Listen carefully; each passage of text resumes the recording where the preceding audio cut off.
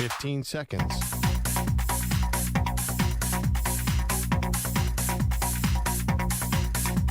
Break ends in 5 seconds.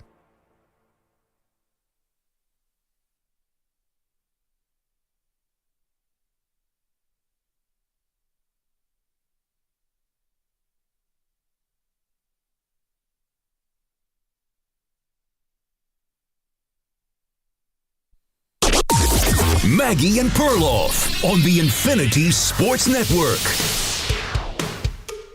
The biggest mystery of the NFL draft was solved on Saturday, but it doesn't mean that all the questions were answered, that's for sure. Welcome to the show, Maggie Gray, Andrew Perloff, and of course, Pearl, I'm talking about now the most famous number, pick 144, probably in the history of the NFL. That's Shedeur Sanders, falls to the 5th round. He gets drafted by the Cleveland Browns. So he's walking into a quarterback room of Joe Flacco, Kenny Pickett, Dylan Gabriel, and himself, which sounds like a bad dinner party. I don't know. Why do you think Shedeur Sanders fell all the way to the 5th round? Yeah, I don't think it's a great mystery because Joe Flacco? once he fell out of the first round, now that's a discussion. Once he fell out of the first round, what team wants to bring in a later round pick that has all this heat around them? That there are no other guys who fell. Luther Burden, who fell out of some people's first round mock drafts, did not have President Trump making notes about how you have to draft this guy. He's not partying with rappers and having everybody pay attention to him. So he is not. It does not fit the profile of what teams want in a backup quarterback. There's just so much heat around him. All the teams are like, nah, we're not bringing this in. And the ironic part is all the hot takes after he fell through day one probably doomed him to day 3 because a lot of teams are like, I'm not taking him in the 3rd round. Look at how much attention he got for falling out of the 1st round. Yeah. So I think I think the attention is ultimately, which is why he fell all the way to the 5th. Yeah, and it just keeps building on itself. You're right. I'd forgotten about that. The tweet about President Trump, because I tweeted out, when does Deion Sanders start making phone calls around the league to try to help, Shedeur as he's falling, and someone sent me the Trump tweet. And I was like, well, I meant like Jerry Jones. I didn't mean call in president of the free world to try to, drum up support for Shedeur. I will maintain that this is the Sanders' fault. And I don't know how it can be looked at any differently. Right. Like, there are some people, I think, who want to blame, I'm going to call it environmental factors. You want to talk about, like, Deion's celebrity or Shedeur's getting blackballed or something like that. I don't think it's like that. I think it started off as football. I think the evaluation of Shedeur inside the league was not what was getting portrayed in the media, partly because Deion has a lot of friends in the media. And there was also a thing where you didn't want to tick off Deion publicly because he'll go to Twitter or he'll go on camera and he'll clap back at you. And so I think it started with the football evaluation was so wildly off from what was being reported in the mock drafts versus what was really going on behind the scenes. So that was number one. It started football. I agree. Definitely agree with that Deion has friends in the media and you saw who they were. And they weren't doing him any favors, though, because I think that they were kind of, covering for Shedeur and look at what happened. It even fooled Deion in their camp into thinking they had the world by the you-know-what and that they could afford to mess around with this process where they didn't have to throw at the combine and didn't have to make a big deal, go to the East-West Shrine game, but not play in the game. And not go to the Senior Bowl. And not go to the Senior Bowl. Which is the more important postseason game. Right. Especially for guys, as it turns out, when you're actually more of maybe a 2nd or 3rd round guy or a 4th or 5th round guy, you got to work the circuit. You got to nail every interview. From all accounts, what's funny about this is Dylan Gabriel is not a better quarterback than Shedeur, all due respect to our friends in Eugene and Norman and UCF. We like Dylan Gabriel. According to people I talked to, he nailed these interviews, which may have been a reason why he kind of jumped up on the Browns draft board and Shedeur went down. That's just one example. When you're a fringe, when you're not the 2nd quarterback off the board, or the 1st, let's be honest, you've got to put the work in and you really got to sell yourself.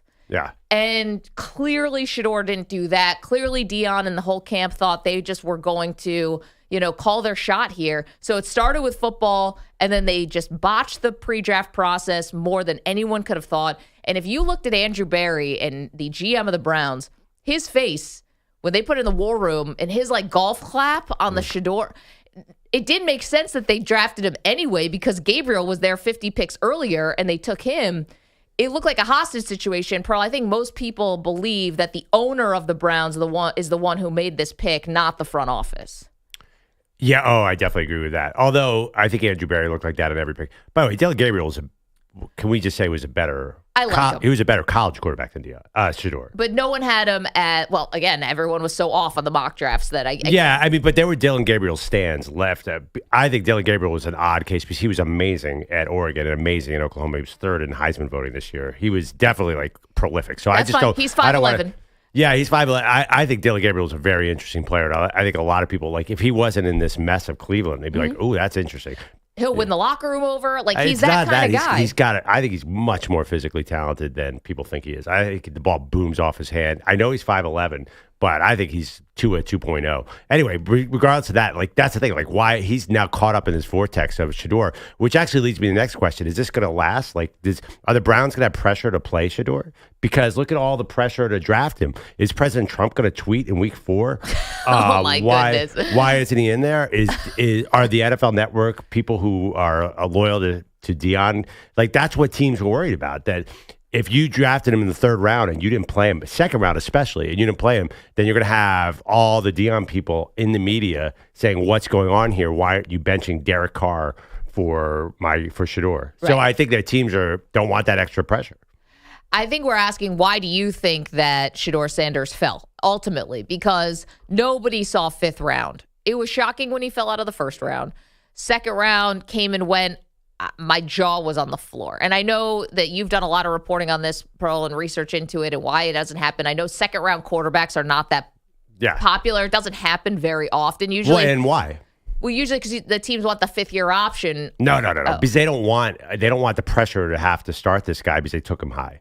So they're like, I'm not dealing with a 2nd round quarterback. I don't want that looming over the shoulder of my starter. So you don't take him in the 2nd. Just let him fall to the 3rd so you know he has a backup. So he's comfortable being a backup, right? There's too much sizzle with a 2nd round quarterback. And I also think if you like a quarterback enough, you do what the Giants did. You trade back into the 1st round. You trade in late, and now with these new rules, you get the 5th year option. But I'm curious if people think there are more sinister kind of things at play here with Shedeur. I think there's a lot of people who think that he is not a party to this fall, that he's a victim in it, that it was coaching staffs who are insecure about having Deion over their shoulder, that it was, profiling a guy who maybe does things in an unconventional way, especially at the quarterback position, and listen, we've seen flashy guys before. We've seen guys with podcasts. We've seen guys with famous dads. Wait, who's a draft prospect who had a podcast? I know Micah Parsons has one now. Kyle Hamilton and all the guys from Notre Dame started a podcast when they were like sophomores. Hamilton? I promise. I listened to it. I'm telling you, he's like Lil Wayne on there and stuff. They had whoever they had. They had their teammates and coach, Marcus Freeman. Guys had podcasts. Guys have had famous fathers. Guys Shedeur had a bigger footprint for his podcast at the Super Bowl than we did. He had a gigantic Shedeur sign with a $sign through it. There's nobody who's had podcasts like Shedeur. That's ridiculous. I'm just saying he had the combination of everything. We've had guys with podcasts. We've had guys with famous fathers. We've had guys who have been flashy, but you don't really see it at the quarterback position. Usually there's like a type of dude or a type of way you have to come off. Like wide receivers can flash all they want. Abdul Carter had diamonds coming out of every orifice of his face. Nobody cares. It's the quarterback part of it. Right. It's coming off. You have to come off a certain way. I think people expect humility. The Johnny Manziels and Shedeurs are kind of outliers of guys who come out flashing the money signs and all of that. It comes with the position. And so I think there's a lot of reasons why he got kind of profiled, and people I think there's some people who are saying, well, that you got to take each thing individually. Yeah. It doesn't all add up to him being a bad guy. President Trump got on Twitter and said teams are making a mistake. There's no other prospect like this ever. Johnny Manziel was like that. I think if Twitter was a little more advanced and was it 13 or 14, then you might have gotten a presidential tweet. But that's a good analogy. I like that. But generally, though, there's no other Shedeurs. Nobody is. nobody's half this famous in this situation, or even close. Tebow was the other one. And Tebow got what was he picked? 2021. I don't know. I just think that there's no like comparisons. I hear what you're saying. You're saying break it down into individual, but as a package, there's never been a prospect like Shedeur Sanders, and I think that's why it's causing all this hubbub. Yeah, and again, I'll go back to it. Sanders is only have themselves to blame. I think they botched this. I think there was a moment, many moments, where Shedeur could have combated what was the growing wave against him. You know? And I don't know how honest people were being to him, and maybe they weren't. And like, I actually thought at the beginning of the weekend, I'm like, you know what? I think he's actually handling this pretty well. He still did performed his song at his party. He's still trying to keep a good attitude here. Right, because that's a normal second or third round or fourth round pick thing to do. But then I saw the party. Yeah. Was it Sunday night in Dallas? Big celebrity party. And I'm like, oh, come on. I'm happy you're happy. I'm happy that the video of you and Shiloh celebrating and you guys are dancing after you get drafted. You should be proud of yourself. You get drafted anywhere, you should be proud of yourself. Throw in the big party still? After people are wondering if you're too lit to be in a quarterback room and you're going to throw a party and Dak Prescott and CeeDee Lamb and all these people are there. That's be happy, be proud of yourself. I think people wanted to see a little humility. You're not getting that. So either you like that or you don't, but you're not getting it either way. He's not going to change. And now we'll see what happens with the Browns. 888-710-4ISN, 888-710-4476. EJ, you wanted to get in on this conversation. Do you think this was the Sanders' fault or environmental factors at play, if you will? I think the Sanders are at fault for his fall. I think that's pretty clear, right? Yeah. There was some delusion as to what the NFL thought of him. I think the question that is maybe the larger issue is the NFL right in this assessment? That's the bottom line, right? Because we could talk all day about whether or not, he made a mistake or the Sanders made a mistake. That's obvious. He didn't want to be a fifth-round pick. Remember, he was saying that was fake news, that he was falling in the draft. This was months ago, so clearly it wasn't. Right. So we know they got that wrong. Is the NFL right? I think that's where people are wrestling with, because they look at a guy who, we could talk about Dylan Gabriel's numbers, we could talk about all these guys' numbers, but the stuff Shedeur Sanders did and what we've been hearing for a year now is that this was a first-round pick. Right. How does a guy who was a first-round pick fall to the fifth round where we didn't see any arrests, we didn't see any drug issues, no accusations, we had no character concerns? How does that happen? Now, that's where the question comes. Did the NFL screw this up in terms of misassessing what is a confident young man who is brash, who is definitely into self-promotion, but by all accounts has been a good teammate and has won football games at a place that never won football games, basically, in the recent history? That's where I think the question lies, and that's where people are looking at this wondering what's going on. Yeah, but I mean, do you think people ask same questions when Tebow didn't get signed and when Colin Kaepernick couldn't get signed? I know there was a lot more going on with Colin Kaepernick, but do you think that there's the backup quarterback issue too once you get out of the first round? The fame issue, the celebrity issue. Yeah, the fame issue, the fact that every single reporter will flock to his locker after every practice. You know, Shedeur obviously equals clicks. There's no doubt about that. So everybody's going to be all over this guy. I think that there are teams, right or wrong, that don't want that in their locker room. Can I back this up too? Because I think that, EJ, you're right about there's no character concerns. You said no arrests, no accusations, no drugs, no alcohol, no any of that.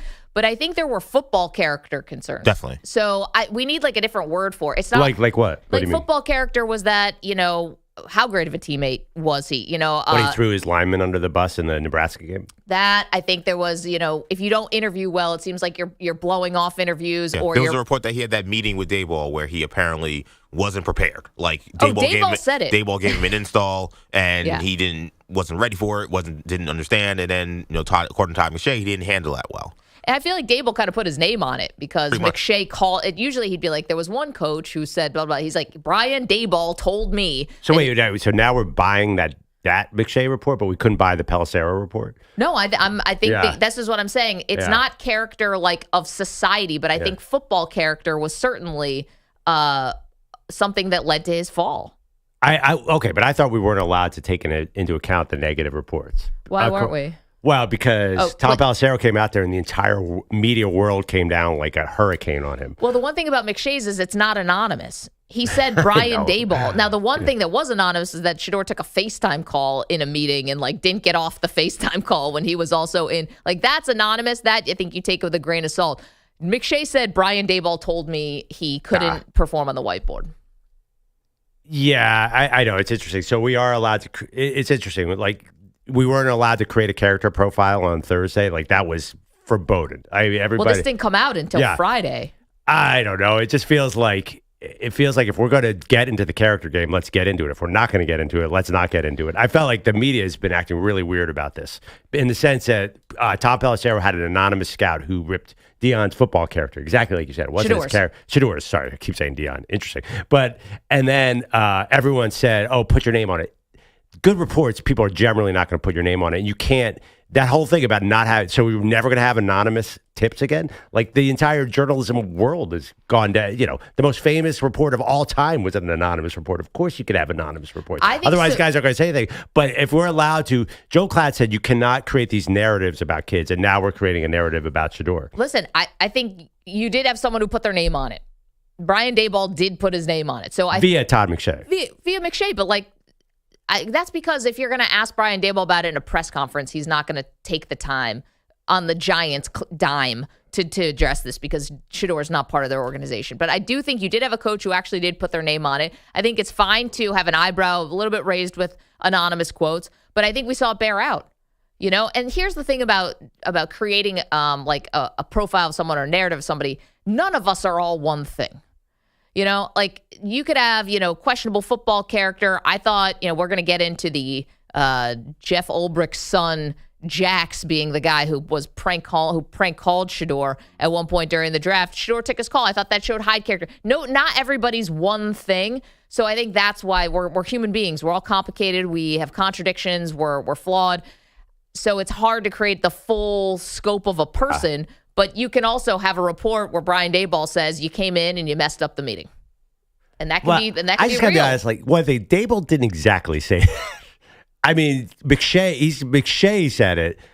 I'm not sure that is exactly putting your name on it. But whatever. I understand what you're saying. The other thing too, though, we have no idea about character because the highest character quarterback in the history of the NFL was Deshaun Watson. No doubt. Because he paid for lunch for the people in the cafeteria. So again, we don't really know the first thing about these people. That I think is a historical fact about the NFL. Characters impossible to evaluate. And I think teams even have trouble, and they have 20 times the information we have, and they don't even know what the guy's going to be like until they get in the building. So I think that's part of the reason.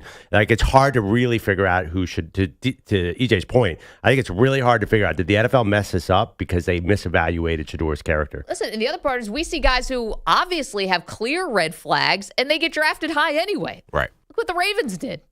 Quarterbacks that have had clear red flags, they get drafted anyway. Right. So sometimes the NFL puts a lot of stock into it. Sometimes they don't. It all depends on talent. I know. I mean, Mike Green fell, and he did fall, but not to fifth round. But but he probably fell 20 spots because of two sexual assault allegations. Yeah. One going back to high school, one in college. James Pierre, a lot of guys do fall, but no, you're right. Shedeur is a different case.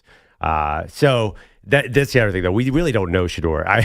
And we don't really know what he's going to be like in that building. I don't think anyone knows. He's never played for another coach. We are really stepping into a very unknown situation. The fact that it's the Browns, we'll get to that aspect too. 888-710-4ISN,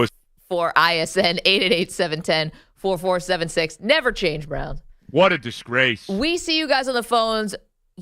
Tell us, did the NFL get this right?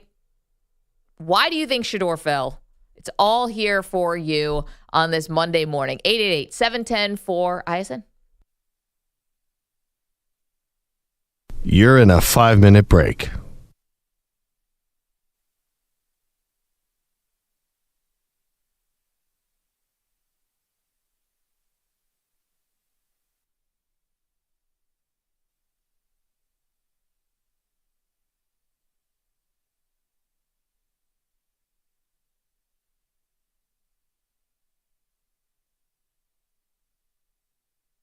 Four minutes, 30 seconds remaining.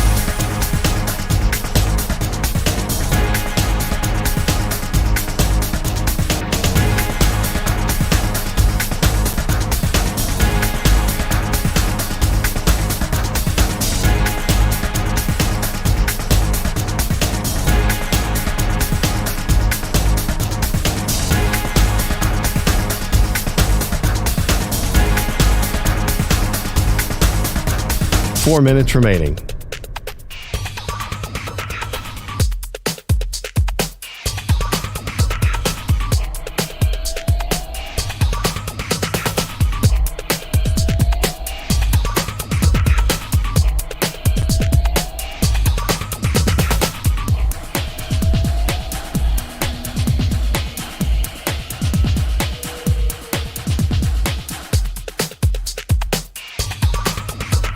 Three minutes, 30 seconds remaining.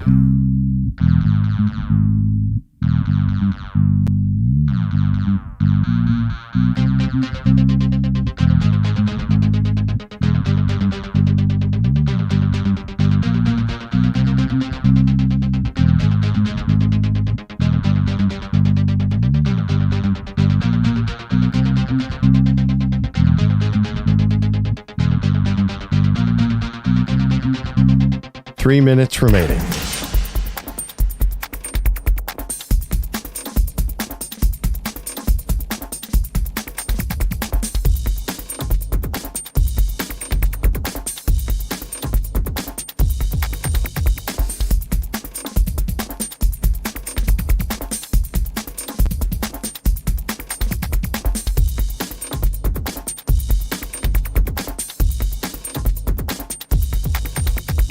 Two minutes, 30 seconds remaining.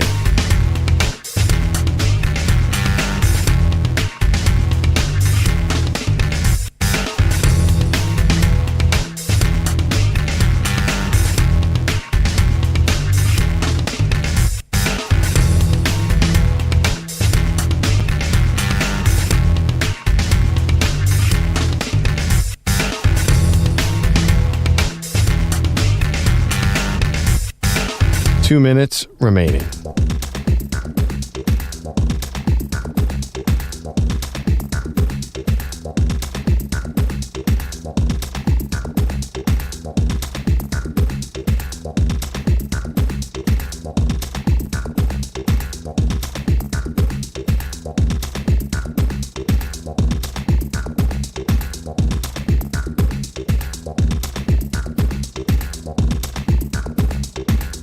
One minute, 30 seconds remaining.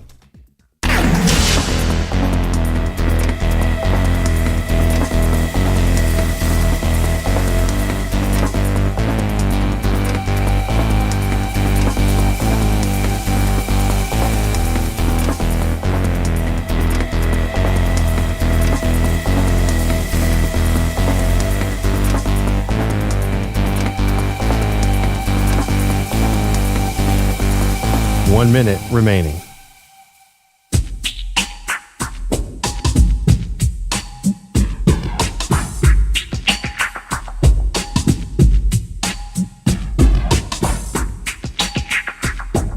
Forty-five seconds remaining.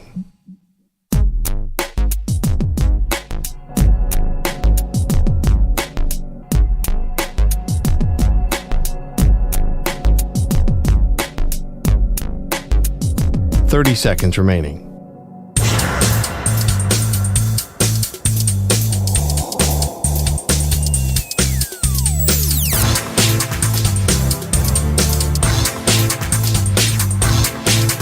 Fifteen seconds.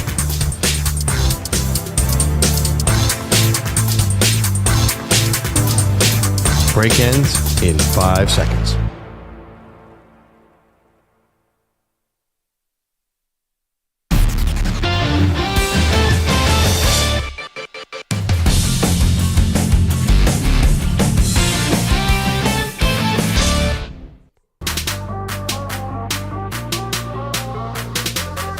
Welcome back, Maggie and Perloff. I think hour one of the show is exactly why Shedeur Sanders did not get drafted in the second or third round. You're blaming us? Yes, because look how many phone calls we have over a fifth round pick. It's amazing the attention on this guy. If you're the Cleveland Browns and you don't play this guy at some point, you are going to have a revolution on your hands. I just think it's really interesting. He just gets so much attention. We were talking last night. Was this the highest rated second round in the history of the NFL draft? I mean, this is white hot. So teams probably said, I don't want that in the building. I really think that the attention became overwhelming, and Cleveland can handle it probably because they took Johnny Manziel and they were used to this a little bit. They had OBJ.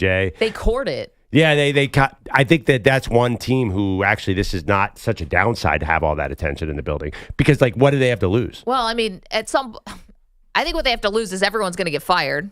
I don't. Yeah. Okay. Yeah. And I don't think any of these quarterbacks are going to work. How about that? Well, the funny thing, they're definitely going to be in play for the number 1 pick next year, too. Right. So that was smart. You trade out with Jacksonville. Yeah. That was the day one story. We were all praising the Browns. Then the Dylan Gabriel and Shedeur Sanders, they took 2 running backs. I mean, we can get into it.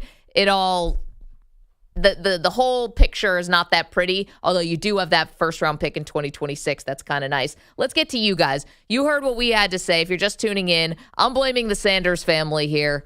Totally misjudged this entire thing. And I think, they treated the pre-draft process like it was a luxury.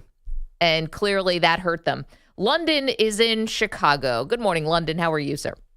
Hey, Maggie. Hey, Pearl. I talked to you guys the other day, man. I'm happy to be back. I'll make it quick. I actually heard 2 things you said. I want to address that first, and, I'll Sure. get going. Why can't he have his draft day party? They already paid for it. Like, he should be able to do whatever he wants to do. No, seriously. Yeah. He should be able to do whatever he wants to do. Now, I understand that, reputation and image and perception. I get all that. But, man, let the boy have his party, man. At the end of the day, it's probably paid for. I'm not going to parlay the point on that. Then also, he has to be humble. And I'm not race baiting, but I'm going to be honest. I'm tired of that. I've heard that from everybody. What is he doing that is not, I guess, considered him not being humble? Nobody has truly identified that.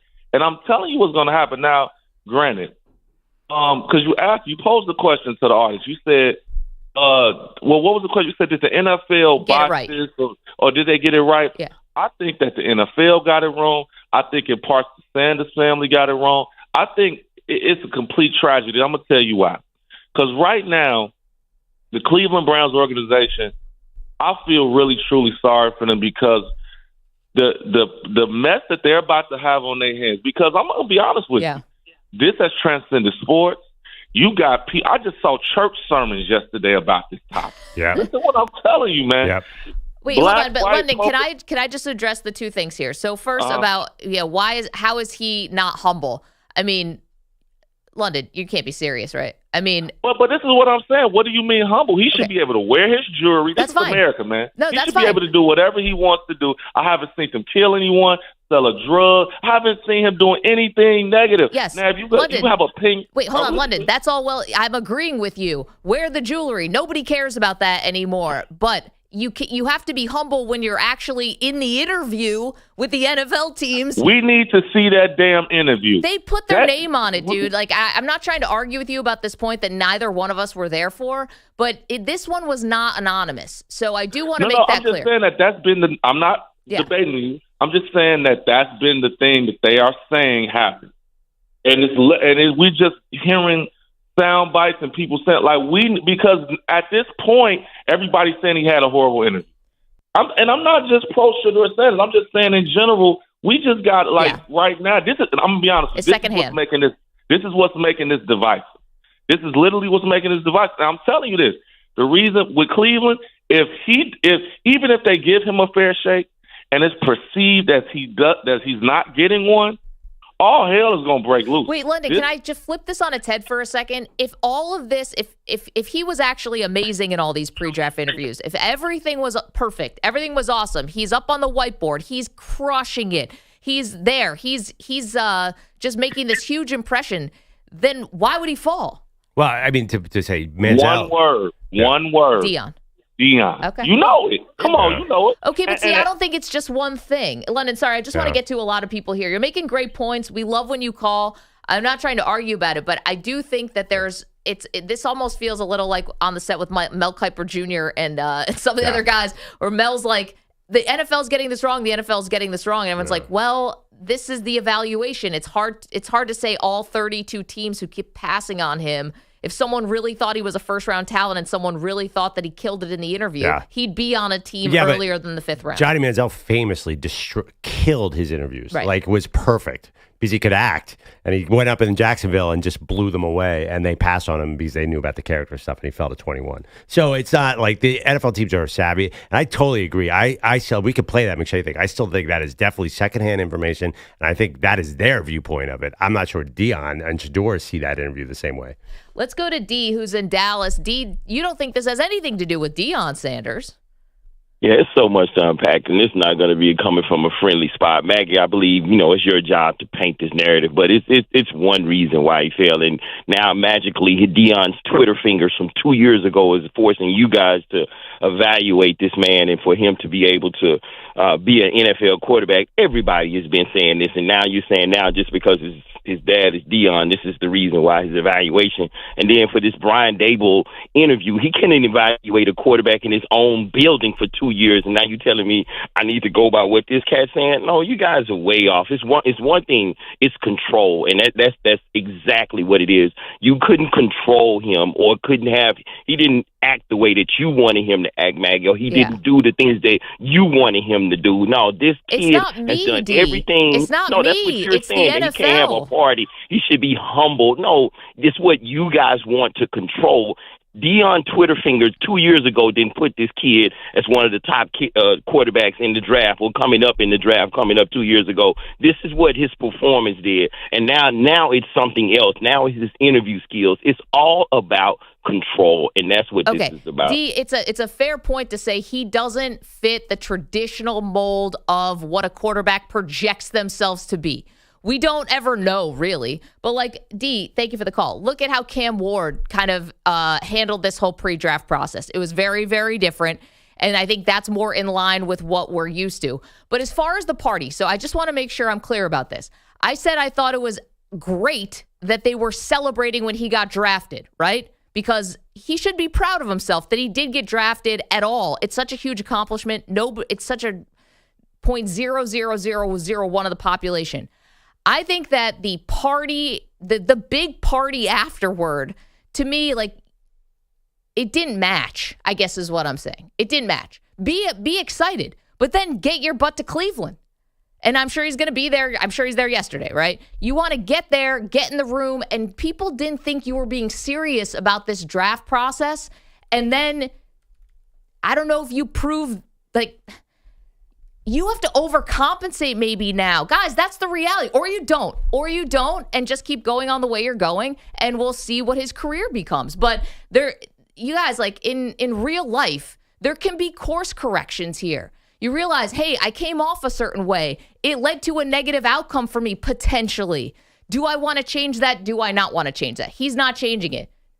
So there you go. I feel like there's two sides to this, right? So I think there's a side to, I bet you almost every other 4th or 5th round pick had a massive party. Maybe not with celebrities, maybe not at a club, but everybody that gets drafted has some massive party where hundreds of people are there. That happens. So not everybody. Joe Thomas was fishing when he got it. Yeah, but I think there's those guys, yeah, too. True. But I think there's an expectation for a lot of players, wherever round you're having, that you're going to have a huge party when you get drafted. So I could understand people feeling like he should be able to celebrate how he wants. I think there's a flip side, too, that I do agree with what you're saying is we have this mindset, and I think it's a young people mindset, where they feel like I should be able to do what I want to do, be who I want to be, and I'm going to stand on business and let the people react to me or let them handle themselves. The problem with that is if you want to stand on your principles of who you are, that means also facing the negative that comes with that, right? So the reality. Right, the reality that this is a place of work where they expect their people to act a certain way. I'm a school teacher who teaches college students, and I deal with this all the time, where people feel like I should be able to come to class late. I should be able to come to class wearing a sports bra. I should be able to come to class I see all the craziest things you ever see, right? And it's I understand you feel like this is your place of comfort and this is whatever, but there's also a professional side to this. So I think that young people in general are going to have to deal with this. This is a reality. But how come, EJ, he's the only young person in the entire NFL draft, and he's actually on the older side, that had to deal with this? Because he's a quarterback. I think that's why. But there were 10 other quarterbacks who got drafted, and none of them, they're all young, and none of them had any of these issues, right? I mean, Because maybe they didn't present those issues. But they decided not to present themselves this way because they decided to conform. I'm not saying all young people do this. I'm saying that because not everyone that I've ever taught has done this. It's usually a handful of people, right? But this is something I think we've seen, and I've talked to people who work in the professional world, and they say it all the time that the Gen Zers and the younger people that are coming into their offices, they're not like professionally ready. Like they don't seem to understand like how you conduct yourself in an office, how you conduct yourself with other coworkers, with bosses. Like we could talk about race, and I'm well happy to talk about that because I think that's a factor in this. But this is also a young people thing, I think. Yeah, it might be. Also, Manny, by the way, speaking of young people, just enrolled in your class once you said the sports bra comment. It's like, what, chicks are coming to class in sports bras, and all of a sudden Manny's now back to school. But I don't understand. Quarterback prospects are so much more savvy than they were. They're so much more professional now than they were 15 years ago. That's the funny thing. Like, the irony is they're all ready to go. They're all media ready. They're all 100% ready. They all know the whiteboard. Like, they're all so much more professional now. So we have the Todd McShay sound. Should we play it now, or you want to play it after Bogusch? Let's play it now. So this is now what's getting a lot of attention about this infamously bad interview that Shedeur did with the New York Giants. Shedeur didn't have a great interview with Brian Daboll in a private visit. An install package came in. The preparation wasn't there for it. Got called out on it. Didn't like that. Brian didn't appreciate him not liking it. Just friction in a meeting. And it's just funny because, Pearl, it's one. They definitely put the name on it. They're explaining what it was. It's football. Okay. This is not, it kind of is football character if you're not, prepared for meeting, but you're talking about how these guys are more savvy than ever. That didn't sound like it. And we don't know. Shedeur may have had amazing interviews. Mm-hmm. We're not really hearing about the ones that came out and crushed it on the whiteboard though either. Right. And we also don't know how many other quarterback prospects have issues with an install and they're not prepared, right? We're only hearing Shedeur. Like, we don't know how Jackson Dart did on every single one of his interviews. Fair. So that's the other thing that makes it so tricky. Yeah, by the way, Daboll's got to be like, Todd, what the heck, dude? Todd, what are you doing, man? That was definitely not planned out to be that way. You said Brian Daboll put his name on it. I guarantee you one thing. Brian Daboll did not want Todd McShay to say that because that is not something an NFL coach does. I guarantee you. If you think, Daboll wanted to get a message out, no. See you guys on the phones. 888-710-4ISN, 888-710-4476. Why did Shedeur Sanders fall? Do you think the NFL will get it right, get it wrong? The problem is, will we ever know because it's the Browns? But let's get to Bogusch. We'll get to that aspect of it. Bogusch, other things happened over the weekend, didn't they? They did. Headlines sponsored by Progressive Insurance. Your small business keeps you on the go. Progressive Commercial Insurance keeps your policy within reach with our easy-to-use mobile app. Learn more at progressivecommercial.com. In his third game back from that blood clot in his leg, this happened to Damian Lillard. That one was off balance. Lillard volleyballs it over, and Lillard goes down with an injury. He's grabbing his high ankle of the left leg. Iron Eagle on TNT. Lillard's left leg gave out as he changed direction to get to that long offensive rebound. He stayed down on the court, holding that lower left leg as the play went in the other direction. Lillard put no weight on his leg as he was helped off the floor, eventually leaving the arena in a walking boot with crutches. There is nothing to spin here for Doc Rivers postgame. Just being honest, is not very promising. I knew it right away. Yeah, I felt bad for him. The guy tried to come back for his team, and, I just felt bad for him. They wouldn't say it, but this has all the makings of a torn Achilles. The Bucks did not recover from the injury, losing at home to the Pacers 129-103, falling into a 3-1 series hole. The Celtics, a 107-98 win in Orlando for their own 3-1 lead. Jason Tatum, 37 points and 14 boards. The Knicks up 3-1 after surviving Game 4 in Detroit, 94-93. And Anthony Edwards led the T-Wolves from behind for a 116-113 win over the Lakers. Edwards scored 43. His team outscored LA 32-19 in that fourth quarter. I feel like we took their best punches throughout the game and to start the third and then to end the third. And I felt like they was gassed going down the stretch. So just trying to, keep my foot on the pedal and keep going. So Minnesota takes a 3-1 lead back to LA for Game 5 on Wednesday night. I'm told this is huge news in the stadium naming rights circle. The Commanders and D.C. officials will announce plans this morning for a new stadium where RFK Stadium currently stands. The team expected to pay for the bulk of this project, which also will include developing the surrounding area. Why is that a naming rights story? Manny. Manny. This is huge news in the stadium circles. Well, in what sense? Of which you are the circle. It's not a stadium geography. It's not a circle. Yeah, it's a dot. Are they going to call it RFK? I've heard they're calling it the house that Jaden built. Oh. No, they'll TM. probably call it like Evergreen Bank or whatever. Some crazy Probably, yeah. like. What happened to FedEx? They're out. Oh, they're long gone. Yeah. No, it's Northwest Stadium now. Yep. Wow, Jaden Daniels. Yeah.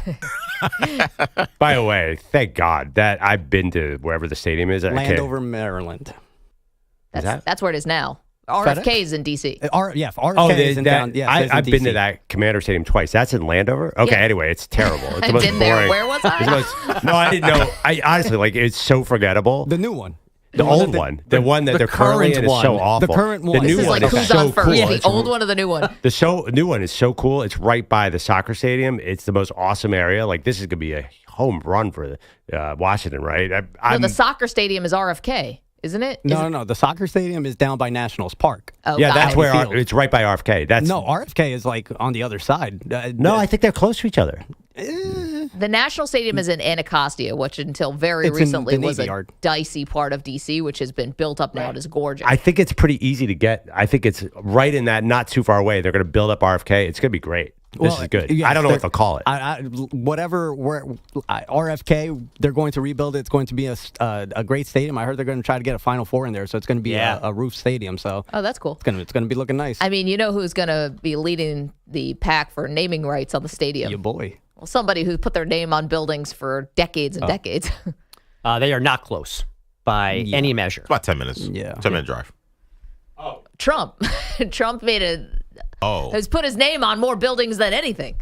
You don't think he's going to try to get in on I can't that? imagine that Josh Harris is going to let that happen. Yeah. Or the NFL or Yeah. people that who need too. real money, 888-710-4ISN, 888-710-4476. Just golden escalators everywhere. Wow, Jaden Daniels. Golden toilets. Okay, we see you guys on the phones. You want to talk about Shedeur Sanders. So do we. Why do you think he fell to the fifth round? And ultimately, who's going to get the last laugh here? Like, who's going to be proven right? Is it not the last laugh? Who's going to be proven correct here? Is it the NFL, their valuation of Shedeur? Or is it going to be Shedeur? There's a world where most likely he has to get away from Cleveland probably for this to happen, but there's a world where he ends up having a productive career and everyone looks like an idiot. 888-710-4ISN. Let us know. It's M&P. The Commanders. You're in a 5-minute break.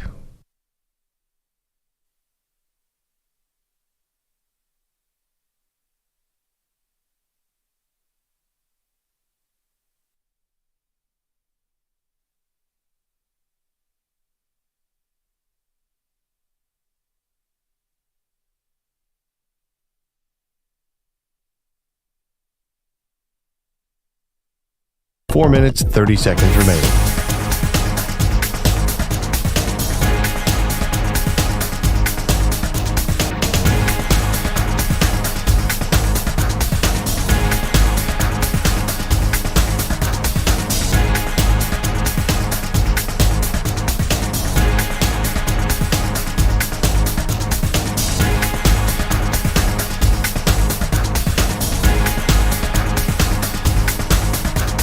Four minutes remaining.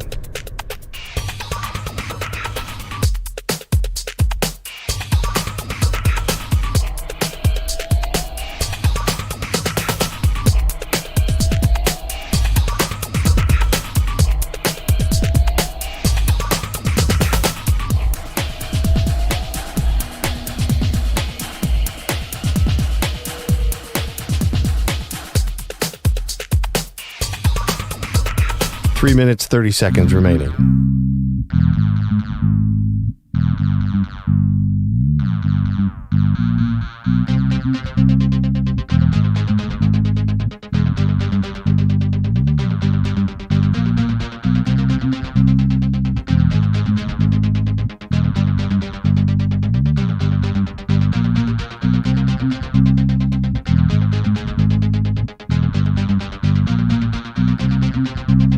3 minutes remaining.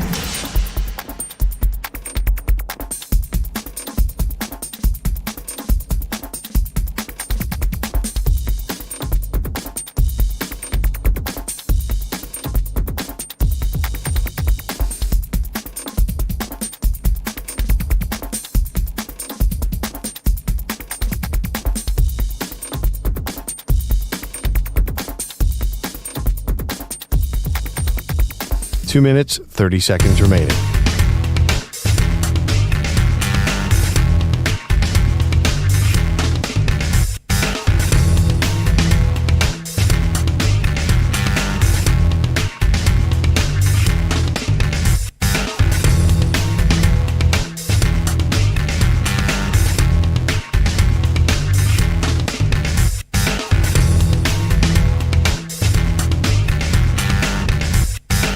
Two minutes remaining.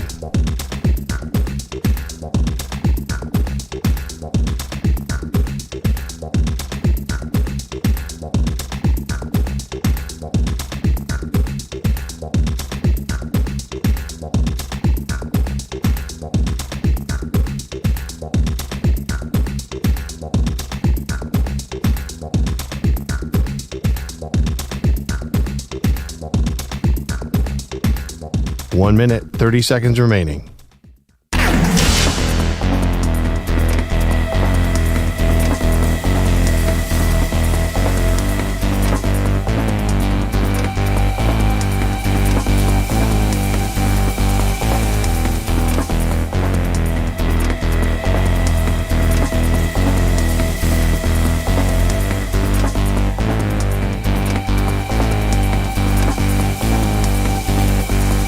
One minute remaining.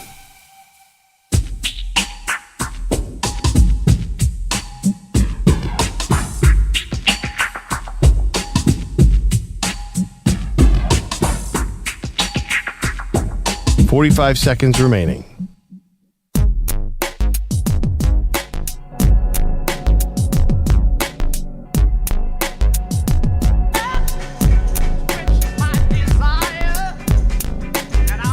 Thirty seconds remaining.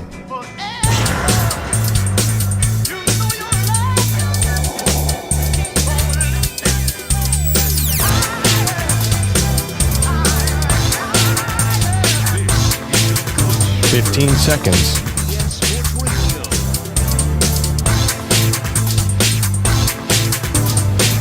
Break ends in 5 seconds.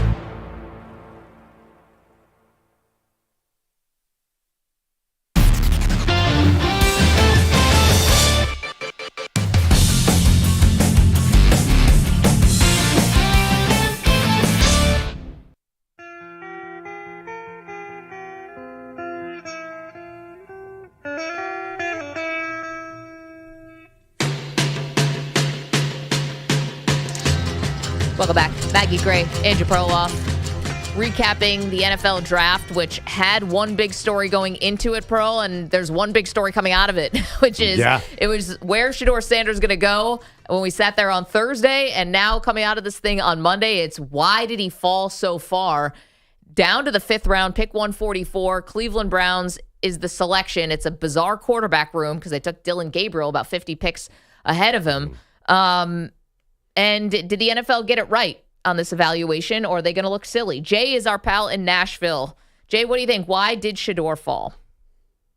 The Sanders family did it to themselves. And I was kind of upset when he didn't go in the first round. I was kind of like, you got to be kidding me. But as I got to the second or third round, I'm like, I see what's going on.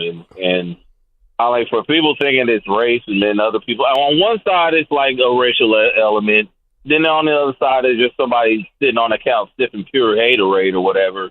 And but I think it's just the league sending a message. It's just like I was telling EJ when he screamed me, it's like, look, these kids are coming out of college as multi-millionaires already. So it's not like this is not like Brian Bosworth flying in on a helicopter to practice. These kids are rolling up to practice with a big security truck. You know what I mean? Yep. Or a Visa Black card. You know, the credit card that has no limit. You know what I mean? So they already coming in. No, with we the wouldn't know what you're talking about. None of us have one of those. none of us are that fortunate, but I mean, it's a message. And I remember the stories about, when Deion came to the league. I remember the combine story where he just came in, ran a 40-yard dash, and ran out the back door, and there was a limo waiting on him, and he just P-skirted off. But his dad played DB. This kid plays quarterback. Yeah. He's going to be the face of the program, face of the league potentially. So it's kind of like, and EJ, I knew EJ was the one the Lord chose, man. Just I knew he was some kind of college professor or something or whatever. He's like Potter the Pimp off of How High, man. And he just he came on with it. You know what I mean? Jay, and he's right. EJ has more degrees than all of us in the room combined. That's been a fact for many, many, many years. Jay, thank you for the call. Haterade is what you guys are drinking. Sorry, Pearl, you wanted to say something about this. I was about to say that not only did Deion do that 40 thing, dude tried to play a baseball game and a football game in the same day. Like, Deion is, I mean, he was unprecedented. There's no way Shedeur, which makes me think, even the Deion-ness of it all, I'm sorry, it's just part of it. Isn't it part of the story? It is, but I think they were behaving like Shedeur had Deion's talent. Yeah. And Deion could do that kind of thing because he's Deion Sanders. He's one of one. Shedeur, unfortunately, is not one of one. And I think Jay makes a good point, and it's one we've made, but it bears repeating, which is quarterback and cornerback are very different. Well, can I ask a question? Yes. If Shedeur doesn't play for Cleveland, is Deion going to put his thumb on the process? I don't know if that's going to work.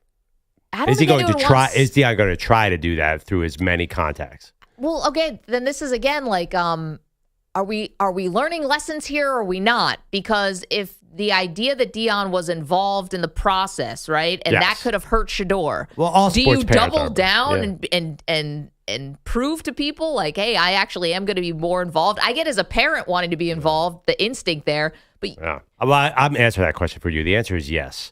Deion is going to call somebody if his son is not playing. But that doesn't help him because no one wants to hear from dad. An NFL front office doesn't want to hear. Do you think Deion's calling the Browns? Yes. Wow. There was a report that he already asked for a meeting, but I don't know if that's true. And I don't. It was just out there on the internet, so we have no idea. Well, it might not be directly the Browns. He might have, I don't know, President Trump tweet, hey, why is Joe Flacco out there? Let's get Shedeur out there. He might. But that Trump tweet didn't do anything because that was after the first round. He might, who knows what he's going to do? No, I think it'll be settled. Yeah, I think every sports parent is going to ask for their kid to play. Let's start with that fact from Dylan Gabriel on down. But I think Deion has a lot of influence. Yeah, he knows everybody. EJ, you don't think that he can push this to some extent, say, hey, you know what? Or even in front of a microphone, he can pick up a microphone and say, I think my son should be playing over Joe Flacco. But that doesn't help different. him. And that's also different than him calling the Browns. That's why I asked that question. I think he could. I don't think it's because he's a former player, very popular, current college. Yeah, I think he has a lot of connections. I think he could call somebody in the Browns and say, hey, what's the deal? Get my son out there. Yeah, but the connections didn't work when he fell out of the first round and the second round and the third round and the fourth round. Jerry Jones didn't come in. Tom Brady didn't come in. None of the perceived, at least very public allies of Deion didn't come in to save Shedeur before the Browns came in at the fifth round. I'm not saying it's going to work, but I think Deion, and I think a lot of sports parents would do the same thing. I mean, listen, we'll ask Bogusch on youth sports. I mean, every sports parent is asking for more playing time. I think Deion, I'm not saying it'll work. Do you think Jason Taylor's going to call the Jets if Mason Taylor's not playing? No, first of all, Mason Taylor's a tight end. He'll definitely get on the field. I'm just saying, no tight ends, but yes, in theory, this is what I'm saying. Question. He's a Hall of Famer. Also, do you think he's going to call Aaron Glenn and say, "Why is Mason not out there?" Maybe 100% he would. I don't know. Yeah, he definitely would. But I mean, that's the thing. A quarterback really doesn't play. It's a binary position. You're either on the field or you're not. Everybody else you can rotate in. That's a big part of this, too. He wouldn't have fallen if you could just play him on certain downs. Quarterback, you either start or you don't. You really don't think Deion will make a call to somebody in the Browns? Oh, no. I'm not saying that. Yeah. I'm just saying, is it a good idea? Because we just saw your fame and influence may have been a detriment in this process. So do you really want to double down now? Oh, because Deion is one who really becomes a shy violet in these situations. Yes, Deion, of course he's going to call Jimmy Haslam and say, dude, get my son on the field. Of course he'll do that. I just don't know why you do that now. I get it. You can be who you want to be. And I get it as a parent, for sure. You only want the best for your kid. You want to protect them, all that stuff. But it's not working. Whatever the strategy was, it's not working, and I think we can all agree on that. So it's not about changing it up. We're not going to take a different approach here. We're just going to keep shoving this thing down everyone's throat. It didn't work. Yeah, come on. Deion isn't going to change for anybody. If he was doing that, he's not going to stop doing it. So was this more of a rebuke on Shedeur or Deion? Let us know.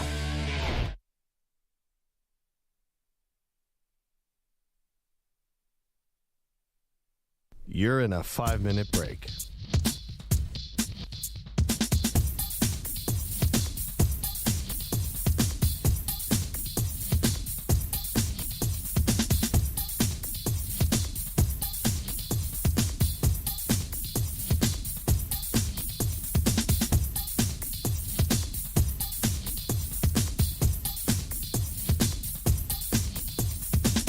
Four minutes, 30 seconds remaining.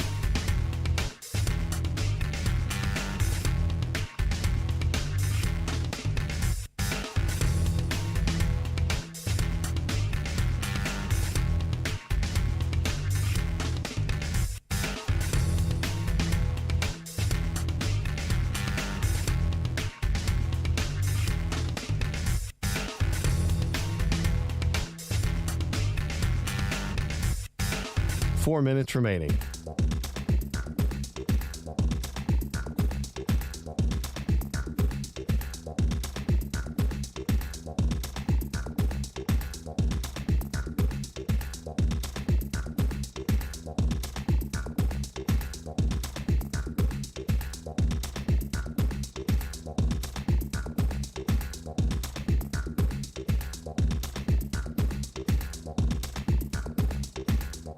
Three minutes, 30 seconds remaining.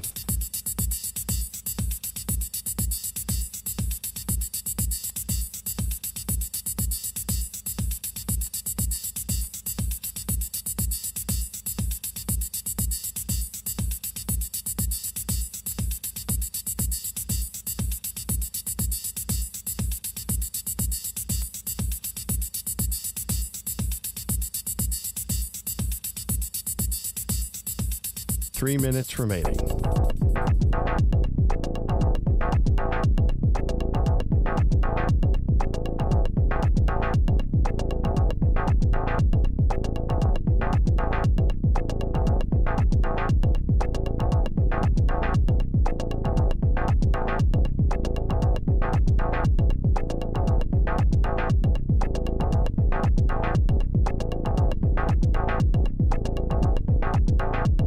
Two minutes, 30 seconds remaining.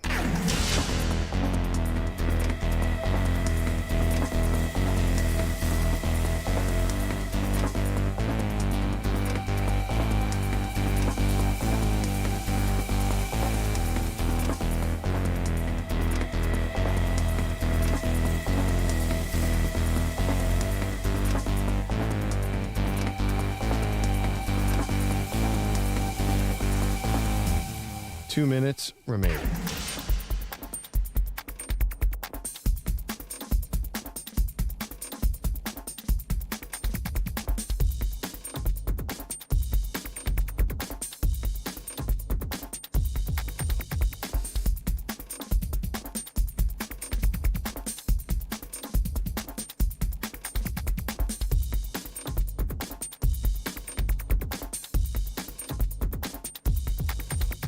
One minute, 30 seconds remaining.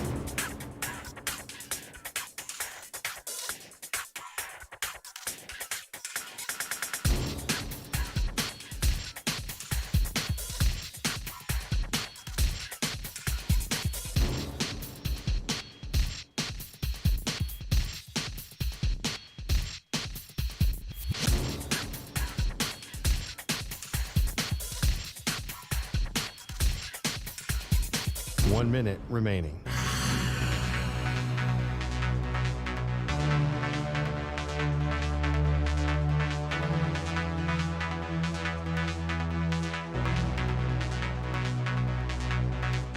Forty-five seconds remaining.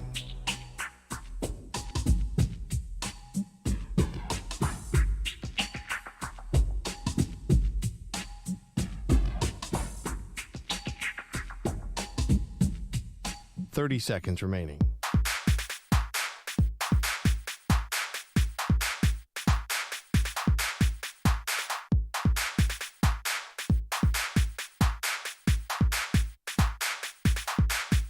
Fifteen seconds.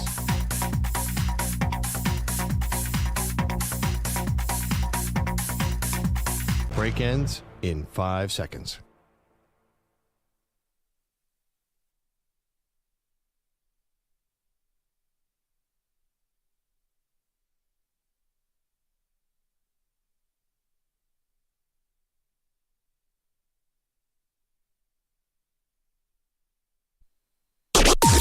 Maggie and Perloff on the Infinity Sports Network. Okay, so what was really going on with Shedeur Sanders falling to the 5th round? Welcome to the show. Maggie Gray, Andrew Perloff. You talk to 100 people, Pearl, you might get 100 different answers and theories on what was at play here.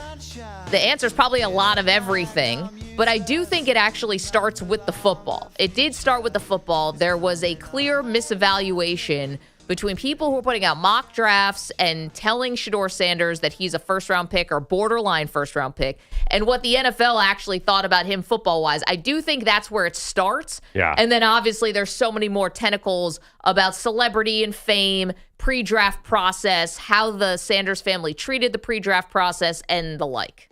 Yeah, I think there is something interesting about the draft. I don't think people know how thin a line is between being the 21st pick to the Pittsburgh Steelers and the 5th round. Because if you're a quarterback, once you go past 21, obviously by definition, the teams after 21 have quarterbacks. So unless someone trades, no one's going to pick you. You don't get to the playoffs if you don't have a quarterback. You're not going to need to draft. So you're already out of that part of it. Then you're into the second round. I don't think teams want high-end second rounders. They never draft them. It's because there's a lot of pressure to play a second rounder, and quarterback is, I said last hour, is a binary position. You can't have a guy who you work into the mix like a defensive end. You know, the Giants already have 2 starting defensive ends, and they draft Abdul Carter. No big deal. We'll just rotate him in. Quarterback, you have to play him or not play him. It's a bizarre situation. So I do think the fall is really not that surprising because you can't just take a flyer on him in the second round because then he's sitting there on your bench with a lot of attention on him. I just think it's the nature of the position, right? Yeah, but I think that we've seen the NFL bank on talent. Like, if you can help us win, we will weather that storm. But we will take that on. But he can't help you win from the bench. He's not going to help you win next year. Yeah, but I think if people believed even when you get to the 3rd round, let's say, not even all the way to 5th. 5th is a lottery ticket. 5th is you are not even expected. You're borderline making the team when it's the 5th round pick. I think people expect 3rd round picks. 4th round picks are backups. That's kind of the projection. You're hoping that the guy becomes a good backup quarterback for you. Is that really to go all the way to 5 is a rebuke. I hear you, but is there really a big difference between 3rd and 5th? I mean, honestly, like Dylan Gabriel in 3rd or Shedeur Sanders in the 5th. I don't think anyone's viewing, well, Dylan Gabriel's got a huge leg up. Nobody thinks that. I mean, it's basically the same. You're in flyer I territory. disagree. I think you're right about second round. Yeah. Second rounders, I think, are expected to be competing for starting jobs right away. Right. But I think that 3rd is like backup. I think 5th, 6th, and 7th. You can be cut. Let's be real. Exactly. Like, a 5th round pick can be cut. A 3rd round pick is making the team. Right, but do you really think Dylan Gabriel has a huge leg up on Shedeur? Yes. He's 3rd. I do not. I think Shedeur gets on the field maybe first. Well, but here's a question. So we're talking about the Browns obviously selected Shedeur with pick 144. They took Dylan Gabriel 50 picks before that. Here's the weird part. And we're not going to know this, and no one's going to ever say until they all write memoirs like 20 years from now, who actually made the Shedeur pick. And I'm not trying to take Andrew Berry and the Browns brass off the hook here, but there is some speculation that maybe Jimmy Haslam, the owner of the Browns, was the one who stepped in to make the pick. So then it becomes hard to tell what a true quarterback evaluation and competition you're having. Right. Because is the owner putting his finger on the scale because he thinks that Shedeur will be a bigger clearly he's going to be a bigger star, and Dylan Gabriel played in a lot of high-profile games, but he will sell with jerseys, and he will become a fan favorite and all of that. But also, Shedeur is not a normal 5th-round pick. We all know that. I mean, that's a thing. He is at least a 3rd-round talent who fell because of extra stuff. So I don't think that's why I don't think there's any reason that Dylan Gabriel will be higher on the depth chart coming in. Maybe on paper, but don't you think Shedeur gets as big a shot as Dylan Gabriel? I'd be really surprised if Joe Flacco flames out, Kenny Pickett gets hurt, And then Dylan Gabriel gets a full chance here because Shedeur is going to be breathing down his neck. No doubt. 888-710-4ISN. And if you're asking, though, why did Shedeur fall? And you're asking to divvy out the sort of blame pie, if you will. I'm going to blame the Sanders family for how they handled the pre-draft process. I think there were thoughts maybe about Shedeur and being flashy and, there's nothing wrong with being confident. It's not that. It's just, there was so much extra, and I don't think the pre-draft process did anything to undercut that or to throw cold water on that.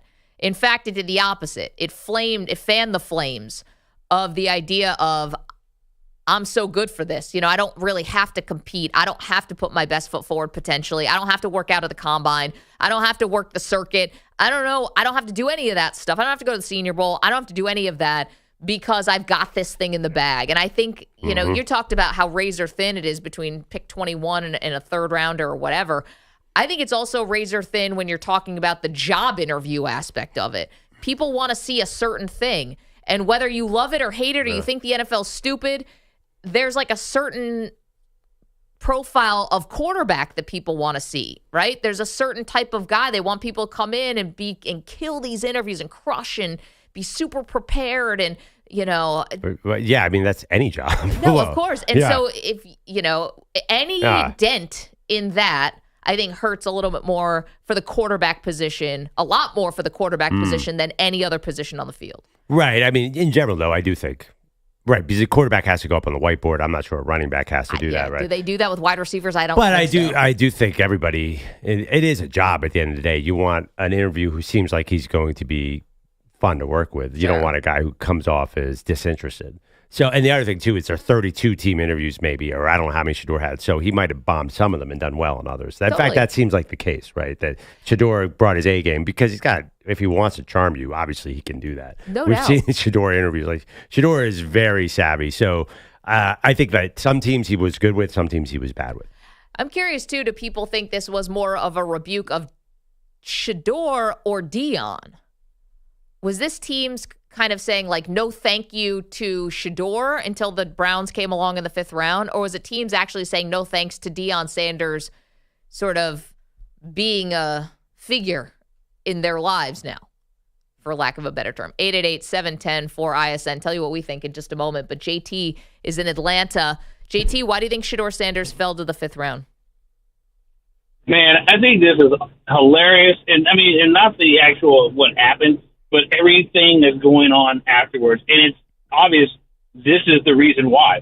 I mean, I've heard this morning it called a tragedy.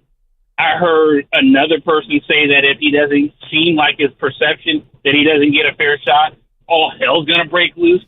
Like, what are we talking about? Are you serious? Like, weeks before the draft, it was clear. You guys reported it. It was being reported on multiple outlets that he didn't have a first-round grade on him. A lot of people didn't have a first-round grade on him, but nobody wanted to believe it because Deion said he was going to go top 4, and if he didn't like where he was going to go, he was going to Eli that thing, right? Yeah. And so, to me, I think that there's a whole bunch of things that go on. There's the whole video out where he's trying to get Cam to do a video, and Cam's like, I want to be football. And he's like, what? And I mean, like, there's the video of him pushing the ball boy, right? I mean, it's like Bo Callahan. They did a deep dive, and they found some things that weren't to their liking. And Maggie, you're right on. This is a Deion thing to me. Deion did not prepare him right. Deion gave him everything that he wanted, and he didn't have to work for it. So he didn't feel like he had to work for it, and he hasn't learned how to work for it. I was always taught growing up, you show up to the interview dressed like for the position you want, not the position you have. He showed up supposedly with like he dressed like the position or acting like the position he had, which is the position your dad gives you when you're a guaranteed starter because your dad's a coach and you don't have to worry about competition. If everything is going to be given to you, and that's how he kind of presented, it looks like, himself to these teams. And that's a big turnoff because that doesn't show leadership. Right. And this is a leadership position. This is not JT, entry I think level. what you're the saying quarterback is an executive. that maybe he came off as entitled right? And that they didn't do anything really to change that. And JT, thank you for the call. A couple things I want to just address here if people aren't fully aware about this. Yeah. The video he's talking about with Cam Ward. So that's a workout that happened before last season. And they're working out together and Shedeur goes, "Come on, let's make a video together. Let's make a song together." And Cam goes, "I'm not doing that." He goes, "Why not?" And he goes, "Because I'm a football player and I don't want to be known as anything else." And Shedeur goes, "So you don't have any hobbies?" Like, it's a very light back and forth. There's not much there to me. The video of him with the ball boy, this is a real snippet here that kind of feels like it could be taken out of context. It was, I forgot who was caught a touchdown pass. It's Shedeur. I mean, I saw Shiloh, I'm sorry. Shiloh had a touchdown pass, right? He ran ball back or he intercepted the pass. Yeah, right. He wouldn't have had a pass because he's safety. But here's the thing. So they have the ball, and the equipment manager comes up and knocks it out of his hands to take the ball, presumably to put it in a safe spot. And Shedeur didn't like that. It's 5 seconds. Like, how you can glean anything from that, I think that teams would do a little bit more digging. Also, there was one where Shedeur won't shake the hand of the Colorado State quarterback. Yeah, who was talking a lot of crap. I remember we talked about that story. Hell of a rivalry that developed between those two teams. I mean, listen, Tom Brady didn't shake people's hands. But to like the point of these people who feel like he's being unfairly profiled, like, what are we talking about here? A ball boy, some interview, some workout where two guys are competing. And that's what when we talk about like the double standards and stuff, it's like, all right, he yelled at a ball boy, and him and Cam Ward, they have this frenemy relationship, are talking trash at a workout. Have you ever been to a football workout? How much trash talk happens between guys on the same team? Like, that's where I think the folks who feel frustrated by this look at this and say, are we treating this unfairly? Are we looking at this, making this a mountain out of a molehill? Right. Now, but you do have, there were people who felt like he did come off as entitled, but you just said that, EJ, there's a generational gap part of this too, where, Gen Z a little more, take me as I am, take me or leave it. I'm not going to conform to what you think a quarterback should look like, And listen, when we watch the NFL draft, I've watched the NFL draft for I don't know how many years. I've never seen so many young men, and this is not a criticism. I thought they looked fly. So many guys walk up there with sunglasses on. Literally, we didn't see their faces. You got the guy from Abdul Carter. You got the guy from the Bad Packers. And, like, this is, again, if you're old school, it's like you walk into a place indoors, you take your sunglasses off. Like, these guys, then look, they want to look like celebrities. They want to look like stars. And I think, again, I thought it looked awesome. Yeah, but none of those guys fell, so the teams didn't care about any of that. I'm not saying that. But my point, though, is just that, like, when we talk about, like, there's a generational gap in terms of how you present yourself in certain places, and there's a change and a shift that's happening. I feel like you watch that draft. How do you not see that? Well, like, here's the Deion Sanders wearing the chains and saying that put me on layaway was like something that was so foreign, 30 years ago, 40 years ago. Now it's not. Everybody looked like Deion Sanders on draft night. But different for quarterbacks than any other position, definitely. I would say, number one. And two, I think there's one thing of how when you walk across that stage with sunglasses on, like, that's one thing. That's the presentation. How are you behind the scenes? What actually happened in those interviews, the dinners, all of that stuff? Clearly, teams were not convinced, or else he wouldn't have fallen. Yeah, I mean, Abdul Carter had a very clear character problem. Grew up an Eagles fan and now is all of a sudden disowning the team for the Giants. Like, that's garbage. I hate that guy now. Said he had a dream when he was 12 years old he was going to play for the Giants. But he's like, I hate the Eagles now. He grew up his entire life, went to high school 10 minutes from my house, and now he hates the Eagles. So everyone's got character issues. That's my clearly. Guy. What's his thoughts on cheesesteak? Is he cheese with or without? So here's the other question. He likes to chop cheese now. Yes, he's changed. Pearl, you always say this, and I think you're right about it. And maybe this also goes into Shedeur, but listen, we don't know. You always say that every quarterback has a little bit of an origin story, like an adversity story. Definitely. And I was trying to find, like, this should be it for Shedeur. Definitely. Right. So what's he going to do with this? Yeah, is he actually looking at it that way? See, I just wonder, does Shedeur look at this and say, all right, do I got to turn the mirror on myself? Why did I fall? What happened? What could I have done better? That's anyone in any walk of life. When you don't get the results you want to take a deep dive. Is Shedeur going to do that? And this is why I said I was surprised that he did the big party in Dallas after. Not because you can't be happy, not because you can't celebrate getting drafted. Congrats to you. It's a huge accomplishment. But the massive party, I was like, it's kind of celebrating as if, I don't say mission accomplished, but like there's a lot of work to be done now. There's more questions about your career than answers at this point. So I was a little surprised they went through with the big party. Yeah, I mean, there might have been logistical reasons. Rooms were reserved. Yeah. Deposits, down payments, I get it. Yeah, but yeah, it's a good question. This is actually Quincy Avery, who we had on last week, the quarterback guru. He says every quarterback has, it's not how good you are, it's how you deal with adversity. And you can look at literally any great Hall of Fame quarterback has a story, and this should be Shedeur's. The issue is Shedeur's never, the caller just said, he's never had another coach. I think that made teams a little nervous. So because your dad's a coach, you're always going to play. How's he going to react when he doesn't play? It's all unknown. It's a little bit of risk there, a little bit. Which is why I don't think that Deion should make a call to the Browns if he indeed is going to do that. We don't know. It's just a report. We have no idea if it's true. We want to be 100% on that. He shouldn't be involved anymore. Yeah, but sports parents, They always tend to get involved, and teams do not like sports parents. No, they do not. Ramon is in Indianapolis. Ramon, what do you make of Shedeur falling to the 5th round, sir? How you doing? Some of my favorite people on sports is riveting conversation. I'll be brief. I'm going to play some golf this morning. Finally, after breaking my back, killing it.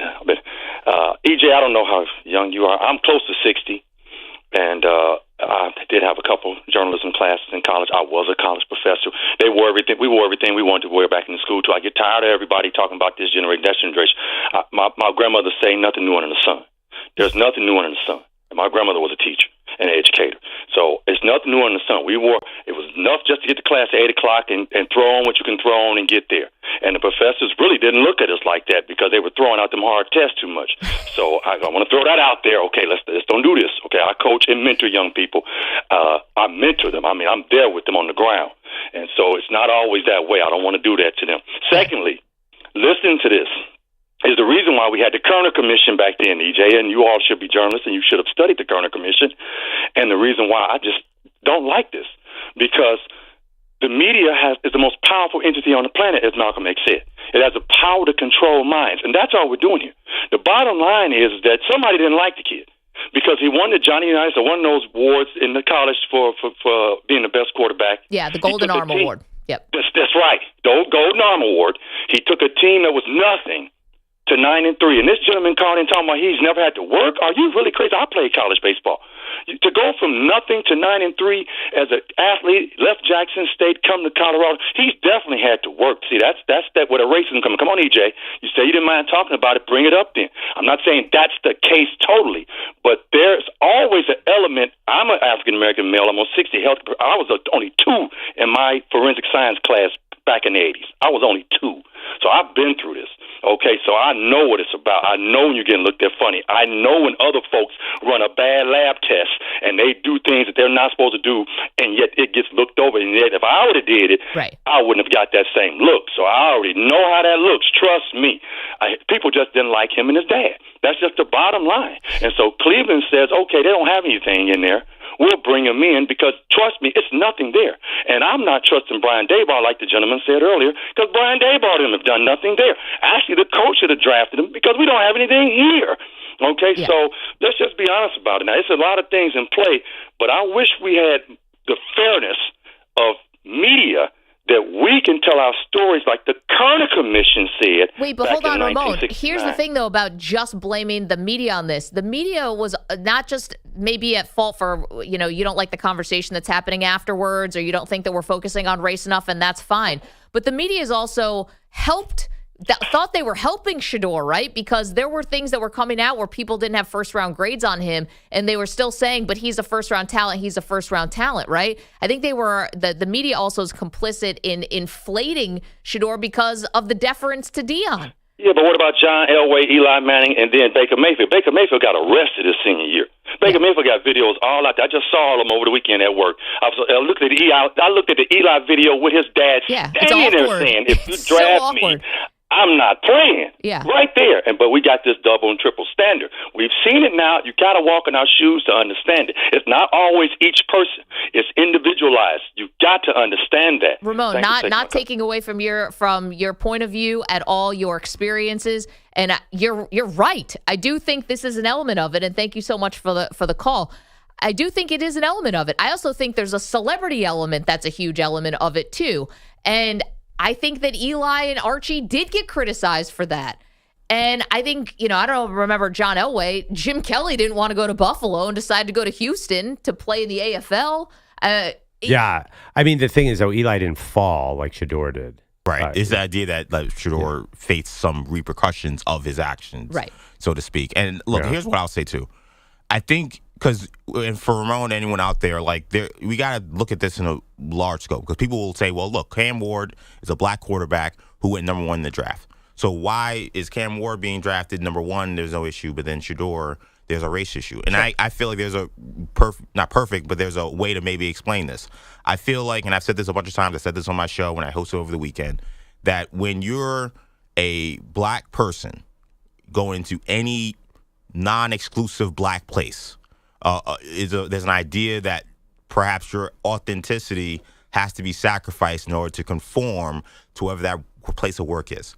So when we see Shedeur Sanders, when we see Cam Ward, you see other black quarterbacks, Patrick Mahomes, all the guys that have been drafted high in the first round, they walk, talk, and act much more similarly to what you would expect from other quarterbacks. The Sanders family, for whatever you feel about it, they have decided they're going to be their authentic selves. They're going to be who they are, and they're not here to conform to anybody. And there's a conversation that I think Ramon's trying to get to, which is, why was it not okay for them to be their authentic selves and do what they did and make moves that other people made, like a Johnny Manziel, like a Baker Mayfield, in terms of being flashy, being brash, and being braggadocious. And it was not okay it was okay for those guys, but not for Shedeur Sanders. I think that that's absolutely a fair question. Right. And I totally agree with Ramon. I think that there will be things I disagree. I agree with that. But I do think that when we talk about there isn't, again, this is not, I've talked to black professionals about this. My fiance is a black professional. Yeah. Okay, she works in a professional place. And she talks about the conversations she has to have with young POCs, young people of all generations, all colors, all creeds, about simply what it is to be in the workplace and feeling like you can't come in and think you're going to just be able to just walk in and just take over and just act how you ever want to act. Now, if you want to do that, that's fine. But understand that if you're trying to be accepted or welcomed, that the world may not be ready to catch up to where you are right now. And that's just a reality of the situation. We could play in mind games and play in this fantasy land that everyone should be able to just do whatever they want, say whatever they want, and we accept everybody. Ramon and everyone who listens to the show knows that that's just not real life. It's not. Listen, I think everything you said, it's all part of this story. It's race is a part of the story. Generation gap is part of the story. Gender is really the only thing that's not part of the story. No. Generation gap is part of the story. Fame is part of the story. Football is part of the story. It's got every single part of it. How do you view it? EJ, let me ask you a question. If you were a GM or a team, would you have drafted Shedeur, or would you want somebody actually, whatever color they were, who might conform? Because are you concerned about team building aspects with a guy who's not going to conform? It's a tricky thing, right? Because I'm also a sports fan, a sports guy who watched Shedeur. Right. I thought he was a first or second round pick. Right. I did not think he was good. I did not think he was good as Cam Ward. Maybe I'm biased. I'm a Miami fan, but I thought he was probably the second or third quarterback in this draft. So to me, I think the talent always outweighs the other things when you're not talking about criminal, right? If you're talking about crime, assault, things like that, that's a one thing. You're saying, okay, he's a little cocky, he's a little brash, he's a little whatever. I think, to me, if I'm looking for the best talent, I'm going to take that kid. I'm not going to care about him wanting to have a podcast and all those things. I think I tell him, come in with a strong locker room. If my locker room, my coaching staff is strong enough, I can get him to be the professional he needs to be in order to be the player he needs to be as an NFL player. I think Maggie said it a bunch for weeks. I think it shows a sign of weakness that you're an organization that's afraid of a kid because he has a podcast or because he's flashing money signs or he wants to do music on the side. I think there's a real question. We're going to talk about race. If he was a country singer and not a rapper, would that be different? Well, let me ask you this, though. But don't you want guys, you're a coach, you want the most coachable guy. I mean, and for better or worse, that's what NFL teams think, because the best teams are not the most talented teams. They're the teams that play as a team. So the guy, the Patriots were not the most talented team. Everybody was all on the same page. But Colorado wasn't the most talented team, and they just went and they won 9 games. I definitely agree with they that did it on talent, right? But in the NFL, I think there are people who think wow, the most well coached, the team that plays as a team. I always think of it basketball. The Warriors are not the most talented team. They just have 300 passes, so everybody maximizes their talent. You gotta play as a team. So people are maybe worried, EJ, that he's too much of an individual. For better or worse, the NFL says that stuff. Yeah, definitely. We will continue the conversation. Want to hear from you at 888-710-4ISN, 888-710-4476. Why did Shedeur fall to the 5th round? What are you looking at as the biggest reason? And 2, we will turn our attention to the Browns quarterback room now. What is that going to look like? Who? What? How? Can we get Hard Knocks back there again? I think they just did it. 888-710-4ISN. Maggie Perloff. Woof, woof. You're in a 5-minute break.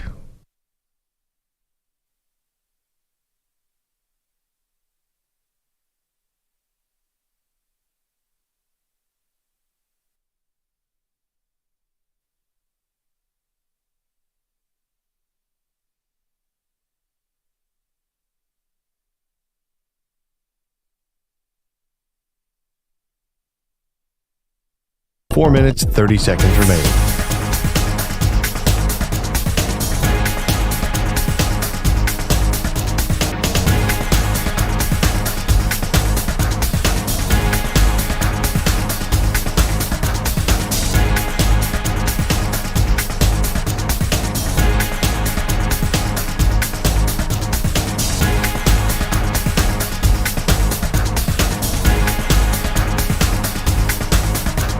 Four minutes remaining.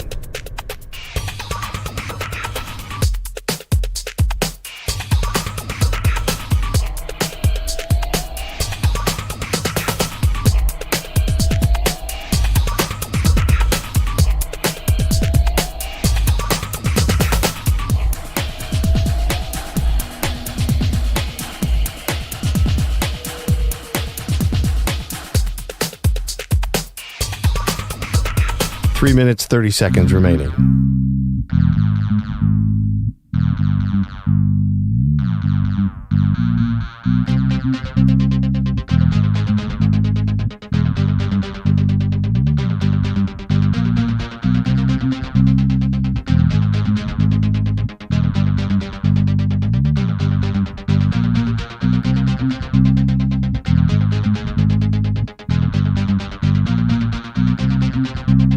Three minutes remaining.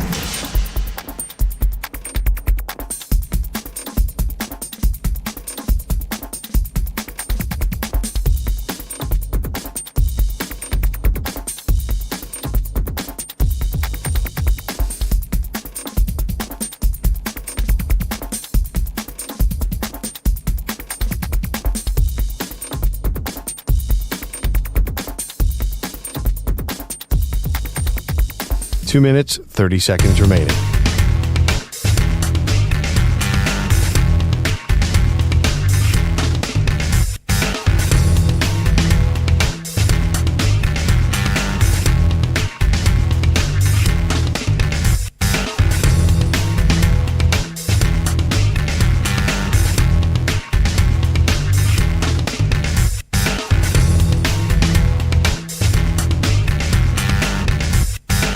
Two minutes remaining.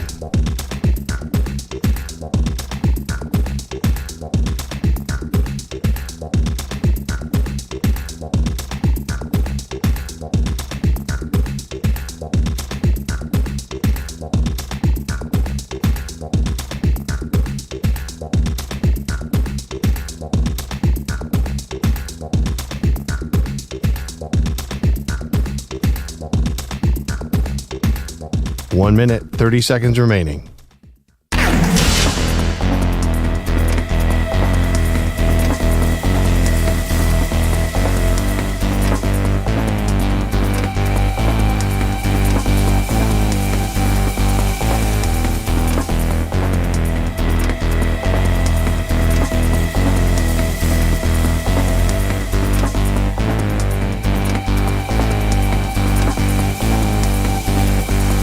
One minute remaining.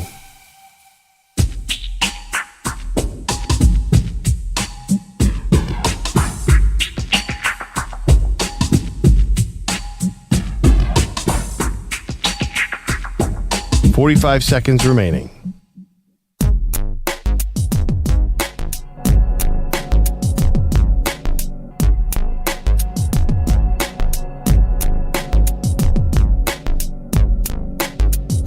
30 seconds remaining.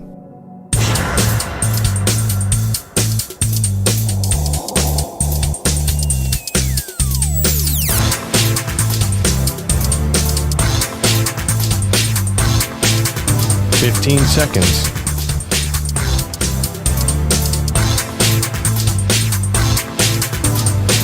Break ends in 5 seconds.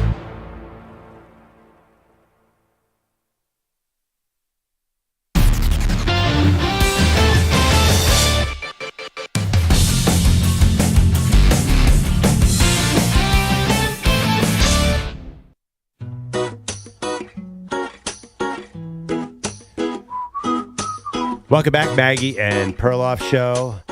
The second night of the draft had a 40% increase in TV ratings because of Shedeur Sanders. I feel like this is, you can't describe what an impact this draft fall, let's call it a fall, has had. It's, I'm honestly still trying to wrap my head around it 3 days later. I think we're going to be talking about Shedeur, not just for this week, but for years. This fall is going to be 30 for 30s. It's going to be a big deal. And I'm here for all of it because I think everyone's explanation kind of has merit. You know, it's not just one thing. If it was one thing, this would be an open and shut case. It'd be easy. This is what's so unique about it. There's a celebrity aspect to it. There's a perception aspect. There's a racial aspect. There's an everything aspect to it. There's a football aspect to it. You know, how good is he actually? And I don't know if we're going to find out with him on the Browns. Well, I mean, I think actually it's the best chance to find out because there's probably not a weaker starting group ahead of him in the NFL. It's probably his best chance to play.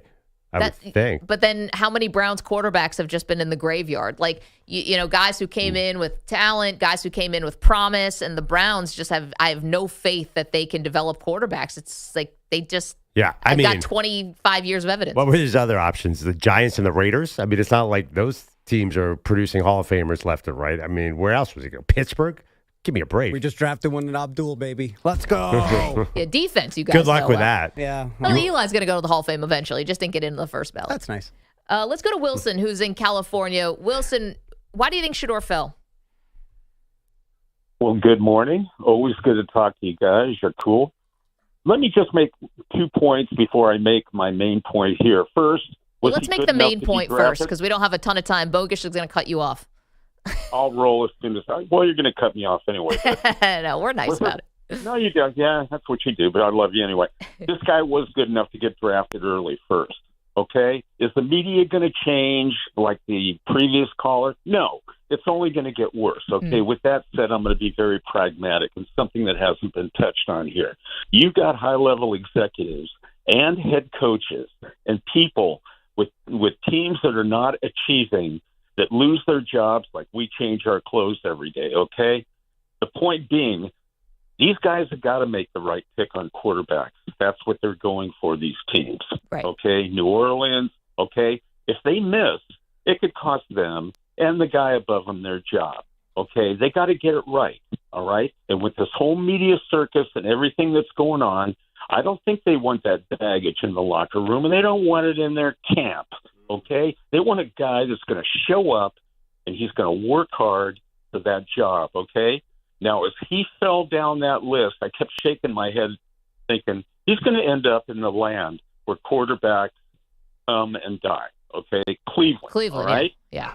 But the perfect pick was Cleveland because they got a locker room with 4 other guys that he's got to compete with. It totally made sense. So maybe it's the best place for him, actually, in an ironic way, like Perloff is saying. It's a chance to compete. Yeah. It's maybe a winnable competition for him. Yeah, and he's got an OC absolutely. That's perfect One other for him. point before you cut me out of here. Yeah. Okay.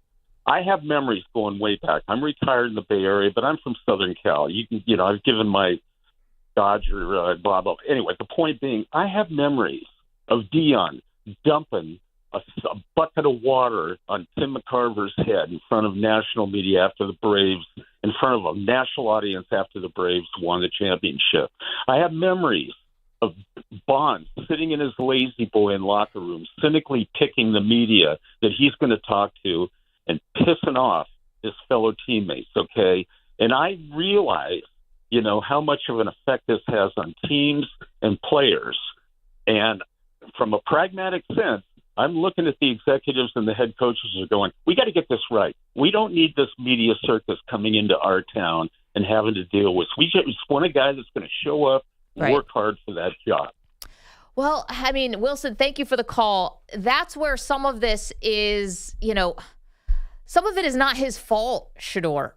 I'm blaming the Sanders family for how they handled the pre-draft process, Perloff, and kind of felt like they had it in the bag when they didn't. But some of this, the dude can't help that Deion's his dad. He can't help that we have all these memories of Deion, whether you loved him, didn't love him, whatever.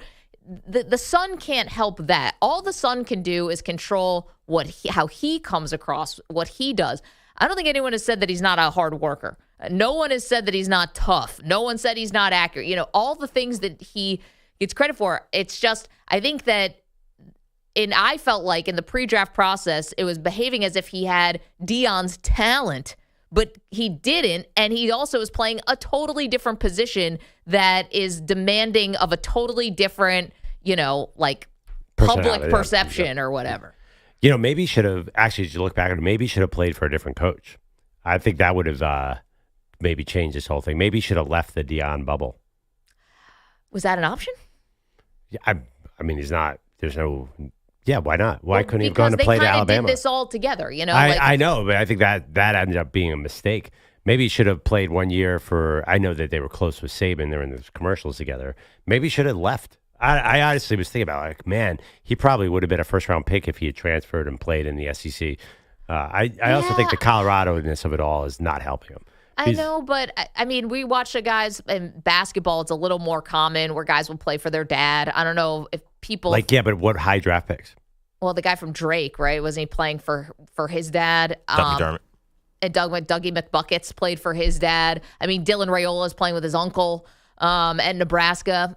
I get what you're saying because it's Deion. I think they all felt like it was a bigger cause, right? We're going to go to Jackson State. We're going to turn it around. Then we're going to go to Colorado and turn it around. It kind of felt like we're all in this together, sort of. Well, no, I mean, of course, it sounded great at the time. But I do think, obviously, if you're an NFL coach, you're like, wait, that guy's never played in middle school. He played at Deion Academy. Not only did he play for his dad, he played at a school named after his dad. Prime Academy, sorry. Prime Academy. Yeah, I mean, he probably, looking back at it now, should have left that bubble.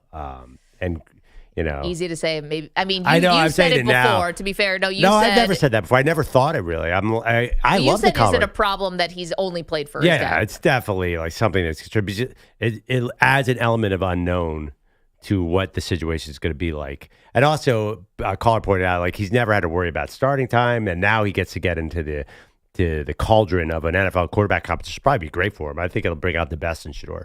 Andrew Bogusch is here. We see you guys on the phones. You want to talk about this? We're going to get to you. We promise. Bogusch has got us updated on everything else that went on this weekend. Guys, what did Jalen Brunson score yesterday? Speaking of Jalen Brunson, there he was again yesterday, exaggerating another ankle injury for motivation. Don't get him started. Don't do that. Bogusch, we don't have time for this today. It's Shedeur's day.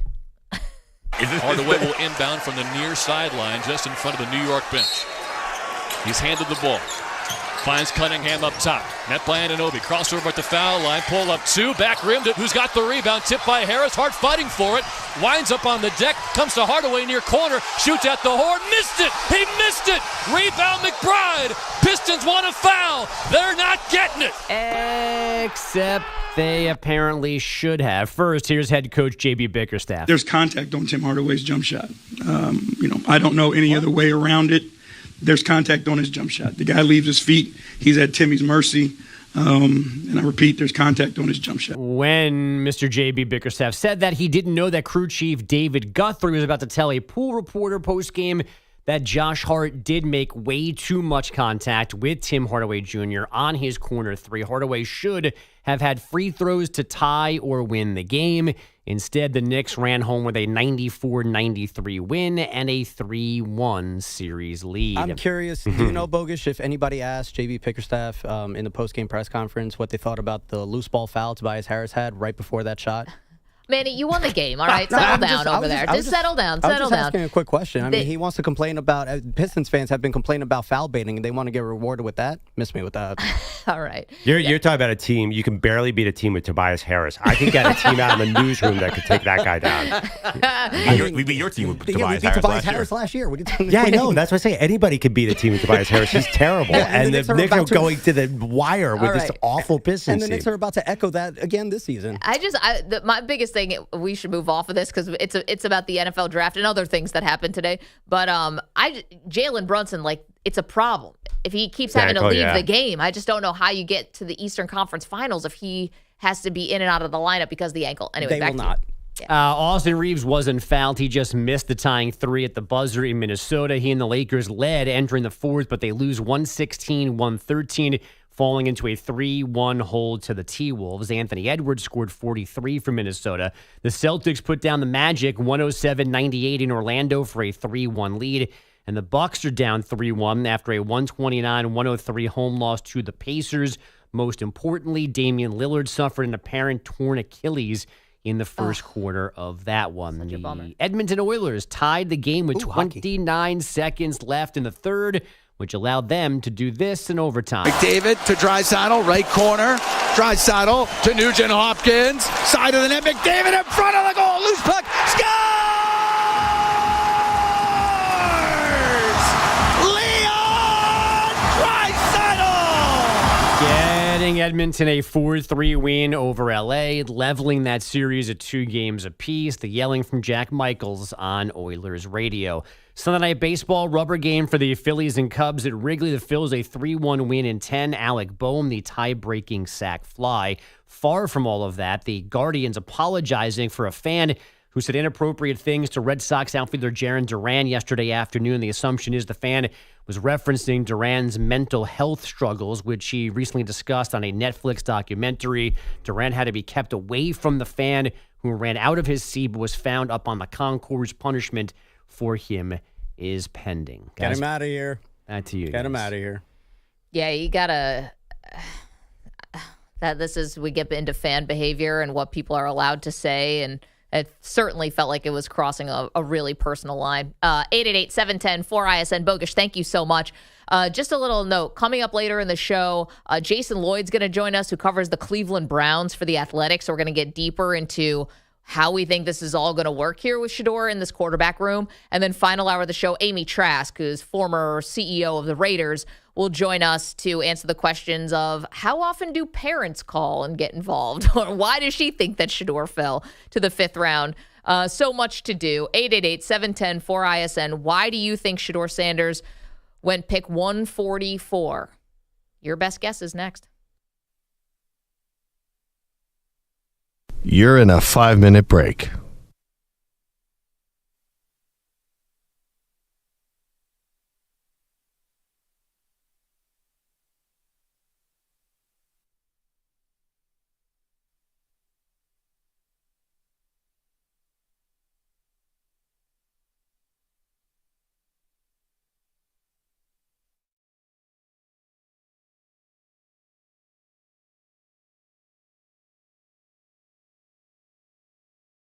Down the field, Bills and Eagles, yeah, we never gonna yield. Stats and insights, we the legends of the game. Maggie Perloff, we taking all the fame. I take stats saying we bring the heat each day.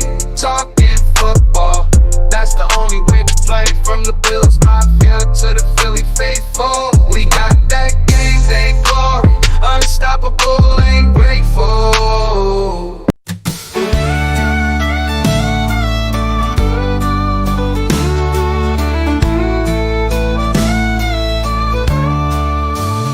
Well, he boarded that plane with a rum in his hand, said goodbye to the beach, kissed Dominican sand. But fate had a plan that was cruel and bizarre. His ear got all clogged, now he's picking a harp with the stars. Oh, Bogusch, you flew too close to the sun. One cabin pressurization, and your time here was done. You danced through life like a crash at a show, in a DMB shirt, shouting, celebrate, we will. Now we're pouring one out, and we're all asking why. You hit your last high note on that ear pressure sky. We gathered in church, all dressed up in flannel. Pastor spoke soft, through the feedback on channel. The slideshow was playing, the tears nearly fell. But guess who ain't there? That damn Peter Bellotti, too busy drinking seltzer in Floral Park hell. Bellotti stayed home, said the drive was too long. Watched TikToks and golf with a White Claw and bomb. While strangers on planes saw real stuff unfold. Like a lady breastfeeding, brave, fierce, and bold. And no, Pete didn't leer, he respected her grace. Not like that creep man, he's staring dead in her face. Peter said, I'll make the service if traffic's light. Then brunch hit at Chili's, and he ghosted the night. Said Bogusch was cool, but these egg rolls are tight. We hope your fajitas burn extra that night. Oh, Bogusch, sweet prince of the jam. You lived every lyric like a Dave superfan. You went out in style like a late summer vibe, while Bellotti was double-dipping ranch on the side. Now we toast with our tears as we look to the sky. God bless Bogusch and that damn clogged ear goodbye. 1 minute remaining.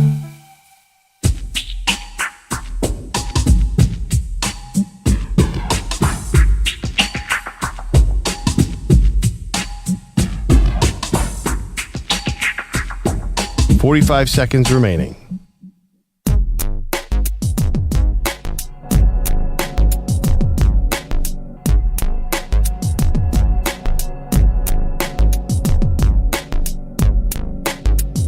$30 seconds remaining.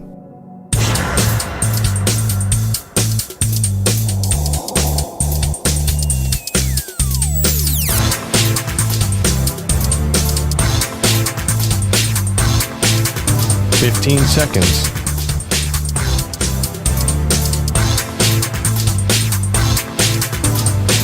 Break ends in 5 seconds.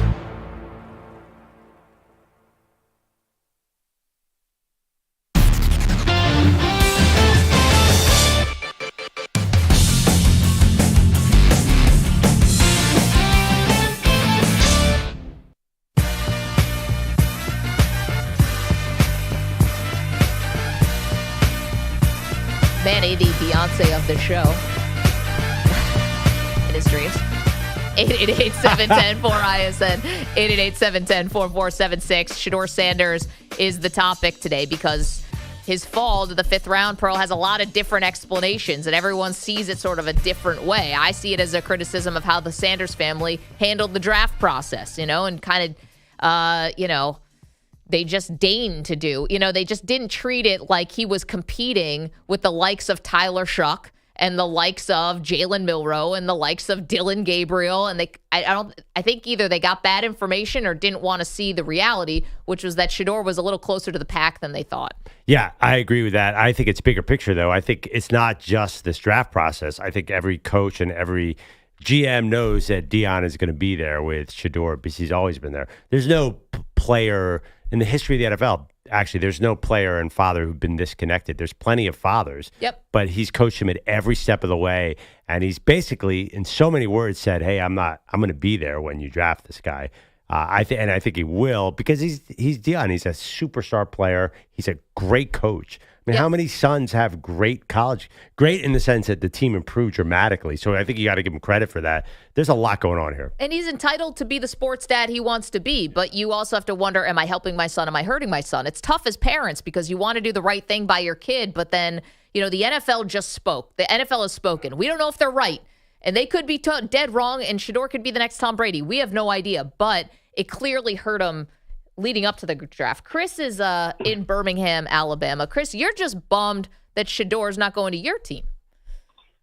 No, it's more than just that, Maggie. First, let's address the elephant in the room, being that defensive coordinator for the Atlanta Falcons. he should probably be either suspended for half a season or fired because you still leaked seriously privated info.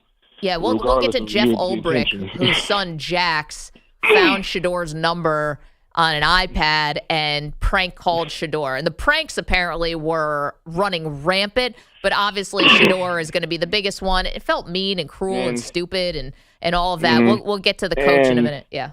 But let me address my New Orleans Saints guys. Okay. I mean, you've heard me last week pretty much saying there must be somebody in the front office that, when it comes to draft time, must be on the spectrum. But out of all the teams that needed a quarterback, being the Steelers and whoever, we're the outlier because we picked up. Who did we pick up in the second round? Tyler Shuck. I'll let you. Tyler Shuck. Exactly. He's a 7-year journeyman. Yeah. Oh yeah. Numerous season injuries, regardless of age. Who compared to all the other quarterback prospects that were on the board, they have in comparison to him versus them. This is one undeniable fact. Race is not even anything to do with it. Let's call it a spade. Each of our quarterback that isn't Tyler Shuck has at least sniffed near New York in order to get some hardware, being the Johnny Unitas Award or whoever. Yeah. I could care less. I told you I could care less if it be Shedeur or even Jalen Milroe. The point being is, as long as it's somebody who can move this offense and win games, that is the undeniable fact in all of this. Shedeur Sanders scenario. Well, Chris, I guess I'm trying to get to and thank you for the phone call. You don't like Shuck. He's going to be 26 years old in September. Yeah. He's got this big injury history. And to be honest, the Saints are the team that of all the quarterbacks who were drafted outside of Cam Ward, who's going to be the starter day one for Tennessee, he's kind of got the best inside track to start because Derek Carr's got this mysterious shoulder injury. I mean, they got to get Shuck on the field before he retires. So, but the Saints... He's eligible for AARP. I think more so than almost any team in the league, the Saints are really eyeing the next two drafts at quarterback. Like, Shuck, they can move on past him like it's nothing. I think they're thinking about Arch, whether it comes out this year or next year. They said, you know what, we can't take Shedeur in the first round because that boxes out of next year because they're going to be bad. They're so old and so decrepit around the entire roster that they're definitely going to be in play next year. Let's go to Joe, who's in San Francisco. Joe, we asked, was this Shedeur falling more about Shedeur or more about Deion Sanders? And the NFL kind of making a comment about Deion, his involvement. What do you think? Man, it's about Deion. When Deion went to Jackson State, they said he couldn't coach and all that stuff, and then he ended up being a good coach. Yep. And then on top of that, when he was there, he was called the NFL out because there was no scouts watching the HBCU teams, and he was called them out like what the scouts said, what the NFL at. So he was called them out, so he finally got them out there. So he was, they just pissed off at him because the numbers don't lie. He had first, second round numbers. He ain't played a game since November, December. So what did he do on the field that caused his numbers to drop? Nothing. Yeah.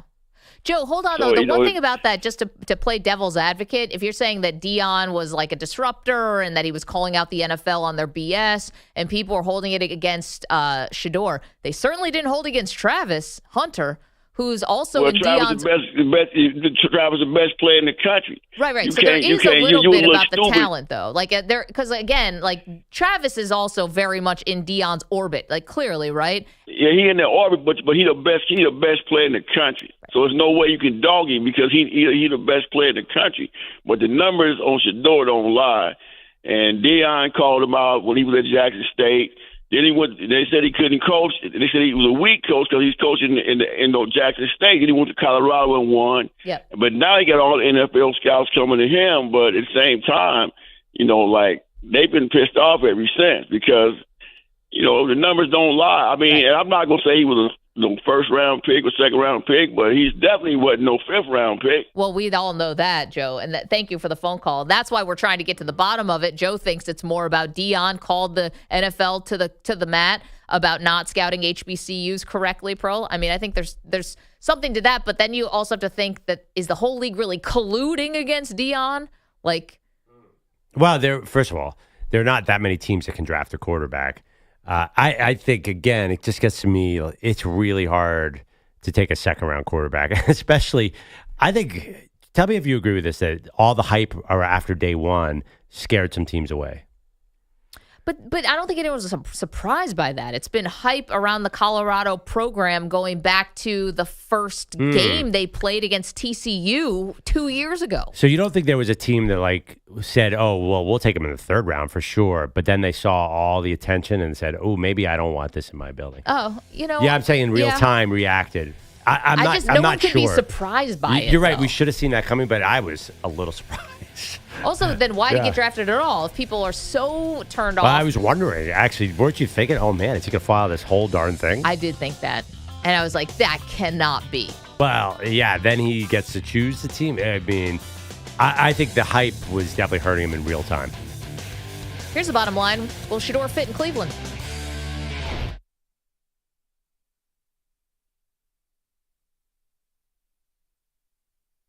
You're in a 5-minute break.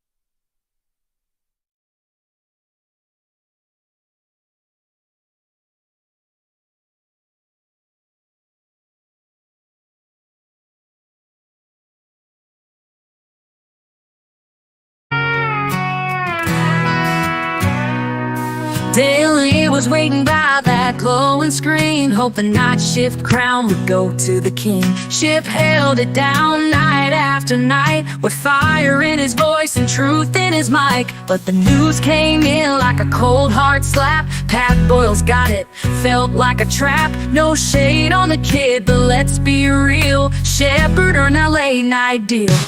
Now Shepard ain't sleeping and Daly's in tears. The Shepard maniac's been loyal for years. We stayed up late, we rode every wave, but they gave it to Pat and dug Ship's grave. So we howled at the moon and cursed at the sky, asking one question: why, oh why, oh why?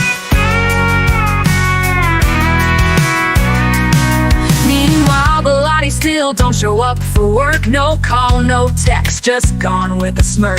Yet Ship clocked in through the thick and the thin, rain or shine, he'd always check in. Infinity, you broke our trust. We wanted Shep and that's a must. You picked a Boyle, but we needed flame. Now the overnights just won't be the same. Yeah, Shep, it ain't sleeping, we're twisted with rage. You skipped the vet for the new kid on stage. From the Bronx to the burbs, we're standing tall. Shep, a maniac's answer every call. So crank up the static, let the record show.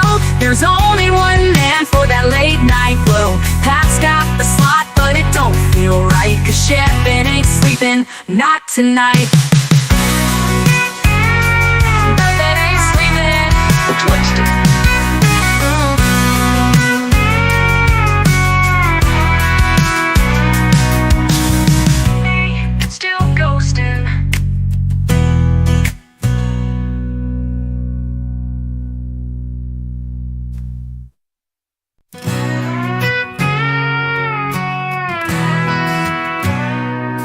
Daily was waiting by that glowing screen, hoping night shift crown would go to the king. Ship held it down night after night, with fire in his voice and truth in his mic. But the news came in like a cold hard slap. Pat Boyle's got it, felt like a trap. No shade on the kid, but let's be real.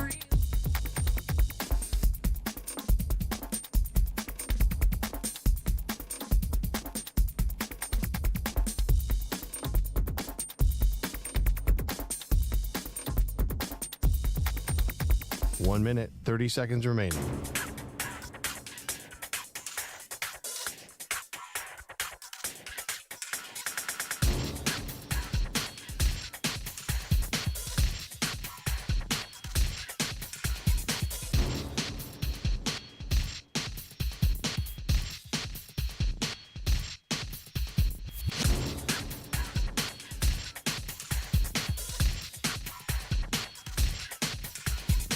1 minute remaining.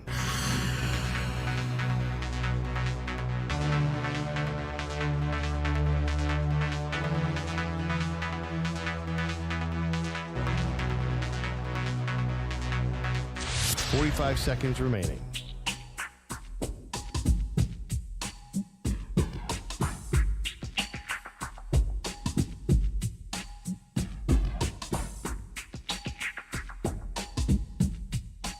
Seconds remaining.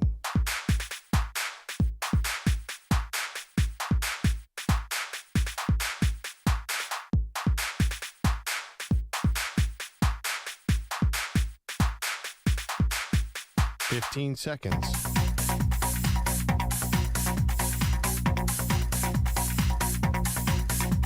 Break ends in 5 seconds.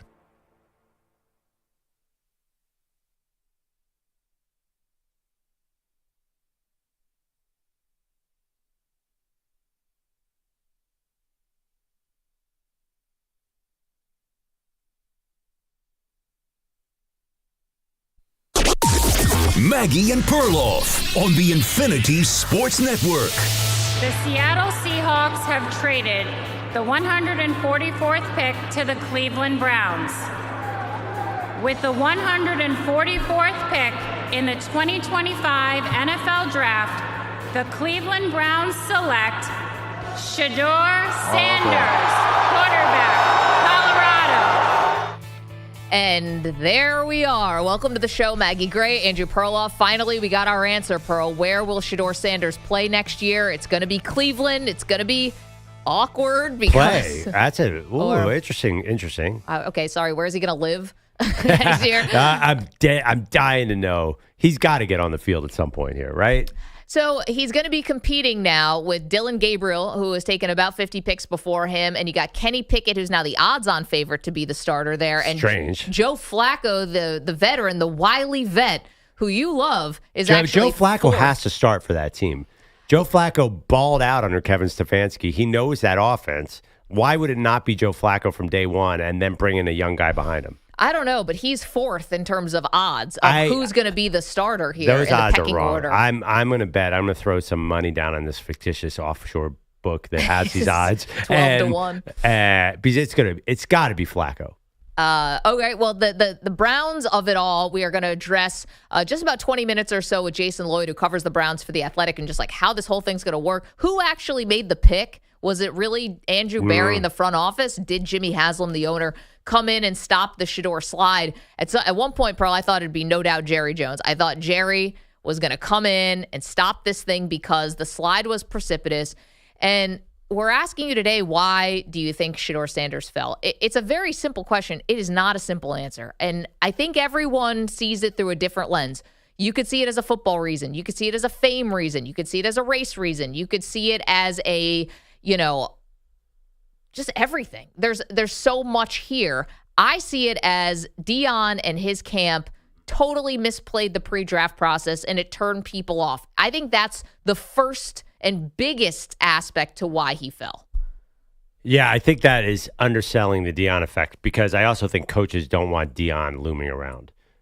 And honestly, Kevin Stefanski will lose his job to Deion in 2 years, so I think that was a wise choice. You think so? You're calling it now? I mean, that was joked about on Twitter, but yeah, I mean, there's a good chance. Deion said, "I will only go to the NFL to coach my son."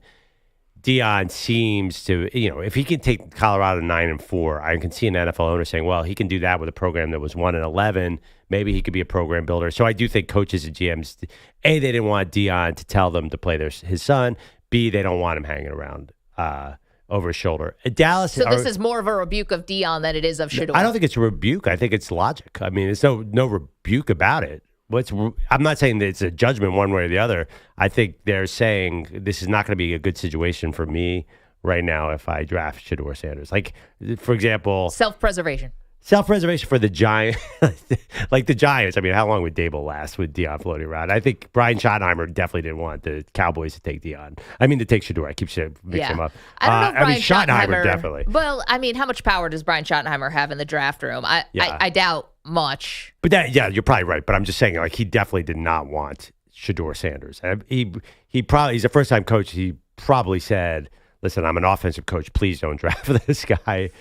Yeah, we can get into our winners and losers, too, and who actually had good drafts that we think, or which drafts made sense. We have no idea if they're good or not, but you need a couple of years to figure that out. Well, let me ask about your Raiders, because Tom Brady's reportedly had a relationship with Shedeur and passed on him multiple times. What do you think happened there?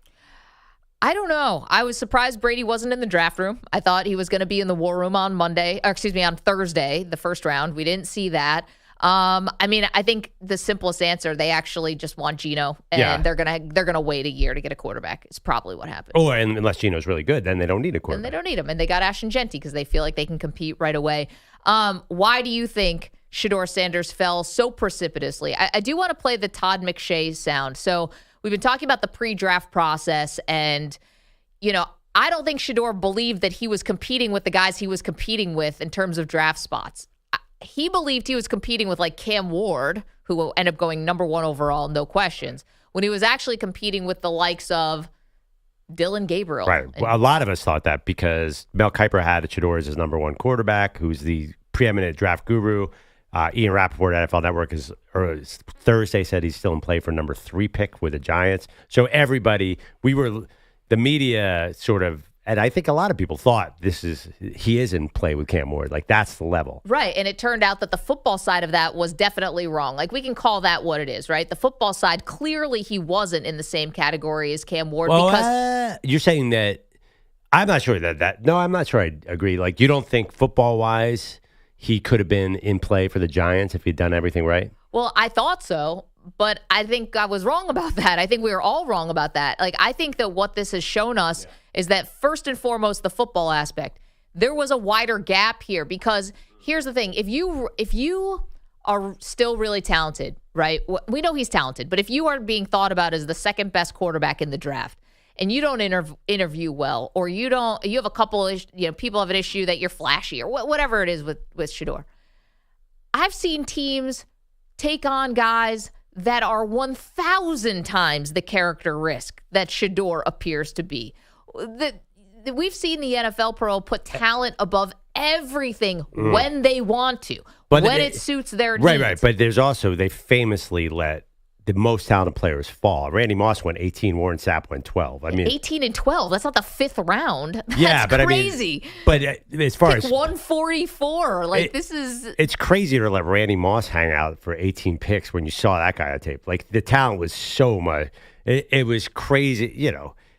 Listen, these guys, that's a big fall. Like, Randy Moss should have been the number 1 pick by 50 miles. Yeah, but we're talking about degrees here, and it's a different position. Yeah, I'm just saying, but I think, like, that's a character fall. Like, Shedeur, I don't know if Shedeur. Here's the other question, too. Cam Ward. Cam Ward's good, but he would have been the 6th or 7th quarterback taken last year. I don't think there's that huge a gap, just to get to your point. I just think the Titans needed a quarterback desperately. Nobody had Cam Ward as a number 1 player in the draft. Not a single person. Did they?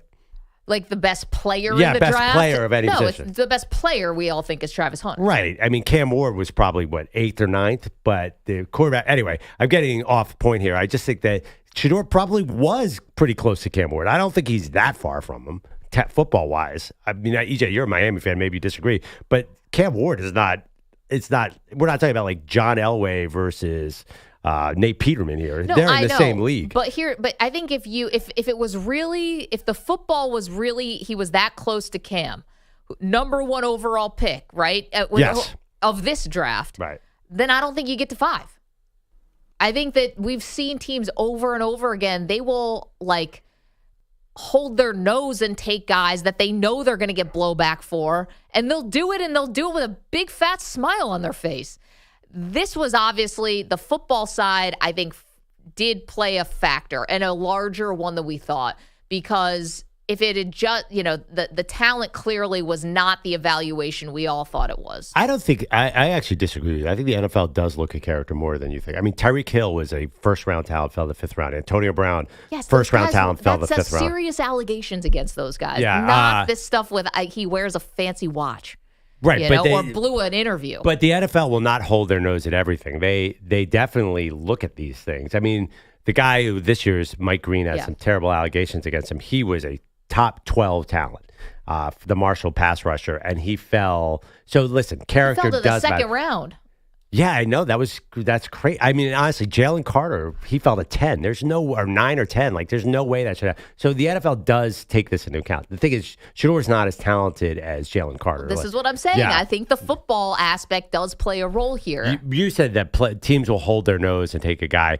I think you're right. It's a calculus. Like you said, there are many factors. He just wasn't quite good enough to overcome the question marks about having his dad around. I think if he was 6'4" and played like Jaden Daniels last year, he would have gone number 3. I agree with you on that, but I don't think it's one or the other. And I think you agree with me. It's all of it. Like if he was just a little bigger and a little stronger, then he might have been able to overcome all this. And I think if he took the pre-draft process a lot more seriously, I think he could have overcome this too. I don't know if he gets into the first round. Maybe he was never getting in the first round, guys, because of football. But I think that if he had taken the draft process more seriously, I don't know if he's falling to 5. I want to play this clip from Todd McShay. So Todd, Todd is he's super plugged in, and he puts a name on this one. This is not anonymous. This is not, some anonymous offensive coordinator told me. He says Brian Daboll outlined how bad the interview went. Here's what it sounds like. Shedeur didn't have a great interview with Brian Daboll in a private visit. An install package came in. The preparation wasn't there for it. Got called out on it. Didn't like that. Brian didn't appreciate him not liking it. I've said this before, and it started at the Combine, and a couple days after the Combine, I don't like saying report. Like, we don't report anything. I shared information that I got that I know if I'm getting it, that information people that are in this business that are really great at their job and talking to a lot of the same people I'm talking to, and probably more. I know more. Right. I think there is a football aspect of this, where there were rumors, rumblings that the football side of this was not, in terms of the interview, was not like stellar, was not off the charts. And I think people were, I don't know if they were afraid to report it or Deion's, relationships maybe played into this as well, because CJ Stroud, let's take that a couple years ago. CJ Stroud had this terrible score on this thing called an S2 test, right, which was a processing test. And that story went everywhere. Right. CJ Stroud didn't have somebody who was in his corner who may have had these type of connections. He was like I want to say air quotes, regular, kind of draft prospect. And this negative report went gangbusters. It ended up not being true at all. And obviously CJ Stroud is a franchise quarterback. But he went number 2. Well, generally though, people they'll report the negative stuff. Yeah. No, and Todd McShay is saying people knew that Shedeur was maybe bombing some of these interviews and they were not being forthright about it, or that he was, or the football side was not a first round grade and they were not being forthright about it. Right. But yeah, I find that analogy a little confusing because CJ Stroud went so high though. So nobody cared about the S2 test. No, I'm just saying that it's not like Todd saying that no one wanted to report these negative things. Yes, that's true. Because I think Deion, right. Shedeur was getting a little bit of the Deion bubble, a little bit of the Deion glow, and it didn't help him. It ended up being a detriment. Well, people were, I agree with that. I think people were afraid to come after Deion because Deion has a microphone and and I think that's why teams moving forward didn't want to draft Shedeur because they know Deion still has that microphone. So if he's sitting on the bench, Deion's going to say, get him in there, and that'll force a coach to do something he doesn't want to do because of public reaction. So I think that's exactly why I felt. Yeah, 888-710-4ISN, 888-710-4476. Coming up in the next hour, Amy Trask is going to join us, and I do want to ask her because she was the CEO of the Raiders, and she's been around a very strong owner in Al Davis, but also how much do teams feel that outside pressure? How much does that ever influence what a team may do? Because you're talking about Deion's influence. Yeah. Okay, quickly, let's go to John, who's in Western New York. John, why did Shedeur fall? John, you there? John? I'm going to put you on hold for a second. Mo's in L.A. What's up, Mo? Hey, I'm just calling because I think a lot of it has to do with Shedeur. I mean, he could have easily said no to his dad and everybody. Getting his number retired at Colorado, what did he do to deserve that? Especially 2-3 months after the college season's over. You got great people like Tim Tebow, wins the national championship, a Heisman, and his number's not even retired. What did he do to deserve it? Then Wait, but hold on one second, Mo. To be fair to Shedeur, The he's not. line He's not. under Wait, the hold bus. on, Mo. You got to be fair to Shedeur. He's not the one who retired his own jersey. What was he going to say? But he had Don't the right to- retire it. It gets an honor. yeah, an honor you don't deserve. Doesn't And Tebow then, have, you know- Tebow has a statue. Yes, He doesn't Tebow have is his, a statue. He doesn't with have his number Spurrier, retired? and it's like a. No, the number's not retired. Tebow's number's not retired. Yeah, Set but that the up with dude's the got Gators. literally a statue of himself with a ball in his hand. Well, but wait, he does deserve that. Mo, by the way, Shedeur is the greatest by 50 miles, the best quarterback Colorado's ever had. His numbers blow away Cordell Stewart's, and his success was huge. So he could have, and he's, Well, there was people who won a national championship with Colorado. but no quarterback has done 1/4 of what Shedeur did. Joe Klatt stunk compared to Shedeur. I mean, he's by far the best quarterback they've ever had. So you could have gotten it retired at some point. He had good numbers, but then he interviewed bad, throws his offensive line under the bus against Nebraska, and the following week he brings his whole offensive line to a press conference. He already started havoc there, and then he shows up to the draft with all this stuff in the background saying legendary. Play the game first, then consider yourself calling yourself legendary. Not that soon. Well, Mo, yeah, I mean, he's a master in branding. Thank you. And that's kind of this era, and Deion was doing that back in the day. So I guess, yes, there's a lot of this that I will definitely criticize Shedeur for, right? I think he was, but I also think that he was getting some bad advice, bad intel. He was getting some bad, like, to not throw at the combine, to not, be maybe taking these interviews seriously because you think you have it in the bag. I think he was getting coached up on that stuff. Yeah, I mean, I don't know. He's 23. I think he's responsible for that. At a certain point, like you gotta know how to Your handle. dad's Deion, Yeah, but he's not a young he's not a kid. He's actually old. He's a year older than Anthony Richardson, who have already killed for 2 years of bad play. He should figure this out on his own. 888-710-4ISN. I don't know if I agree with you about that, but 888-710-4476. Okay, so Shedeur's on his way to Cleveland. Jason Lloyd covers the Browns for The Athletic. We're going to get his thoughts on, like, how's this going to work? What's this going to look like? And who actually made this pick? Was it the owner or the front office? It's the Maggie Perloff Show. You're in a 5-minute break.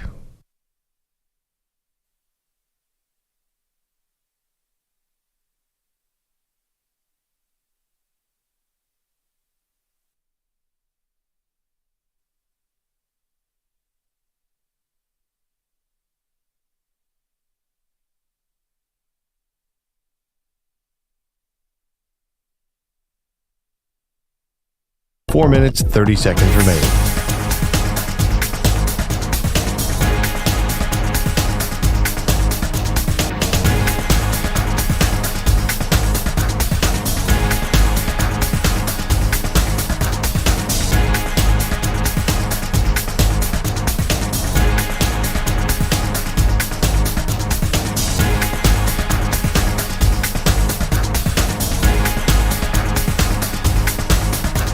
Four minutes remaining.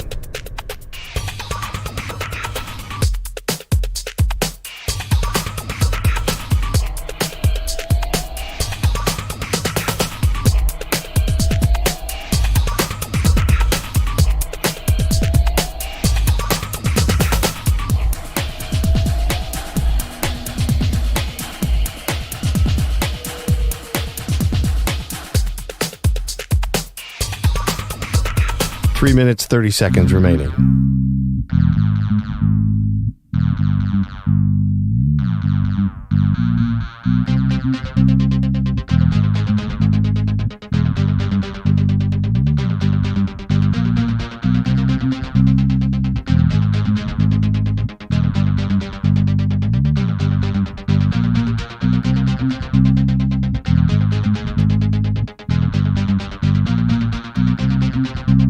Three minutes remaining.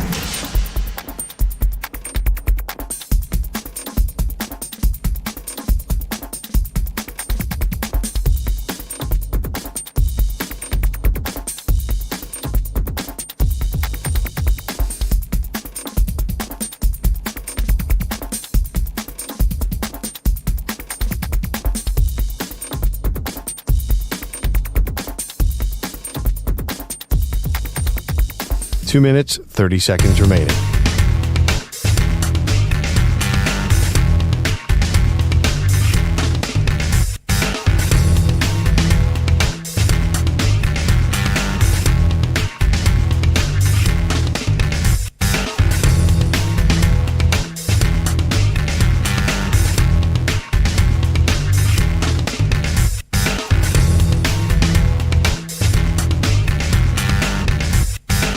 Two minutes remaining.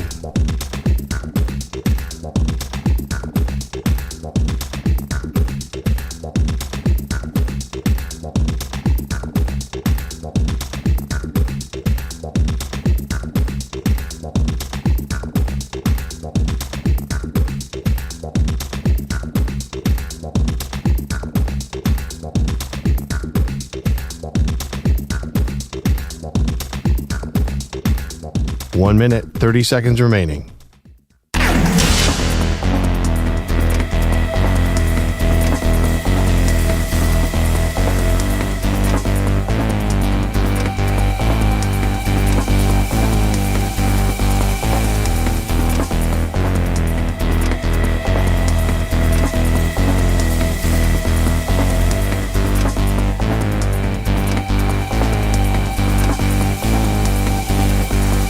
One minute remaining.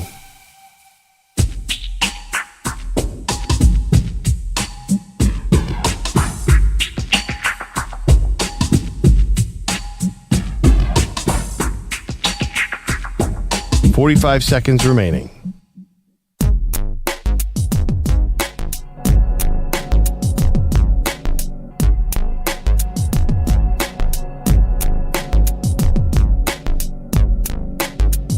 Thirty seconds remaining.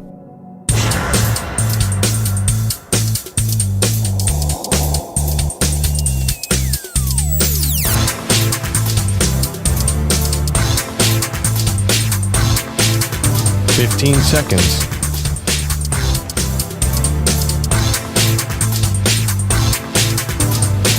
Break ends in 5 seconds.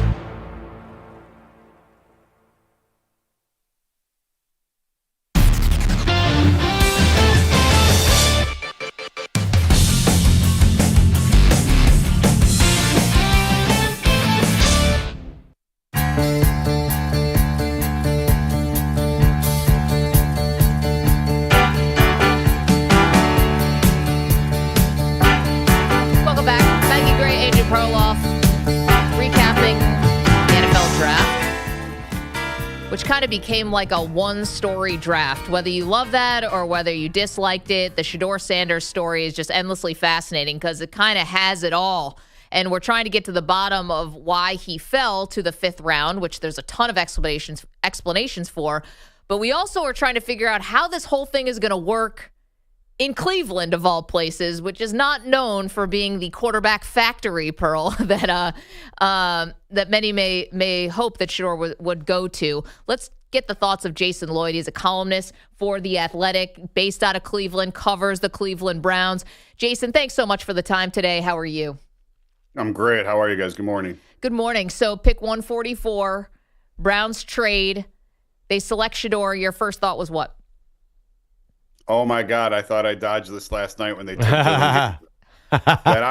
Honestly, that was my first thought. If I'm being totally honest, I was sitting in my office, and I had the Cavs on one TV, the playoff game against the Heat, and I had the Guardians on the other. I'd stopped watching the draft, and all of a sudden, my phone went totally nuclear, and I picked it up and thought, "You've got to be kidding me!" And then my boss called and said, "Okay, off and running." So, I mean, listen, when they take Dillon Gabriel the night before, obviously people in Cleveland think it's not happening. And I texted an NFL coach who knows the Browns organization well, texted him late Friday night and said, okay, so what do you make of Dillon Gabriel over Shedeur? And the response was, the Browns need another distraction, like they need a hole in the head. And then here we go, 12 hours later, whatever it is, and here comes Shedeur. Jason, yeah, it's wild. Was the when you were reporting on this pre-draft, was the plan in Cleveland to draft a quarterback in the 3rd round and the 5th round coming in? No, I'm joking. Of course it was. No, we did think they're going to take a quarterback, yeah, but certainly not how it played out. If you're, we're going to just jump right in. Like, how does this depth chart work? Is Shedeur Sanders a normal 5th-round pick for them, or are they going to view him as a higher-round pick because of everything that happened? No, he's a 5th-round pick. He's 4th on the depth chart. Now, that's not to say that he's not going to move up. Personally, I think Kenny Pickett is the starter as of right now. They pursued him as soon as the season ended. They gave up an asset for him. They gave up another quarterback for him. That's QB1 as far as I'm concerned. Flacco's 2, and now you've got these 2 rookies. Obviously, that can change. That needs to change. The Browns very clearly told you they were not expecting to get a franchise quarterback in this draft. So they traded down from 2 to 5. They got a 1st-round pick for next year. That's when they were going after a quarterback. And everybody in Cleveland knows how much Jimmy Haslam loves the Manning family. And I've been watching Arch Manning since November, December, as if Jimmy Haslam has any chance of getting Arch Manning here, he's going to do it. So this is a quick audition for these guys, for both Dillon Gabriel and Shedeur, and it's kind of a tough spot to be in. But they're gonna have to, like, if they carry both, first of all, like Joe Flacco's got a $4 million guarantee. But yeah, you'd believe that you could probably trade him to another team if there's injuries or whatever toward the end of the preseason. If you're going to carry both of these rookies, you got to play them. The Browns aren't going to be very good, but they got to figure out what they have in these guys because, again, the plan, pretty obvious, is they have 2 that could be relatively high 1st-round picks to go get a quarterback next year. So they have to figure out now if either of these guys could be the answer. So I don't know how Kevin's going to juggle this because – if Kenny's the starter day one to let these guys get settled a little bit, you got to make that switch, I think, sooner than later. And then which one are you going to? Are you going to give them both a chance?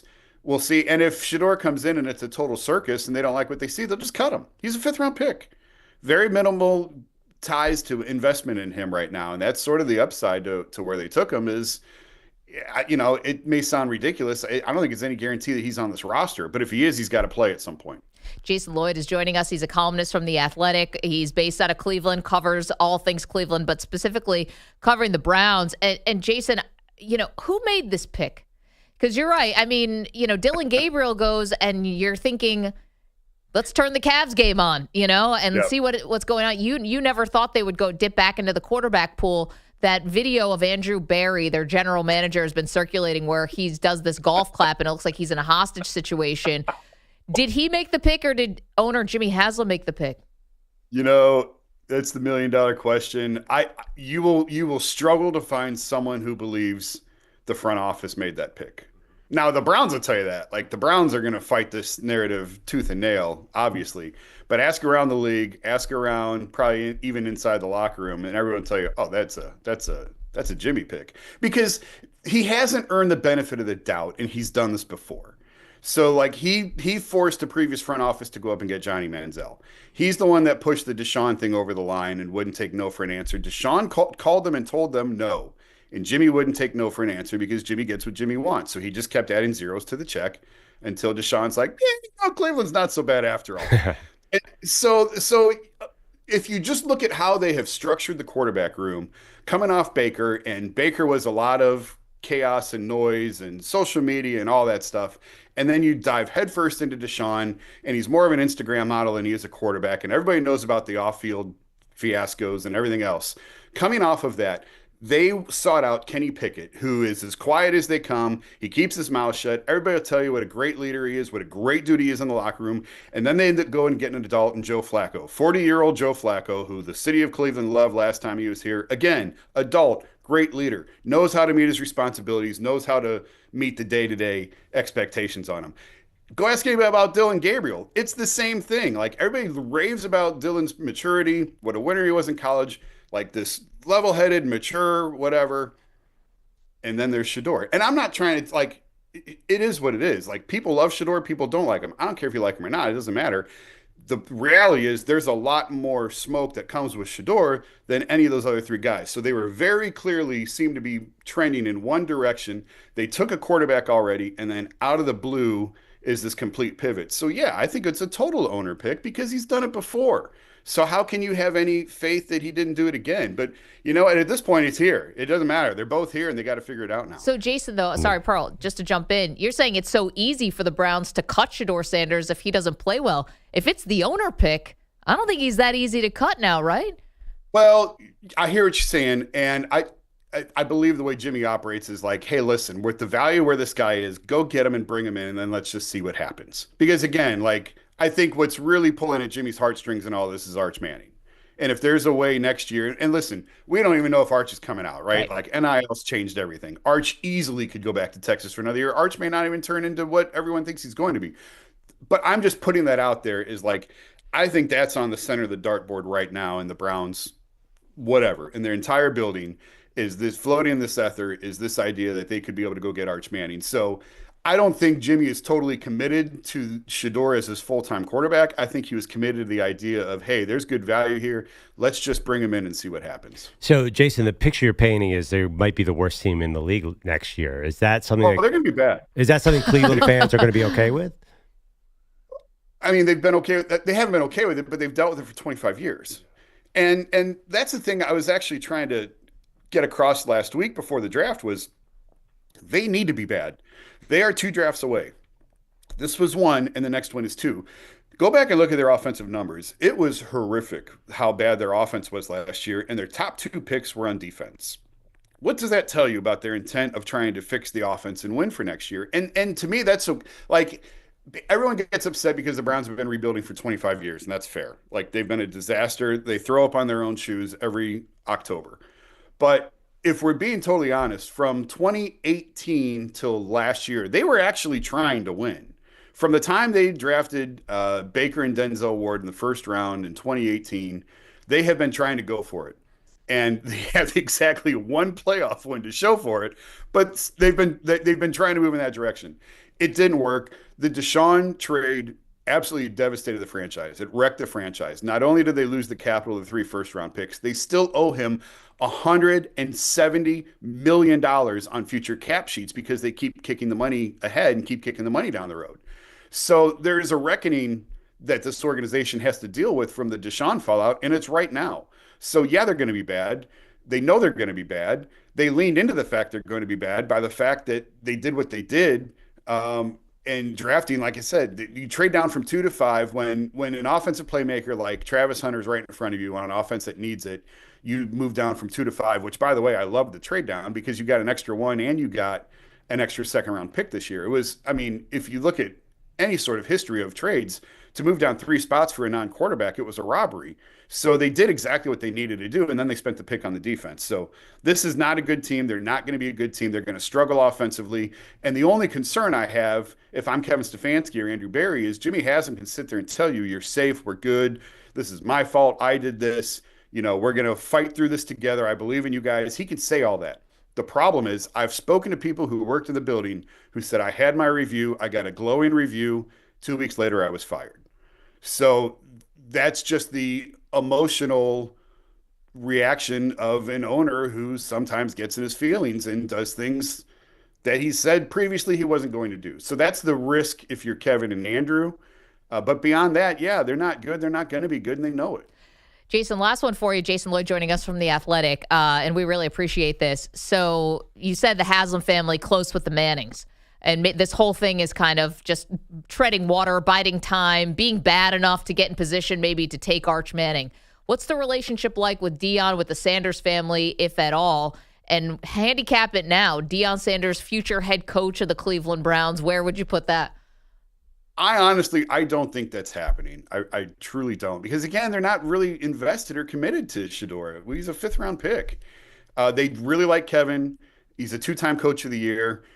He had a really bad year last year. They all did. They overhauled the entire offensive staff last year to try and fit Deshaun, and it blew up. Now they're going back to what Kevin's comfortable doing, what Kevin likes to do. They're going back to the offense that made them successful here previously.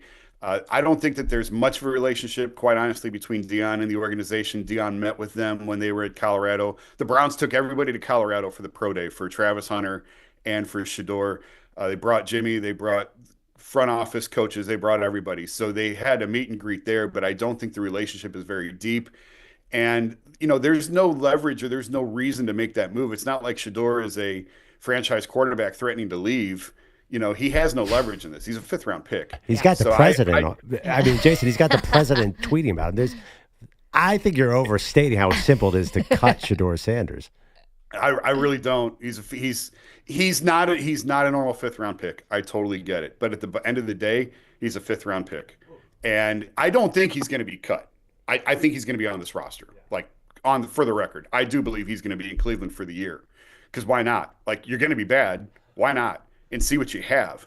I just don't think that they have, at this point, certainly, they don't have any long-term investment in him. And I think they entered this. Remember, they already took a quarterback over him. So at no point did they think he was going to be here. So I don't think they're looking at him as the long-term franchise quarterback. Now, if he changes their mind with his performance on the field over the course of the next year, great. Now you've got your franchise quarterback and you have 2 high picks next year. But I don't think they're looking at it that way right now. Jason Lloyd, you can read him in The Athletic, a columnist covering Cleveland, covering the Browns. Thank you so much for your perspective. And things got a whole lot more interesting for this season. So have fun with that. All right. Thanks, guys. Thank you, Jason. Let's turn to Andrew Bogusch, who has headlines for us on this very busy Monday. Guys, LeBron giveth and LeBron taketh away. 27 points, 12 rebounds, 8 assists, and some key defensive plays late in Game 4 in Minneapolis yesterday afternoon. But there were also some mistakes in the final moments that helped the Lakers lose 116-113, dropping into a 3-1 hole to the T-Wolves. Won the game, but it wasn't like they completely pulled away. I mean, they won the game, but they just made a couple more opportunities. We had opportunities to win. We just couldn't close it. Neither LeBron nor Luka took the final shot yesterday. They both passed, leading to an Austin Reeves corner 3 that missed at the buzzer. There were also 43 points from Anthony Edwards. Quick question. Would Michael Jordan have passed on that 3? Oh, my goodness. Please stop. Come on. Everyone else was doing it. I want to jump in on that. It was the right play. Yeah. I mean, he didn't shoot. That being said, he should have got was triple team. The whole Lakers offense got stuck in the right-hand corner, space a little bit, get LeBron or Luka a shot, although Austin Reeves almost went in. Well, LeBron made the absolute right play there. He might have made the offense was a mess. The spacing was terrible. They should have done, that whole play was messed up. In fact, the whole last 10 seconds of the game was a disaster. Well, maybe you shouldn't play LeBron James 24 straight minutes in the second half. Oh, it's always someone else's fault. Always someone else's. It was LeBron's fault that he turned the ball over on an inbounds play. Yeah. Yeah. That's where the game was lost, in my opinion. We don't have this thing with Michael Jordan because he never lost in the playoffs, so we can't have this discussion. Literally never lost a game. Sure. Did I see that was the first time ever in recorded NBA history that the same 5 guys played the entire second half of a playoff game for the Lakers? They did definitely play the whole second half. I don't know if that was the first time It was the first time since some other number. Dave, I think, are tracking play that they can confirm that it happened. They're tracking box scores? Yeah, right. Wow. Okay. It's been a while. It's ridiculous. I understand that the Lakers have a short rotation and that Jackson Hayes can't be played, but, I mean, LeBron's 40. You can't play him for 24 minutes in a row. Damian Lillard suffered a likely torn Achilles late first quarter last night with the Pacers. His Bucks never really recovered, losing 129-103 at home. They're in a 3-1 hole as well. Doc Rivers on the gut punch. Thought our guys tried, but it was tough. All of them are in there at halftime, in the training room, really tough to talk to a team, after that. Lillard suffered the apparent major injury in just his 3rd game back from that blood clot in his leg. Jason Tatum scored 37 in the Celtics' 107-98 win in Orlando, and Jalen Brunson and Karl-Anthony Towns combining for 59 points as the Knicks escaped Detroit 94-93. New York and Boston have 3-1 series leads. Apparently, my son's 11U travel baseball team was playing the San Francisco Giants yesterday. Ramos has been on base twice, and he hits a soft bouncer past the mound. Off the third base side, Jackson, he barehands it and throws it away at first. It goes right on by Berger and down the right field line. And now Ramos around second, heading for third. The throw, it goes wild. It goes over to the sidewall. He jumps up. He heads home. And the game is over. John Miller on Giants radio. That was an infield single and 2 throwing errors. The always fun Little League home run. That's how the Giants beat the Rangers yesterday, 3-2. I love John Miller. He's so great. Why is he not on Sunday Night Baseball anymore? Am I opening up a can of worms that I forgot? That's a long time now, right? How long? When did they pass Well, him it was off? him and the San Diego Chicken, if you remember.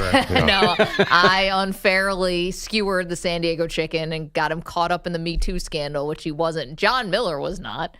No, John Miller was not. John Miller seems like a prince of a guy. He's so great at this. He's excellent on that call. Back to you, Bogusch. Washington Commander and D.C. officials are expected to announce this morning plans for a new football stadium where RFK Stadium currently stands. The team last played there in 1996. The Commanders want the venue to be open for 2030 and plan to hold concerts, Final Fours, other major events in it as well. Playoff hockey, the Kings were 20 minutes from a 3-1 series lead on the Oilers, but gave up 2 goals in the third, lost in OT 4-3, so that series is 2-2 instead. The Capitals and Hurricanes did get their 3-1 leads. Washington won in Montreal, Carolina won in Jersey, both by 5-2 scores. And Liverpool clinched its 20th top-flight title in England with a 5-1 rout of Tottenham yesterday. It's their second Premier League title in 5 years after a 30-year drought. Guys, back to you. Bogusch, thank you. Coming up, we do this every Monday, the M&P 500. Whose stock is up, whose stock is down after a big weekend? You want to hear some Mel Kiper Jr. melting down on the ESPN set. You want to hear Bill Belichick in the most awkward Bill Belichick interview that's ever existed, and that's saying something. Yeah, I was about to say. And of course, we'll have more of Shedeur Sanders. Why did he fall to the 5th round? We're asking you today. And also, was this a rebuke on Shedeur, or was it a rebuke on Deion? 888-710-4ISN, 888-710-4476. You're in a 5-minute break.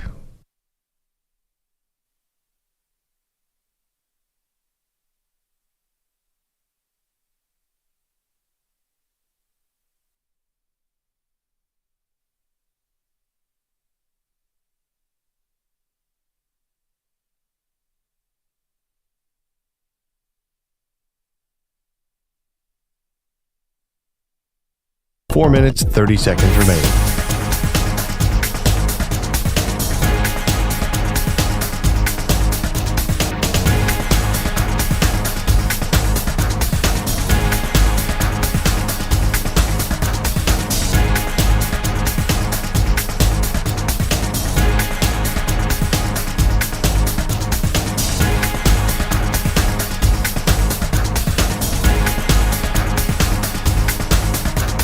Four minutes remaining.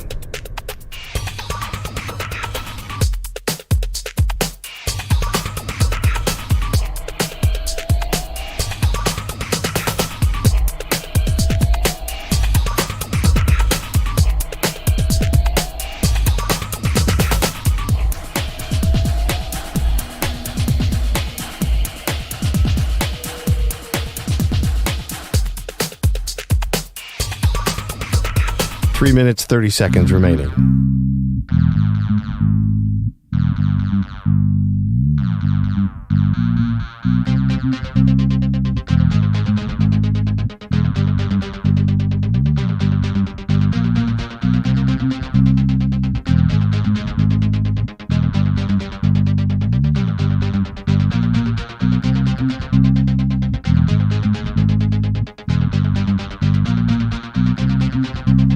Three minutes remaining.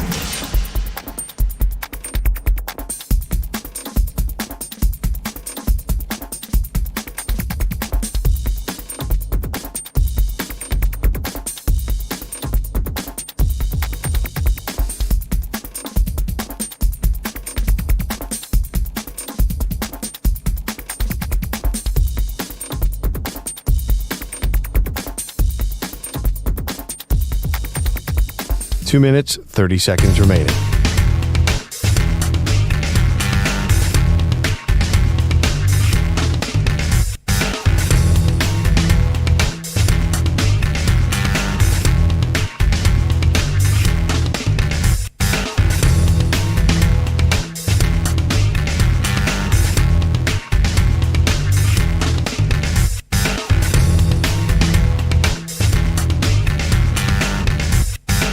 Two minutes remaining.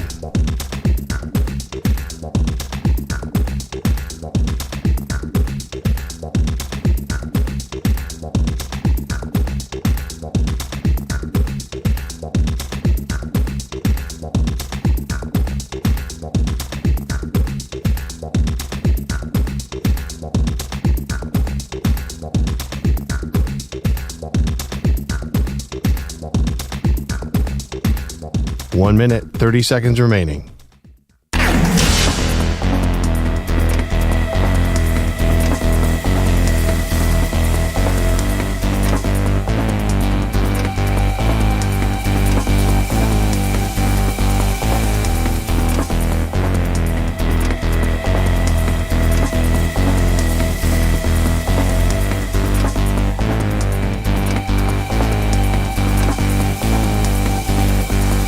One minute remaining.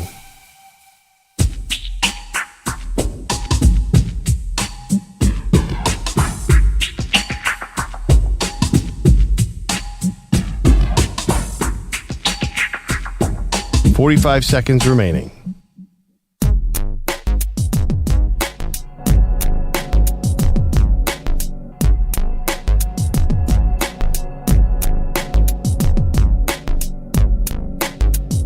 .30 seconds remaining.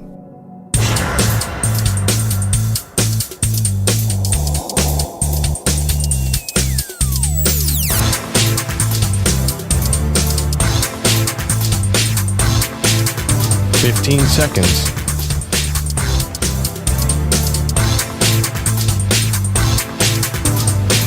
Break ends in 5 seconds.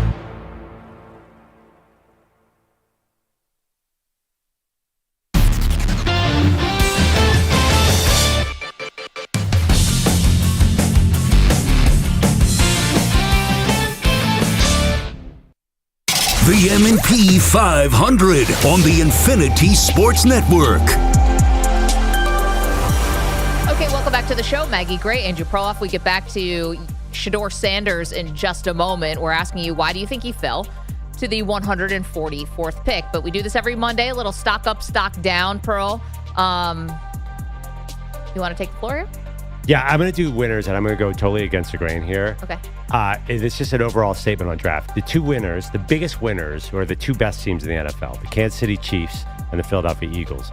Because everyone gives all the hype to the top 5 picks, like, oh my God, the Giants, the Browns. Guess what? They're going to be back in the top 10 every year from now on. The Eagles and Chiefs are so good that they could take 2 injured players that they're waiting on, and they're both going to be stars. And the Chiefs got Josh Simmons, who should have been a top 10 pick, but he had an EJ injury. He hurt his patella, and we know how bad that is. You know he's going to kill your Bills. And then the Eagles got Jahad Campbell, which is just a joke. There is no way he should have followed them. Again, injury concerns. So I just love draft coverage annoys me because all the A's on these draft report cards are for the teams in the top 10. Those teams do not know what they're doing historically. The Ravens, the Chiefs, the Eagles, those teams actually won. I just want to get that statement out there. It's been bothering me for 4 days. Okay, I'll get to the Ravens, but they're not going to be on my winner's side of this. The Ravens? Boy, that's crazy. I'll get to them in a second. My winner is Jordon Love. Jordon Love, with what was maybe a dicey wide receiver room last year, gets some major upgrades. Matthew Golden comes off the board with the 23rd pick, so that was obviously from Thursday.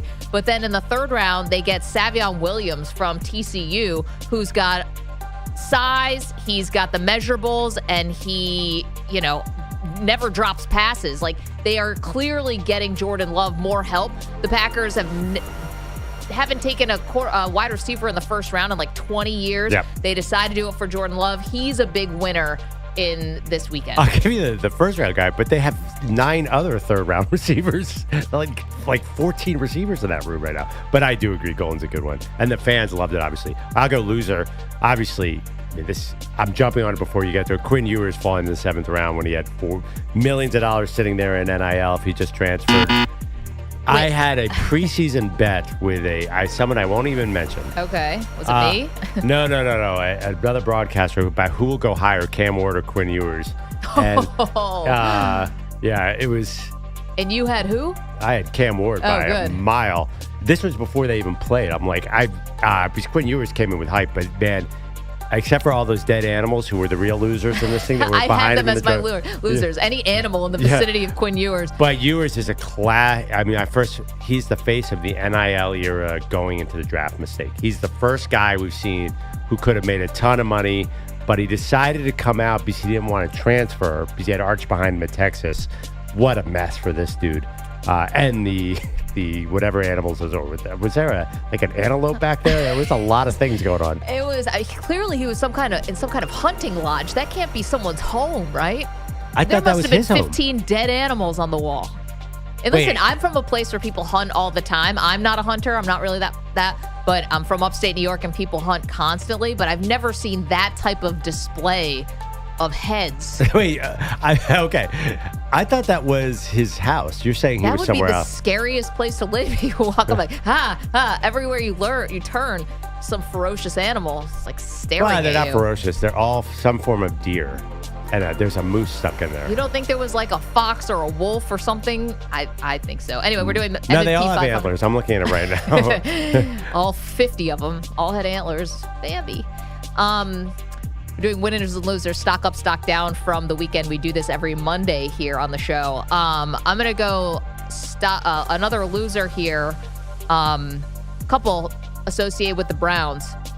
Dillon Gabriel, I think, is a loser here, because that could have been an interesting spot for him where he goes to the Browns and he's competing with Kenny Pickett and Joe Flacco, and it's kind of like business as usual, more or less. And then Shedeur gets drafted behind him, and now this whole thing is upended because I think a lot of people believe that Shedeur is actually a better quarterback than Dillon Gabriel. We'll find out, but that was the pre-scouting. You could argue he'll get a chance to play here maybe if you squint, but I totally thought the same thing. And I'm going to couple Dillon Gabriel with Andrew Barry, who now forever will be memed as now it's Andrew Barry face.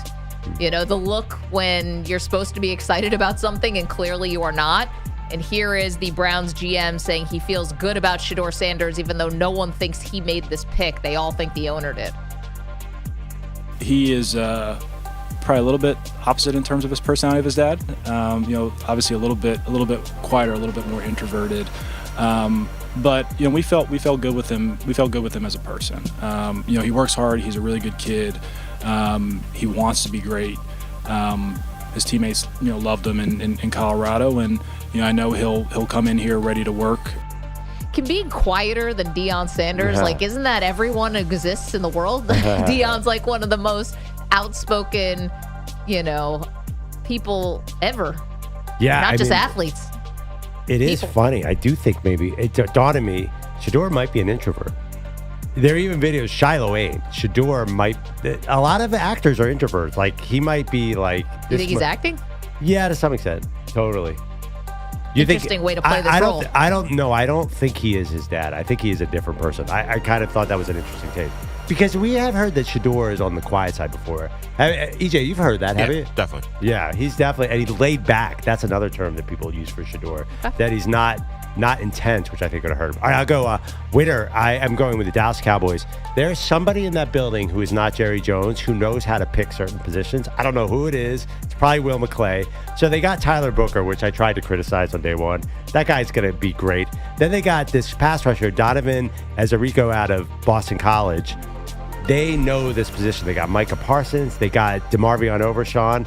And then they got Javon Revell, who's a quarterback who all the draftniks loved. This team can draft. There's just no way around it, What Maggie. happened to wide receiver? They didn't get the wide receiver. Yeah, they don't know how to build a team, but they know how to take certain positions. And these guys are probably going to be hits. Just like Deron Bland was a hit. Just like Trayvon Diggs was a hit. Just like I mentioned Overshawn and Micah Parsons. They know how to get, and Tyler Booker's probably going to be a good guard. There's something weird about this team where they make smart draft picks, but yet they still don't build a complete team. I got more losers for you. So we're going to just dissect the whole Ulbrich family in the next segment. So I'm going to keep them out of this because Jeff Ulbrich is defensive coordinator in Atlanta. His son is the one who pranked Shedeur Sanders, saying he was going to get drafted by the Saints, and that ended up not being true, and then they had to apologize for it. We're going to save that for a second. I'm going to quickly go to the Baltimore Ravens. Say you guys have a zero tolerance policy against domestic violence, yet you decide to take somebody who's got 2 accusations against them. Now, to be fair, just accusations. Nothing has been proven. Nothing is good. There's no charges. Nothing. Well, there's no conviction. Nothing like that.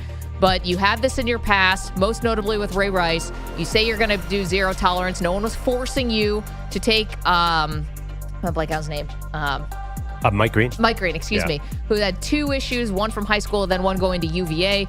I understand the high school thing. That's minors. but college is another. And then, so they decided to take him. Did you also notice, though, that the Ravens took a kicker?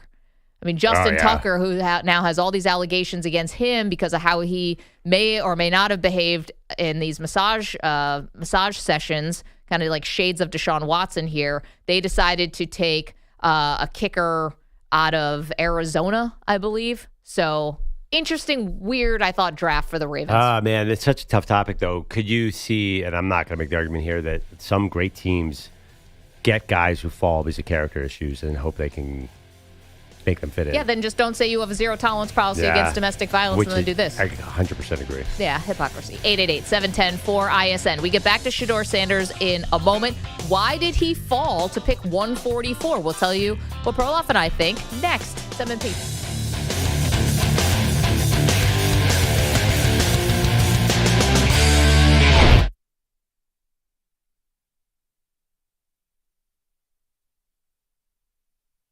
You're in a 5-minute break.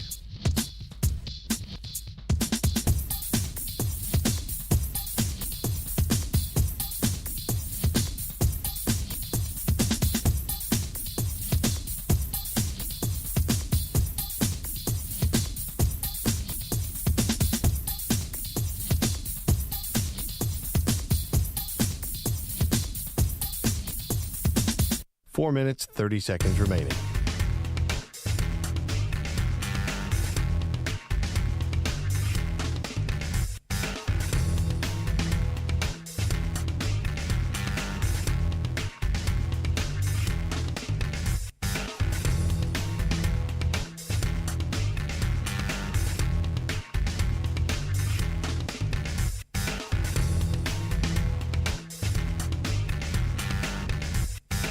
Four minutes remaining.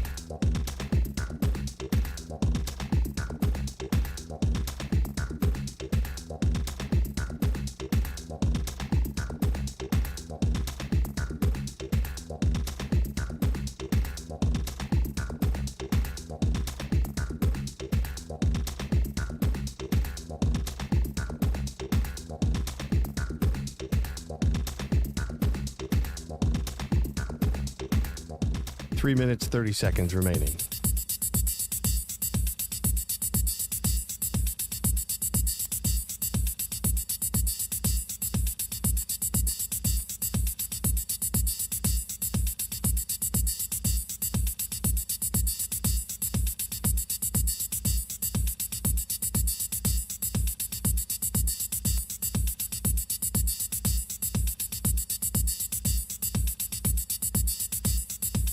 Three minutes remaining.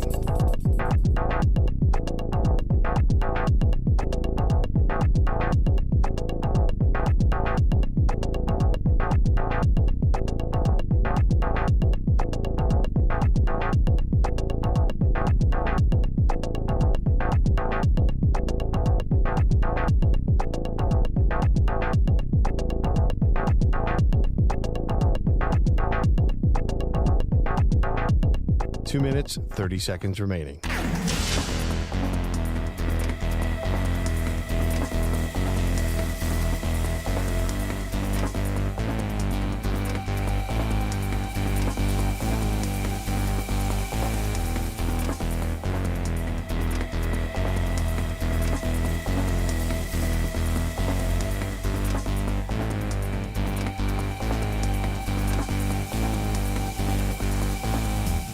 Two minutes remaining.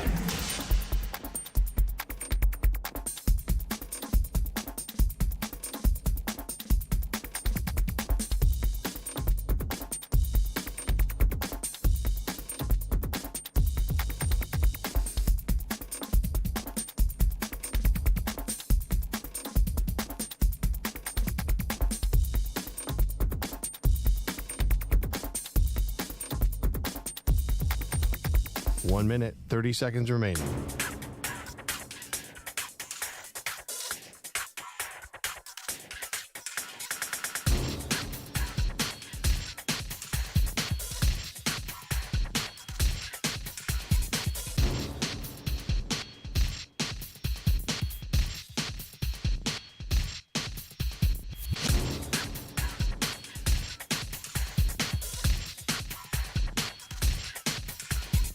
1 minute remaining.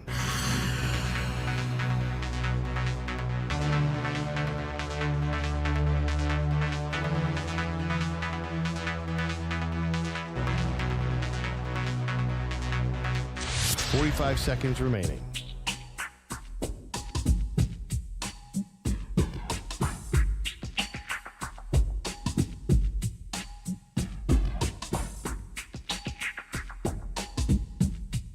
$30 seconds remaining.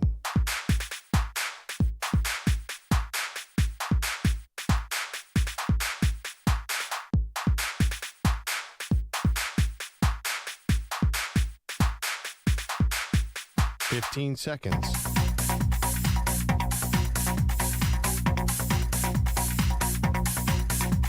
Break ends in 5 seconds.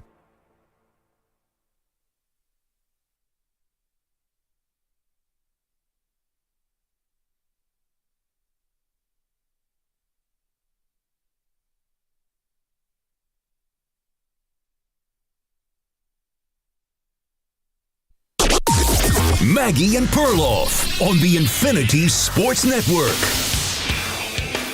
The story coming into the draft was Shedeur Sanders, and the story coming out of the draft is also Shedeur for reasons we never saw coming. Welcome to the show, Maggie Gray, Andrew Perloff. We sat here on Friday. We said, wow, it's pretty surprising that Shedeur didn't go in the first round. Well, did he go in the second round, third, fourth, finally in the fifth round? The Cleveland Browns swoop in at pick 144. They had already taken a flyer on a quarterback in Dylan Gabriel from Oregon. So we're asking, why did Shedeur fall so far? By the way, we knew on Friday that there was a chance because the Browns had already announced in so many words that they wanted Arch Manning next year.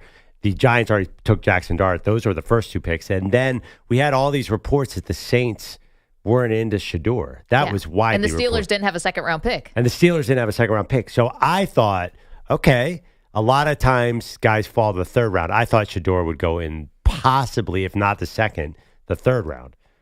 And then the third round came. But I started noticing something, Maggie. I did start noticing all the think pieces, all the takes. And I think teams saw all that noise and said, I don't want that noise in my building. And that was, I think, a good word. There was a lot of noise out there about Shedeur. I think teams must have noticed that. And maybe I'm naive to think that anybody's on Twitter on a team, but I just think that all of a sudden people are shredding the NFL and saying teams don't know what they're doing. And the coach might say, oh, gosh, I don't know. This seems like a lot of extra stuff for a backup quarterback. Well, I think that's it. To take it down to a cliche, the juice ended up not being worth the squeeze. And I think that and when I say that, two things. One, I do think the football aspect is part of this. I think that if Shedeur was this ultra talent, he is talented. I'm not saying he's not talented. But if he was this can't-miss quarterback prospect, he's gone. Maybe not in the first round, but definitely in the second or in the third, because teams will overlook and have overlooked way more than a guy being a little flashy or having a famous dad if they really think they're going to help him win. Cam Newton had so many issues with his dad and the money at Auburn at a time when, and his dad was, I think, admitted that he was offered this bribe. Nobody liked the situation with him, and there was no doubt he was going number one. Wasn't even a question. Yeah, because he's 6'5". Jameis Winston, there was stuff going on with him at FSU. But Jameis Winston was incredibly successful. You're absolutely right. If there's enough obvious talent, right, you can ignore everything else. Right. And so this is where I think the Sanders family really had their miscalculation. Either they were getting bad intel on what teams really thought of Shedeur. Maybe they didn't want to disrespect Deion. Maybe they didn't feel like it was worth it to be honest. I have no idea why. But they either weren't being honest because Shedeur did not treat the pre-draft process like he was competing with the likes of Dylan Gabriel and Tyler Shuck and Jalen Milroe and these other quarterbacks who came off the draft, the Will Howards and the Kyle McCords. He clearly thought that he was a step above them and clearly thought the NFL viewed him that way. I think clearly, because that's why you don't throw at the combine. That's why you don't go to the Senior Bowl. That's why maybe you mail in a couple interviews or you don't prep for them as much as you should have, which is a criticism that Brian Daboll had of Shedeur via Todd McShay. So stay with me on that. You don't act that way if you feel like you're fighting for your life. When you're fighting for your life to be drafted into the NFL, I don't think you treat it in a way that could come off as cavalier, at least on the outside. They thought they had it in the bag. Clearly they didn't. And that to me is the biggest reason. Is it the only one? No, but I think it's the biggest one to me. Yeah, I think the first thing you said about the football wasn't quite. I think you can overcome all that if the football is good enough. It's a funny thing with quarterback too. You need a guy who's going to fit the locker room perfectly. He's going to fit that quarterback room, especially if he's not going to start. If the Giants had taken him at number 3 and he could have played this year, then maybe it wouldn't matter how big his personality was. But he's got to be a backup once he gets to the second round. And again, if you're running a team, Maggie, would you have brought in a second-round backup, Shedeur Sanders? You might have thought twice about it, being like, oh, boy, I don't know. Well, it depends. Am I the GM or am I the owner?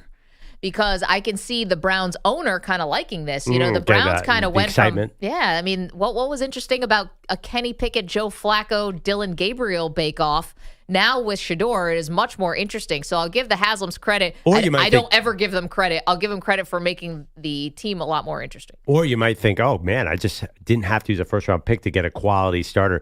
My player comp for Shedeur Sanders is Kirk Cousins, in a way. Well, that's good for Stefanski. Yeah, I'm just thinking like I think he could be a really good quarterback, but I think he's a bit system dependent because, and again, you did point out he went to Colorado. I don't think he's built for a place like Pittsburgh where he's going to have to play in bad weather all the time. I think if you get him in the right offense in a dome, for example, and he can just throw the ball 45 times a game and be point guard, he'll be really good.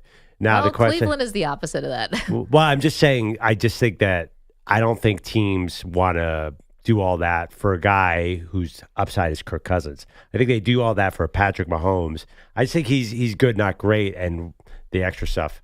But you're right about Cleveland. Yeah, I know Cleveland isn't all that tough. That's why I would start Flacco there. That guy's still got a big arm. Yeah, the odds are that Kenny Pickett's going to. I mean, who cares? This is the part of it is just like how this is going to go throughout the season because you get the sense that whoever wins the job out of camp, I would be shocked if that's the person who ends the season as the Browns quarterback, partly because you want to make an evaluation of these guys and partly because it's the Browns. And I'm sorry, nothing ever goes right or as planned or anything for them. I really like Dylan Gabriel, by the way. I just was looking at his game log. He torched Michigan in Michigan. Yeah. I know it was a system there, but he's a good quarterback. Poor guy is now in a gigantically crowded quarterback room. I know. Well, we just did our stock up, stock down, the M&P 500, which if you missed, you can find on the Odyssey app where you can do the rewind function. We have a podcast every day, Sirius XM channel 375, if you guys didn't know about our move over to a different channel. But that's why I thought Dylan Gabriel came as my stock down. And not his fault. It's just this is a tough quarterback battle for him. We got into a funny one. I had Jalen Milroe as my stock up. I feel like Seattle's the perfect spot. And you weren't sure. Yeah, no, get to Jalen Milroe. I wish that he had gone to a different place. But why? We can get to that in a minute. It's the Ravens. He's on the Ravens West. It's a perfect spot. Yeah, I'll tell you why I didn't love it for him in a moment. But quickly, our pal Big Dave is in Kentucky. Dave, it's been a minute. How are you, Warden? I'm good. How are you guys doing? Y'all sounding great. Thank you. What do you think about Shedeur Sanders? Why did he fall to the 5th round, Dave? The reason he fell is because the expectations were way too high to start with. And the reason I say that, and first let me preface this by saying, no, I'm not trying to disparage the kid at all. I think he's got some talent. ESPN, Mel Kiper, and a couple other folks should be embarrassed this morning for the way they handled it. They made absolute fools out of themselves. The real football people never had him ranked that high to start with. And y'all know as well as I do, NFL teams don't do evaluations during the regular college season.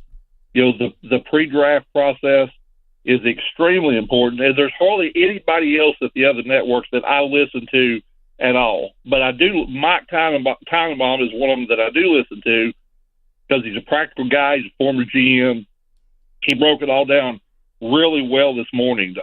The predictions that people like Mel Kiper, who needs to retire, made were based on hype. I mean, that Deion and his folks created. And I'll tell you one of the narratives that people keep using to prop this up is the fact that look, they were 1-11 before he came. He changed the whole. No, he didn't. They rolled the entire roster over. Deion did. And I'm not saying that Shedeur shouldn't get partial credit for that because he absolutely should. But if you look at his numbers, even look at some of the highlight reels that they use, it's of him throwing the ball up and among 4 people, and the best receiver and athlete in the entire draft jumping up and pulling it down. His completion percentage, you realize that like 54% of Shedeur's completions were within 3 yards of the line of scrimmage. I mean, but this was all hyped up to start with. The fall shouldn't have really been that much of a fall. The reality of it is, from a talent perspective, he probably should have been a second or third round draft pick anyway. Yeah, Dave, it's a good call. The only thing is, even if he was a second round projection, which some people did have, to be fair. Thanks. Yeah. Good to hear from you, pal. Fifth round, that it still is a pretty lengthy fall, but Dave mentioned the Mel Kiper situation. So we have some sound of that. If you are not glued to your TV all weekend long, you have a life. Good for you. I'm envious because we all want this to happen. Mel Kiper having kind of a meltdown, if you will. He was disgusted by Shedeur's fall to the 5th. For Deion Sanders and Shedeur Sanders, all I can say is I think it's disgusting. I don't understand what the heck's going on with this. 5th player on my board. It's never happened before in 47 years where a player that high has dropped this far into the 4th round at quarterback. It's sitting there in round 4 with other quarterbacks being taken who aren't as good as Shedeur, aren't even close, in my opinion, in terms of accuracy, toughness. Arm strength is certainly more than good enough. Okay, so now Mel and Louis Riddick on the set got into it over Shedeur. This is not about can you play the position. This is about do we want you to play the position for us. That's what this came. Why wouldn't they, Lou? Well, look, that's a whole nother discussion that we've had in many different ways for weeks I would say and that months now. This is not one of the toughest quarterbacks you've But Mel, this isn't about this isn't about quarterback traits and quarterback characteristics, personal football character. That's not about this. This is personal. Has he had an off the field issue? No, he has not. Mel, you don't have to sell it to me. The happy chime of the draft pick being in while they're going at each other is such a great juxtaposition. Now Reese Davis getting into the action, scolding Mel Kiper, saying that the NFL has spoken on Shedeur.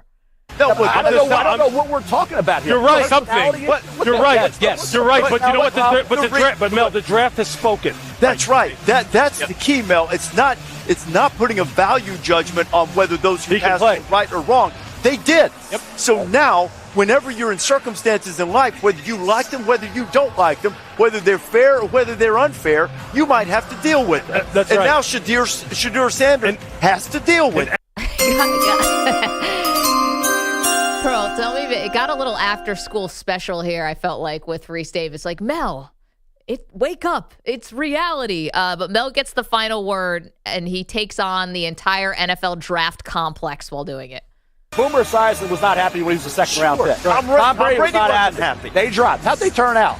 And you know what? My point nobody's arguing that can happen. Reese, the NFL has been clueless for 50 years when it comes to evaluating quarterback. Clueless. No idea what they're doing in terms of evaluating quarterback. That's proof. There's proof of that. How many times? They say we know exactly what we're talking about with quarterback. They don't. Nobody's batted 1,000 there, though. That's correct. Right? Who in the hell is Mel Kiper, in a way?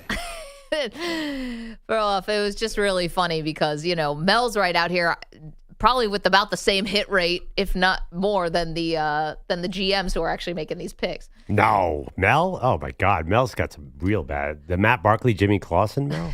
Mel falls in love, and then he can't let go. It's not good. He's had a bad – there's been all of social media. He's had a bad record on quarterback. It's such an arrogant statement to say that he knows more than the NFL teams when clearly the NFL teams have more information than he has because he had no idea that Shedeur was going to fall. He was flabbergasted. And it didn't seem like anyone in the NFL was that surprised. He was like, wait, what? It feels like, I agree, it feels like Mel is out of touch because it felt like the other insiders were a little more plugged into what was happening. Yeah, I just think who anyone thinks that Mel Kiper's like going to get fired over this or that he's going to get demoted, like, I don't see that. Well, I feel like they're working Mel out. Really? Yeah, that's my sense. I don't. He was pretty front and center all weekend. Yeah, I don't know what it is. I just got the sense like, ooh, it feels like there's a new group that's coming up, but just a natural. No, Mel created an industry. Or helped create an industry of draft nicks. So, yeah, of course he's going to have to now fight off the next generation. I just think maybe it's for insight, but the fact that like Jeremiah is like some of his mock drafts, like, oh, he knows exactly what's happening. There's just a sense, I think, amongst fans growing that Mel does not know what's going to happen where the other insiders do. I'm not saying that. I just think that I noticed that on social media. It's like, wow, Mel is you can't have I don't know if you can have a character there. Like, he used to be good. It was important. I think it's compelling TV. Like, watching him just have to sit there, pick after pick after pick, where he said Shedeur Sanders was the best quarterback in the draft. Meanwhile, Cam Ward has already had his party. He's in Nashville. He's doing press conferences with Warren Moon. Like, he's already probably found a place to live. And meanwhile, Mel's still sitting there waiting for Shedeur to come off. Like, it was almost like Aaron Rodgers sitting in the green room or something. It was like the analyst version of that, watching him squirm and then getting defensive about it. Compelling television to me. I'm not sure that's exactly where we're at with Mel Kiper. I mean, maybe you're right that it's like a Lee Corso kind of thing, but I'm not sure I see it. I think Mel kind of got hurt by this. I do think, though, there's a conversation even beyond just Mel Kiper that I think, and I said this a bunch over the weekend, there needs to be a real reckoning of, like, what the hell happened, right? Like, with Shedeur. Yes, because even take Mel Kiper aside. Yeah. Almost every mock draft, every draft expert, old, young, new, been doing this for 50 years, they all said either this guy was somewhere between top 5 pick to day 2 pick. Like top 40, I think most people would have said. Right. And it is not normal for that kind of player to fall to the 5th round. Yeah. And it feels like, I think a lot of people are calling and then talking about how they feel duped.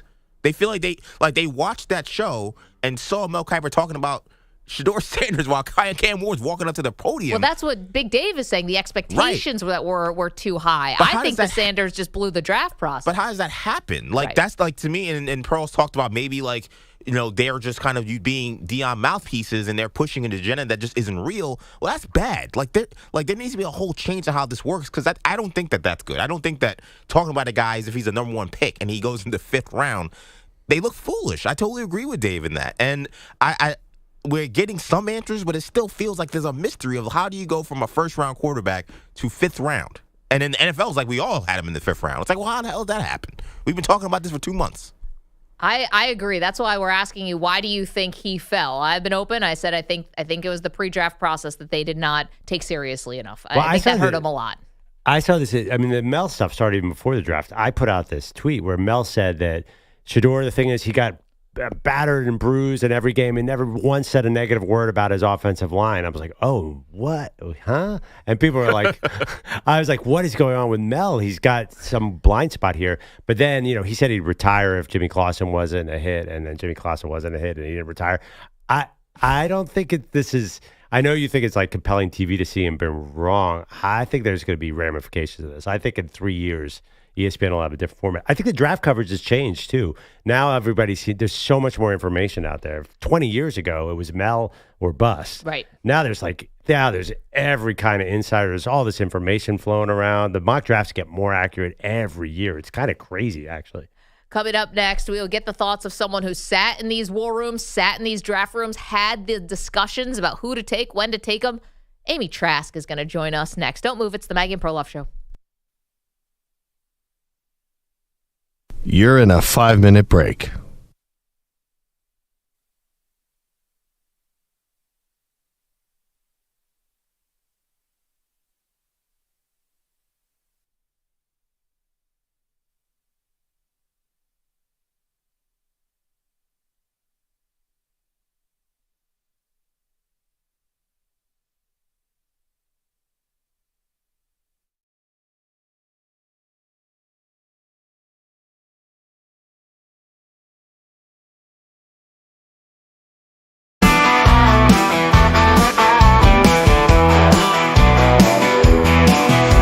Uncle Sam stumbled into work at night, smelling like a whiskey, cheap boxed wine. Tried to flirt with Lisa from accounting again, but HR warned him that's strike number 10. Oh Sam, you gotta read the room. You ain't Casanova, you're just full of booms. Where the hell is Peter Polite?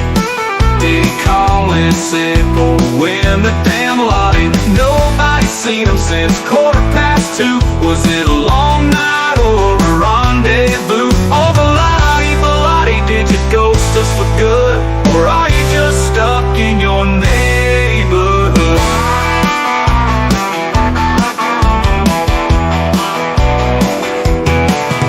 Sent an email, slurred every word.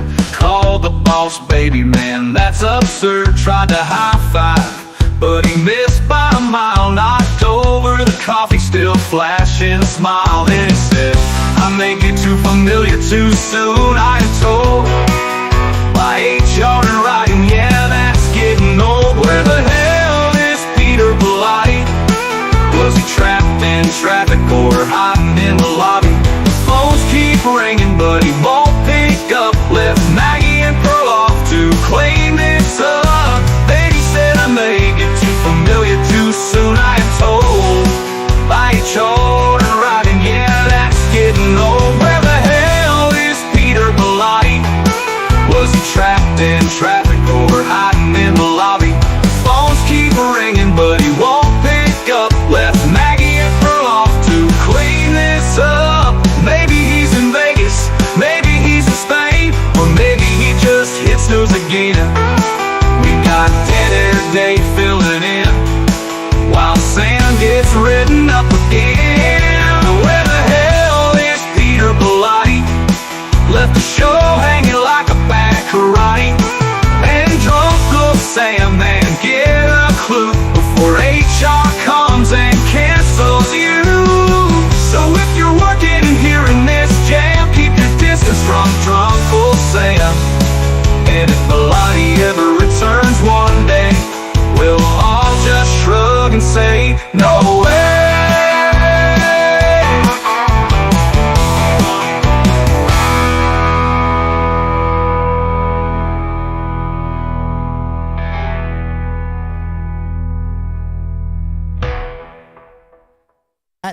It's conceivable we'll never see this team come together again.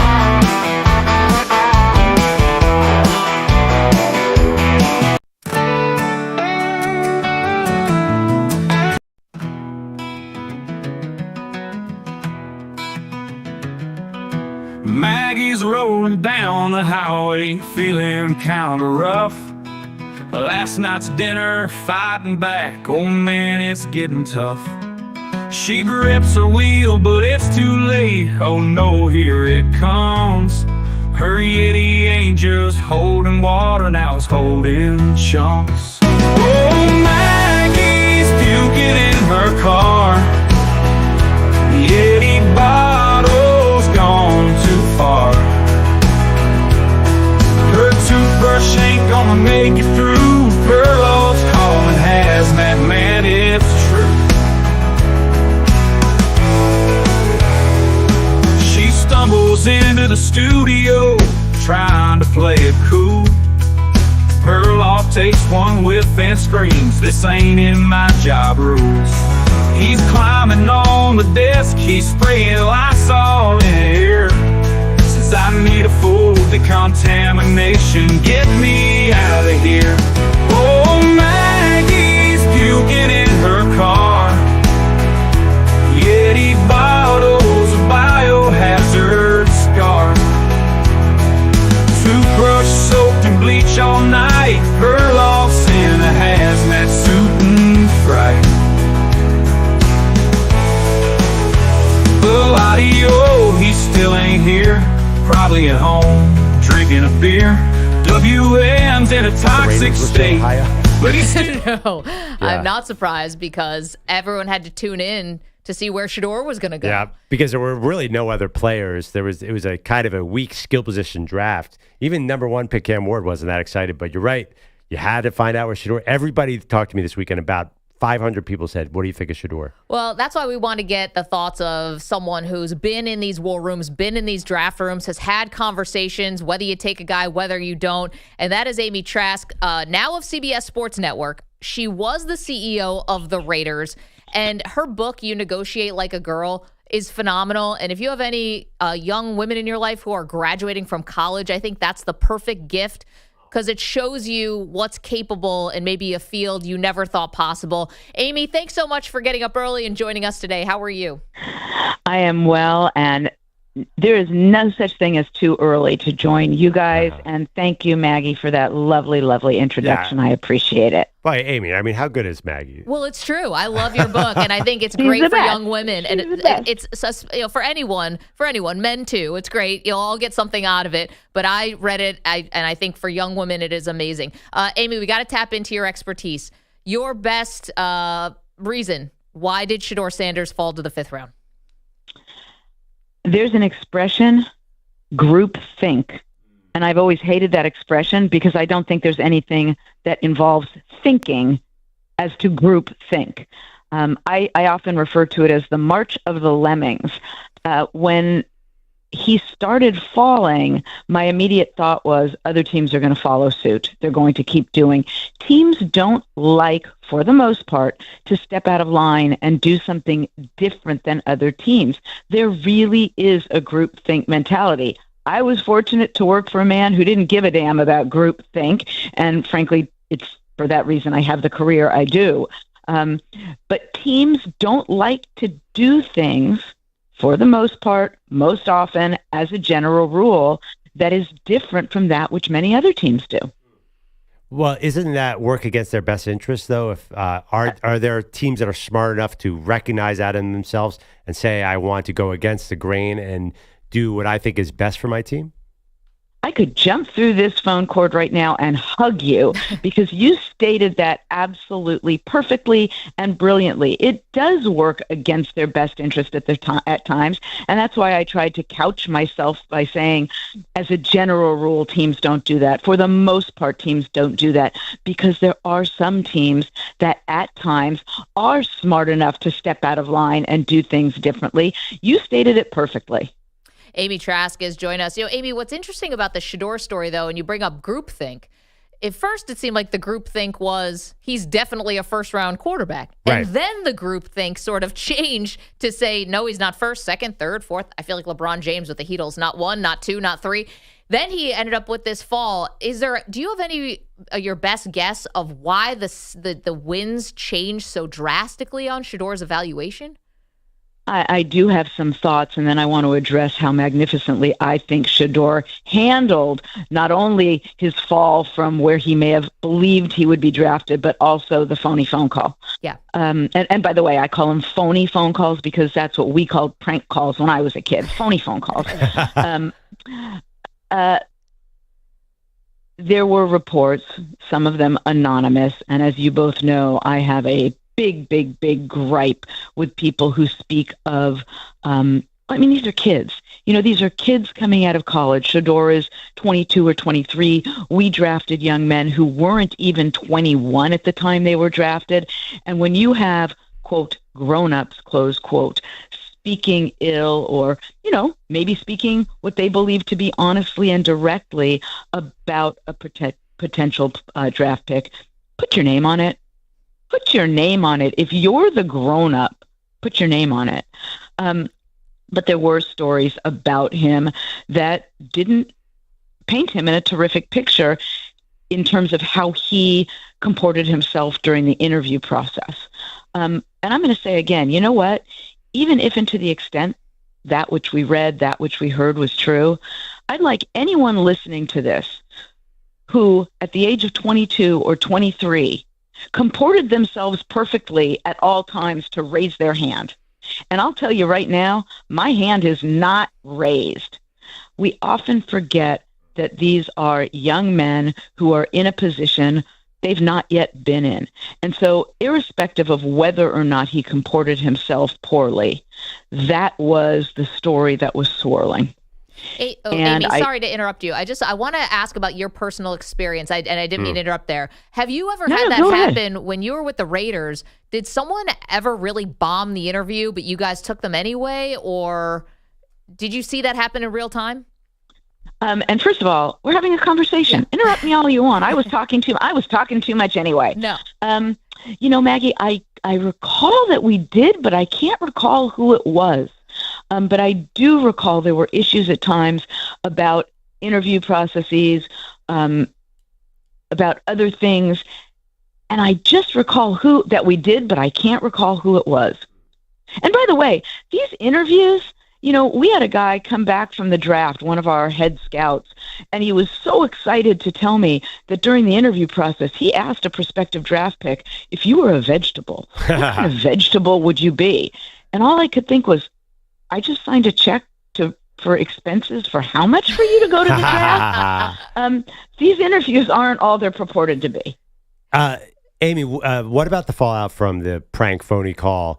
There were multiple calls. It wasn't just Shedeur. Is this something the NFL has to deal with right now? Absolutely. Absolutely, positively, Andrew. The NFL has to deal with this. And if you are distributing electronically or otherwise phone numbers, you've got to put some sort of safety protocols, maybe deliver them in a manner that go to only one person and make that person sign a declaration as to how they're going to secure it. I don't know what the answer is, but there's got to be an answer. And I'll say again that with respect to the phony phone call or the prank phone call, and with respect to his fall in the draft and then ultimately being drafted and his comments thereafter, he comported himself tremendously, maturely, wisely, and I thought in a manner that reflected beautifully on him.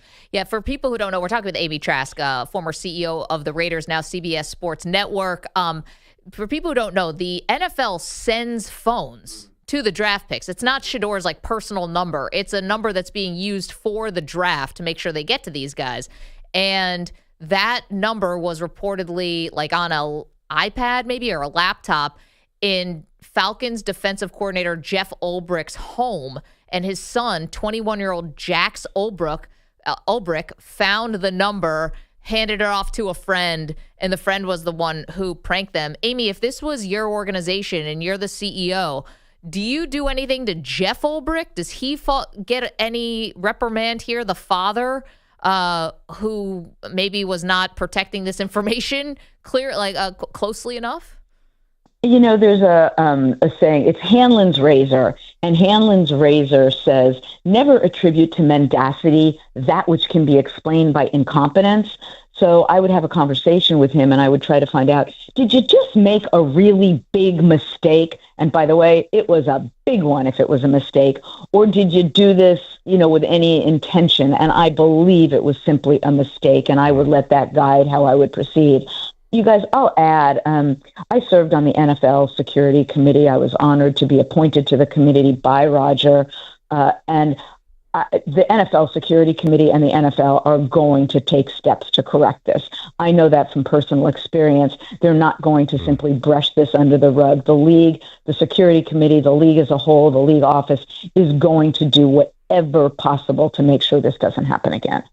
Amy, how about your former team, the Raiders? Tom Brady, the part owner, has a relationship with Shedeur, and they had 3 number 3 picks and 2 number 4 picks. They have Geno Smith. Why do you think they didn't select Shedeur as possibly a backup for Geno Smith? I thought they might. My understanding and my assumption, but also my understanding is they liked the options there at that time more than they liked that possible pick. And I think they had a terrific draft. I was thrilled they picked Ashton Genty first. To everyone who said to me, oh, Amy, why would you take a running back in the top 10? I answered with 2 words, Marcus Allen. Good 2 words. I was like... that ends the conversation. What are you supposed to say after that? Good luck coming back from that one. Amy, last one for me. And again, thank you so much for doing this. Perloff and I were talking earlier about now that Shedeur is with the Browns, what's going to be Deion's involvement here? Because, Deion is just this larger-than-life figure, and Perloff is very convinced that Deion would call Jimmy Haslam or the front office or the coaching staff even if Shedeur's not playing and he feels like he should play. I'm curious if you think that's true, and 2, did that happen when you were with the Raiders? Did parents, whether they were famous or not famous, did they call and try to lobby for their kids to get playing time? Never in my experience. I can't recall any instance in which someone did that. not even my mom or dad calling to make sure I got more work. And that was, kind of to my relief. No, in all sincerity, I don't remember anyone doing that. And I don't think Deion will do that. I think Deion is going to support his son as best he can, but I don't think that he will do that. And by the way, you know what? Terrific that Shedeur went to Cleveland for the following reason. That quarterback situation is a big, hot mess. So he really, that's a very technical football expression, hot mess. And that's what their quarterback situation is. So he's got an opportunity to shine there. Would Al Davis, former Raiders owner, have enjoyed taking Shedeur Sanders? Or would he have taken him? I think he would have, for the reasons we discussed earlier. That he didn't stay in line. He was willing to step out of line. He didn't engage in group think, which I call group not think. I think he would have enjoyed it. Amy Trask, the former CEO of the Raiders. You can watch her now on CBS Sports Network. And again, her book, You Negotiate Like a Girl. You got someone in your life who's graduating from college. It's the perfect time to give them this book because it shows you the possibilities of the industries you can be in when you never really thought that was possible. Amy, thank you so much. You're the best. Thank you for having me. I'm sorry I talked too much. I'm probably over-caffeinated. Never, Amy. No, we want to hear from you. You can never talk too much. Thank you. Thank you. Okay, so, man, the Shedeur thing. The Jax Ulbrich, Pearl, when you saw that the call was coming from inside the house, so to speak, the fact that it actually came from the son of an NFL defensive coordinator. Well, by the way, EJ earlier in the show was talking about Shedeur being emblematic of his generation. How about the fact that they filmed it and put it out? Yeah. I mean, that is so Gen whatever this is. That you couldn't possibly do it yes, what are you expecting in the TikTok era? Not that that's an excuse by any means, but... No, when we prank called people back in the day, we were trying not to get caught. Yeah, the fact that this guy wasn't afraid of being caught was interesting. Yeah, well, everybody's looking for clout. And they think that there's attention and clout that comes from this foolery. Yeah, and that's the funny thing, too, because I was thinking about this with respect to Joe Shane, the Giants general manager. His son put out a hype video of Jackson Dart on his own personal Instagram the night before the draft. And it was like, well, what is this? It turns out they were targeting Jackson Dart. Duh. Honestly, if a team had come up and jumped the Giants and taken Jackson Dart, I think Joe Shane would have never lived this down. The fact that you can't, I'm not saying you can control your kids, but don't tell them. And, for Jeff Ulbrich, wow, it's been a tough year. I don't know. With Joe Shane, his kid might have told Joe, you're taking Jackson Dart. At this point, John Mara is probably listening to Joe Shane's kid more because he's the one who wanted Jaden Daniels. I watched that clip again. It's hysterical. Shane goes, I can't get him. And his son goes, well, find a way to get him. It was an unbelievable strategy. Need you to be more solution-based, Dad. Oh, my God. The Giants and Jackson Dart. When then Traeger had Jackson Dart at 25 in his mock draft, and he knows the Giants, I'm like, oh, they're obviously taking Jackson Dart. I think the Giants are very happy about the Shedeur thing. One last thing about the prank phone call. We'll get to Bogusch. Just a little lesson when you're trying to publicly apologize to somebody who you've wronged and who you're trying to make amends with. Spell their name right. God. What do you mean? He spelled Shedeur's name wrong in his Instagram post. I mean, then nothing matters. That's not the problem. Nothing matters. That's not the problem. The problem was the prank call. What a bunch of fools. Bogusch is here with headlines. What's up? Guys, we are expecting the official announcement this morning that the Commanders are returning to the D.C. area with a new stadium on the site of RFK Stadium. The team reportedly paying for most of the project, which will include developing the surrounding area. They are hoping the stadium will be ready for 2030. The Commanders have been playing in Landover, Maryland since 1997. Or this morning, if you're Perloff. How many people think it's RFK Jr. Stadium? No thanks. New Broncos linebacker Dre Greenlaw reportedly hurt a quad while working out recently. So again, stop working out. The initial report from NBC Sports Bay Area said the quad was torn and could cost Greenlaw a good chunk of the coming season. But more recent stories say it's just a strain and Greenlaw should be okay by training camp. The Milwaukee Bucks in a 3-1 hole after a 123-109 home loss to the Pacers last night. The game changed when Damian Lillard suffered a likely torn left Achilles late in the first quarter. Without Dame, that 3-1 hole even deeper, but they have no chance other than starting to climb out, says Doc Rivers. Yeah, I got confidence in all our guys. And so, this is one that, we got to have all hands on. Like, we just got to figure it out. Starting with defense, the Pacers shot 60% overall last night, hit 18 threes. The Celtics got 37 points from Jason Tatum, 21 from Jaylen Brown to put the Magic down in Orlando, 107-98. Boston can end that series Game 5 at home tomorrow night. Tonight's schedule includes Game 4 for the Warriors and Rockets in San Francisco. The Dubs, who lead 2-1, upgrading Jimmy Butler and his pelvic contusion to questionable for this one. On playoff ice, the Oilers rallied for a 4-3 win in OT over the Kings for a 2-2 series. The Caps dropped the Canadiens 5-2 in Montreal for a 3-1 lead. Away from the playoffs, the Penguins parting ways with head coach Mike Sullivan. As usual, Sullivan may get another job almost immediately. The Rangers, the Bruins, others expected to go hard after him now that he is on the open market. Man, does this, Perloff, it might be your best sports opinion that you've ever had. That there's only 3 NHL guys. There's basically 6 NHL coaches. That's it. And they all just rotate. The fact that weren't the Rangers even talking about John Tortorella coming back? Like, you can't make it up. You can't. I would say that Mike Sullivan's a little more qualified to work again than some of these other guys who get jobs right away again. This one would make a little more sense if you went and got him. Here's a question. Why has no one done a deep dive on the dearth of quality head coaches in hockey? Because clearly there's not enough. Like, they're not doing enough to foster the coaching pipelines because it's the same 6 dudes. I think the other argument is there's too many owners who are unwilling to not hire someone that they already know. And I guess in their defense, when guys have gotten creative and like gone to college ranks and stuff like that, it hasn't always worked out perfectly. To me, it's more about the owners choosing among the 8 guys that they know, as opposed to there aren't qualified people. Why don't they just promote more assistants? Like in other sports, NFL and NBA, they just promote the assistants and give those guys some shots. I don't think that is necessarily like the structure of things. It's not like offensive, defensive coordinator. And when a guy gets fired, usually his like number 2 gets fired with him. So you don't, like that's what the Rangers just did. You don't promote the next guy up. Guys don't get hired off of benches to go somewhere else. It's just not the dynamic of hockey. Yeah, I was going to ask. Like, you're not going to say, oh, look, the Jets have a good team. Let's take their assistant coach and bring him here. Like, that doesn't happen. Usually you hire from either the minors, like your AAA team, or a guy who had a job last season and is hanging out at home right now. Gotcha. But I have a more serious issue here. And I know, Maggie, you might have this too.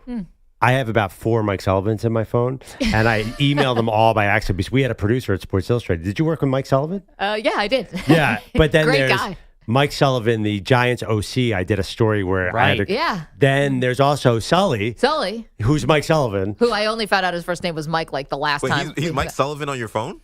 No, but the problem is when I email the guys, I always email. Yeah, no, Sully. No, the producer. I've emailed all 3 different, emailed and texted them 3 different things. Thinking one was the other. Yes, because you put an SU, and you're like, okay, then Sullivan comes up. And now if we ever get to talk to this NHL coach, it's going to be in the mix. Your 5th Mike Sullivan. Yeah, I would email the Mike Sullivan, the NHL coach, and be like, hey, haha, your Celtics lost game 3. He'd be like, what? Suck it. Although Mike Sullivan, the NHL coach, probably is a Celtics fan.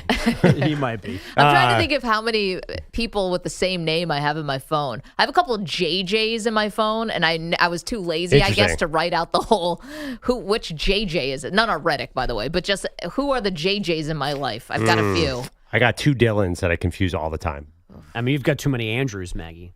Yeah, Andrew. You and I've got confused multiple times on the show. Well, you want to know what's funny about that? Because my husband is Andrew. Right. But I'm not going to say what his last name is, but I have him saved as his first and last name because that's the night we met. I put his first and last name in the phone, so he's always been that for me. You're not going to say your husband's last name? That's a state secret?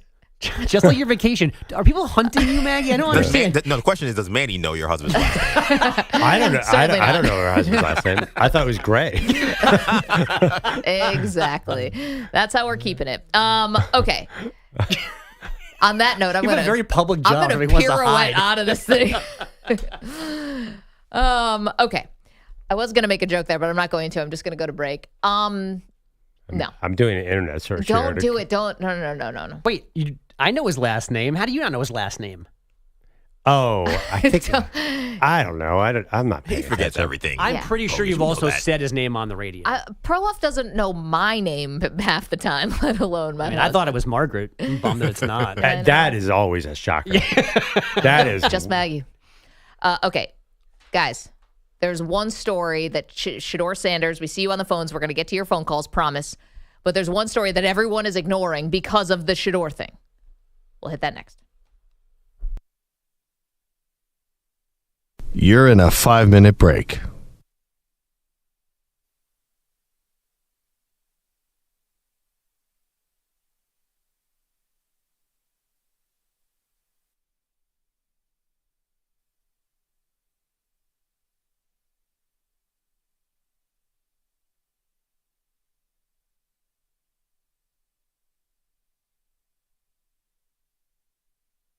Four minutes, 30 seconds remaining.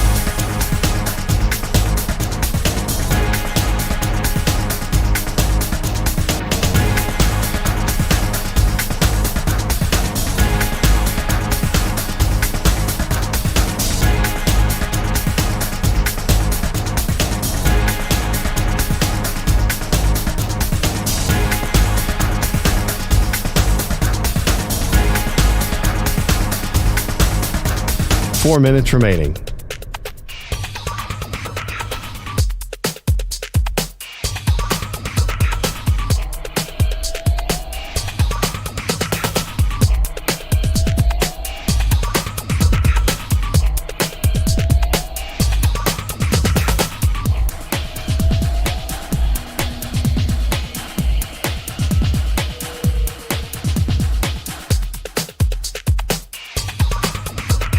Three minutes, 30 seconds remaining.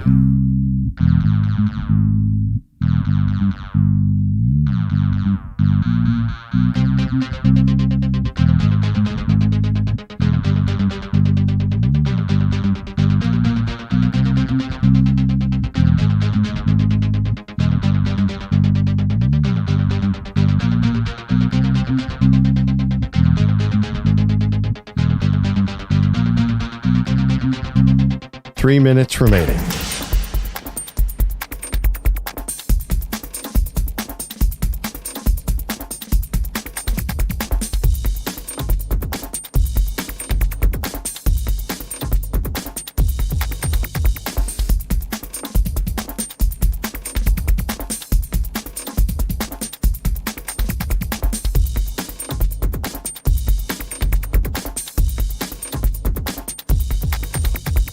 Two minutes, 30 seconds remaining.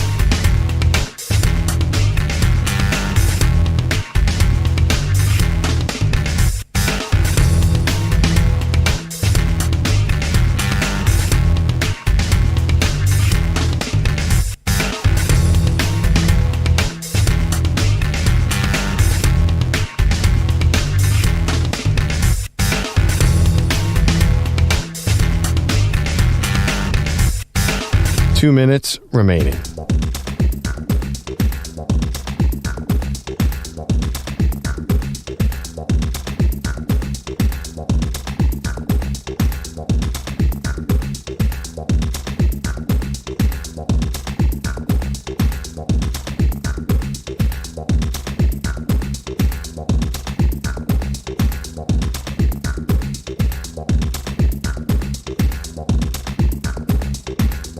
One minute, 30 seconds remaining.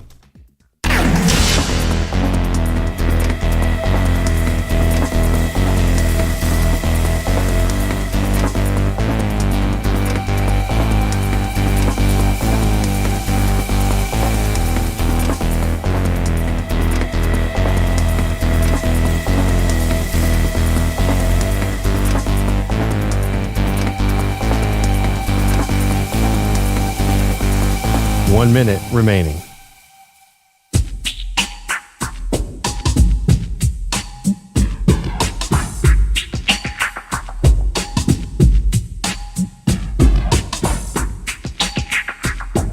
$45 seconds remaining.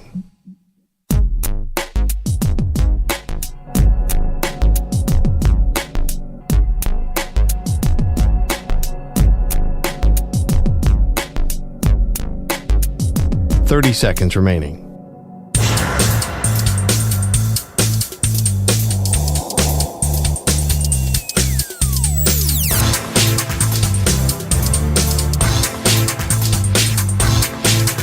Fifteen seconds.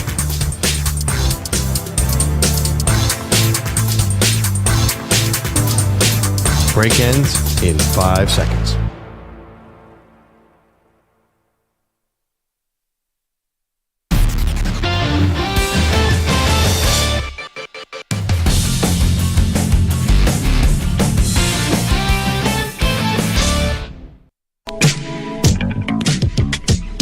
Welcome back. Maggie Gray, Andrew Perloff. It's been all about Shedeur Sanders today. The slide, the fall, the plummet to the 5th round. Dominic is in San Francisco, wants to talk about Shedeur and also the Falcons defensive coordinator, Jeff Ulbrich. You may have remembered him. He took over midseason for the New York Jets as their head coach last year when Robert Saleh got fired. His 21-year-old son found Shedeur's number and prank called him during the draft saying the Saints were going to take him when obviously they did not. What's up, Dom? How are you? Hi. Good morning. I was in the middle of brushing the dog. Okay. Seriously brushing the dog. When this unfolded, that's what you call on my ESPN about the prank phone call, and they were going through it, opening it somewhat slowly, saying it was someone's son. Didn't you guys think it was a little kid? Yeah, because the last time I prank called somebody, I think I was 12. Yeah, when I found out the guy was 21, I was absolutely shocked. There's got to be some repercussions and ramifications here. Yeah, but for who? Not for the dad? For the kid? What are I they going to do to the kid? The dad, somewhat for leaving that open. Yeah. I don't know. It seems like a breach. Dom, thank you for the call. It's embarrassing. I mean, has anyone had a worse 6 months than Jeff Ulbrich? You were basically, the Jets thought that you were going to be, take over for Robert Saleh, and the defense got worse, which is the only reason why you even got the head coaching job. Oh, yeah, it's that guy. Yes, I totally didn't make that connection. I was like, Jeff Ulbrich, Jeff Ulbrich. So he got a job at, by the way, Atlanta. Oh, my God. It was a bad draft for Atlanta. Atlanta, holy cow, what are you doing? We will break that all down tomorrow. But meanwhile, George is in L.A., wants to talk about Shedeur. George, you think it's particularly bad because your Rams passed on Shedeur Sanders? Yes, absolutely, Maggie. I don't think the talent level's there at all, to be honest with you. I watched him play at Texas Tech when he played in Lubbock this past season. Mm-hmm. And he's kind of slow in the pocket. Most of his passes are short. And he's throwing the Travis Hunter long range. He's one of the best receivers in the NFL in the future. I think he's an okay quarterback. He might make the Browns. He might not, be honest with you. Sean McVay knows quarterbacks. If he thought he had any true interest in Shedeur, he would have taken him. And I think the Rams are getting ready for next year, those 2 first-round picks. Yeah, well, the Rams, we just talked about the Falcons. George, thanks for the call. I hope you enjoyed the draft. They absolutely fleeced the Falcons to get a first-round pick for next year. As far as the Rams are concerned, they didn't have a lot of picks. Am I right about this? Traded out, yeah. Yeah, traded out several times. They got some good reviews, though. They got the tight end that they wanted. Terrence Ferguson out of Oregon. Feels like the Rams are on a bit of a heater. At least in the media. I think there are a lot of expectations growing for that team. Well, what was most notable, I think, about the Rams is that they drafted 0 quarterbacks. So any idea that they were trying to find the heir apparent to Matthew Stafford now, that was not going to happen. They've got, obviously, it's Garoppolo, right, is the backup. So did they re-sign Garoppolo? Actually, I think you're right, but... Yeah, I mean, the Rams, by the way, are building a really good team because they've been, there's some teams you give the benefit of the doubt. Les Snead makes a pick right now. You're like, oh, he's the next Puka Nacua. Yeah. Cleveland makes a pick. You're like, oh, he's the next, name one of their last 25 draft picks. Yeah, right. Yeah. It's next Brandon Weeden. It's going to be fascinating. So today, obviously, was all about Shedeur. And, I'm going to stand by what I believe to be the truth here, which is the football evaluation. While Shedeur does have some really good traits, no matter what you want to say about him, the kid is tough. The dude is a tough dude, not kid. He's a tough dude. He is accurate, but he was probably never a first-round pick. And then on top of it, I think they didn't treat the draft process as they should have. And Pearl, I'm in somebody who's kind of critical of the draft process. I'm like, the tape should tell you everything. Right. But I think we were proven wrong here by Shedeur, like loud wrong by Shedeur, because if you don't, it's still a job interview. And it's more than just the tape. It's how you come off, especially with the quarterbacks. It's, do you throw at the combine? Right. Do you interview well? The whole thing, everything goes into the stew. And the uber talented people will be picked no matter what. Everyone else has to really work for it. I'm just curious, that one thing, toughness. That's a quarterback trait? What? Who cares? A linebacker's tough. Because they keep getting up after they take hits. Yeah, but you want your quarterback to get rid of the ball before he takes a hit so he doesn't get injured. I think it's just a general football comment. That's a positive. It's interesting. Yeah, but you never discuss anybody else. That's not a thing that comes up for quarterbacks. Because Usually, generally, if you make it this far. that's because people are bending over backwards to find good things to say about Shedeur. Interesting. Thank you to E.J. Stewart. Thank you to Manny Rodriguez. Thank you, Connor Armstrong, sitting in today. Andrew Bogusch, Andrew Kaplan, Amy Trask, Jason Lloyd. You guys were phenomenal on the phones today. Thank you, Weedos. We'll see you tomorrow.